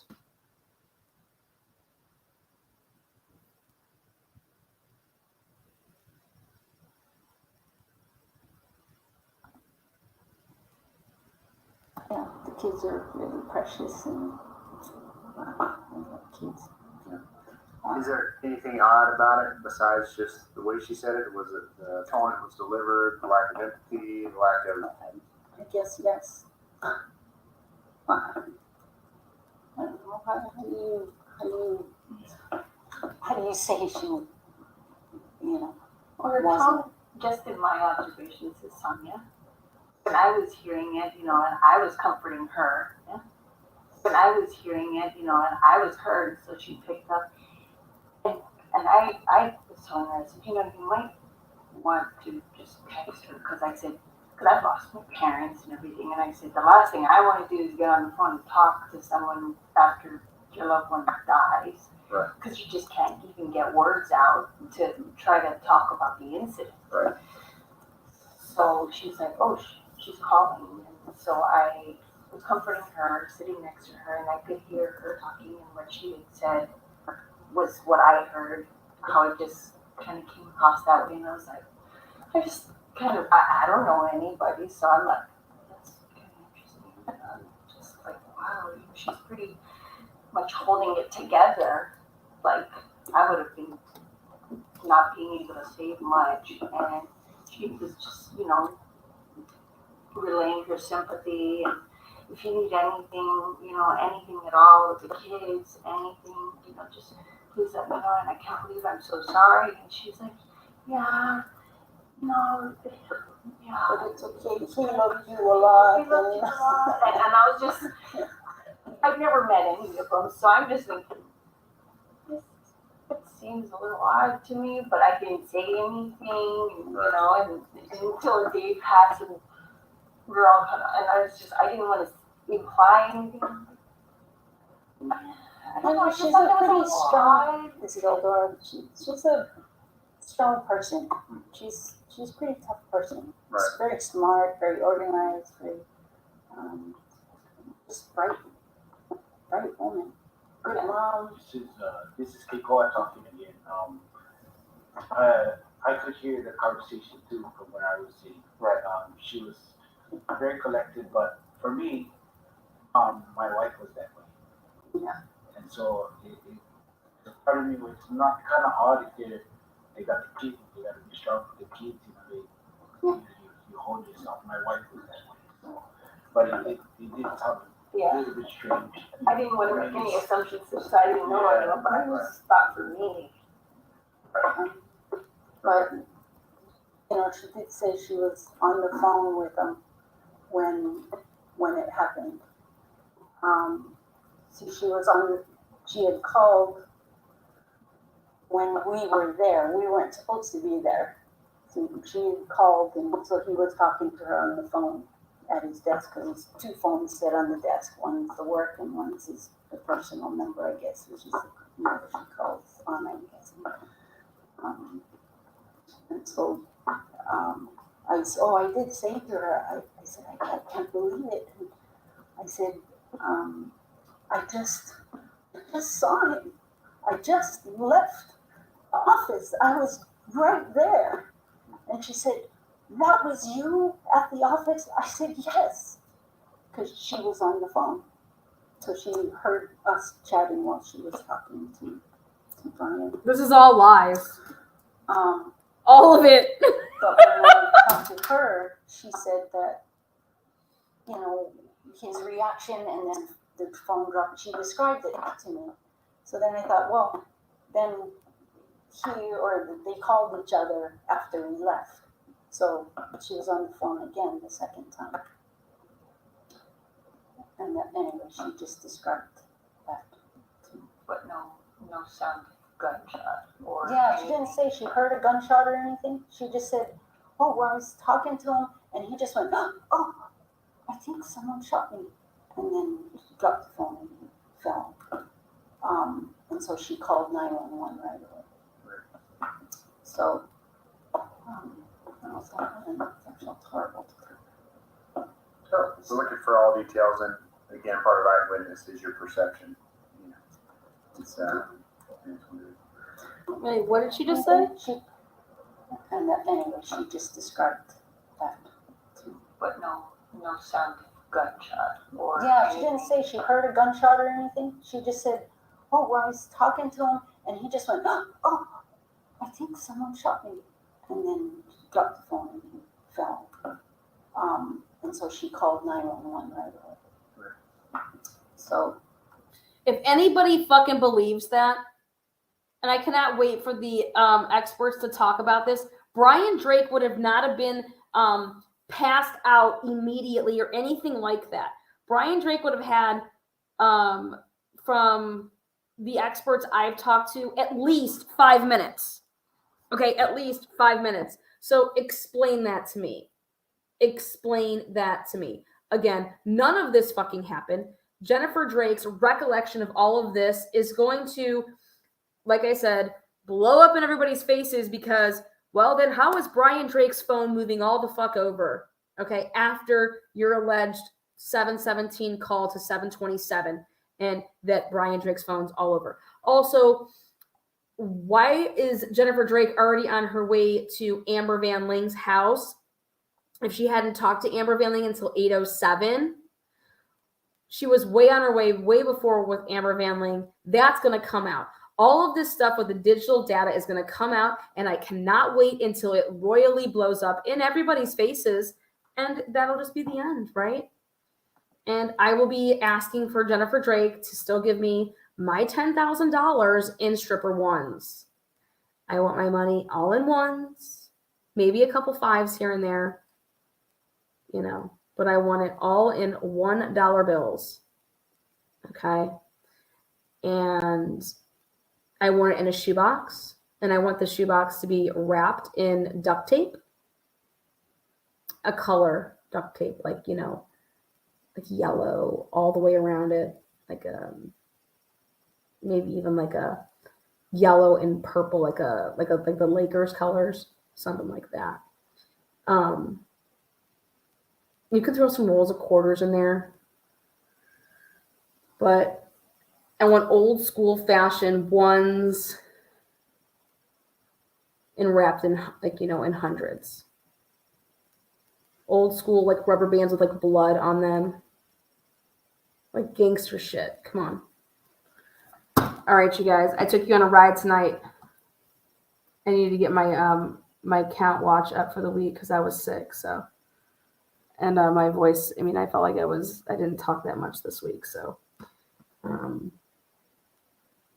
listen, I'm very passionate, and I promise you guys, I believe in my work. Dr. Moore's innocent, and I look forward to the summer when hopefully, you know, him and his family can, you know, whatever comes from the trial. I hope that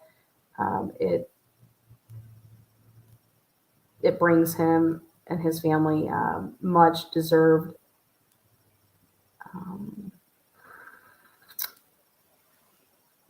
I think the word I want to use is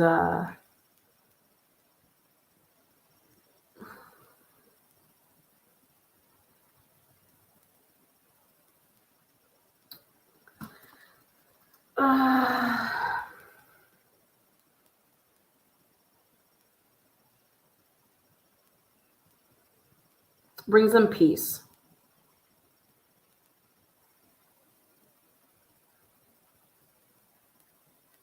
They deserve, they worked their butts off their whole lives. They've done things the right way, and they deserve to enjoy, you know, the life that they did it the right way, and they deserve to enjoy their life together. And for people to take that away from two innocent human beings and their family is just unbelievable. In my opinion, it's just no different than if probably he was in jail, you know.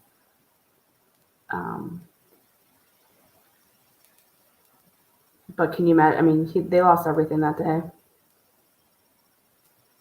So, Marty Ryan, you're a prick. So,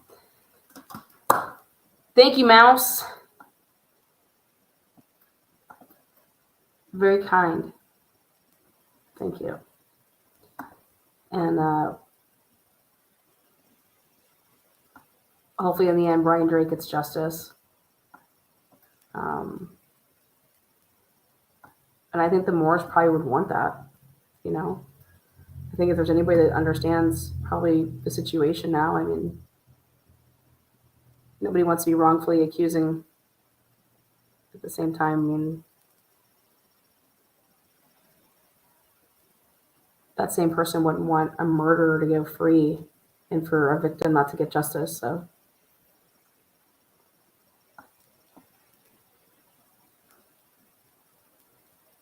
but I think it's all going to play out, and I think it's all going to play out very well for the Moore family. And I wish them all the best.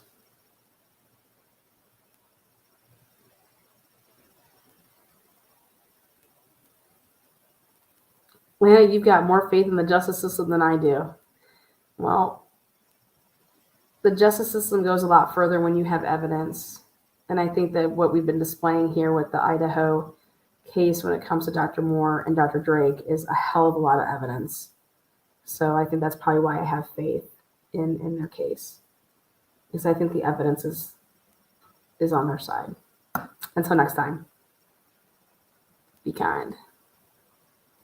Here's Eldora on the way out. Eldorsky. Eldorsky, don't worry, honey. You could take me to Mexico with the banjo. So looking for all details, and again, part of eyewitness is your perception. It's it is what it is.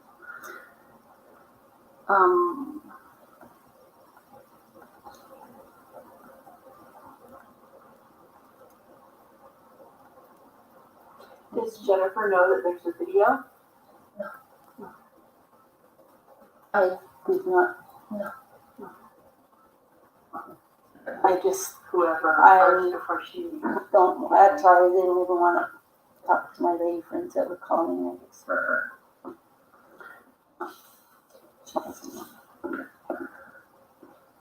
Anything else before we stop the tape that you can think of?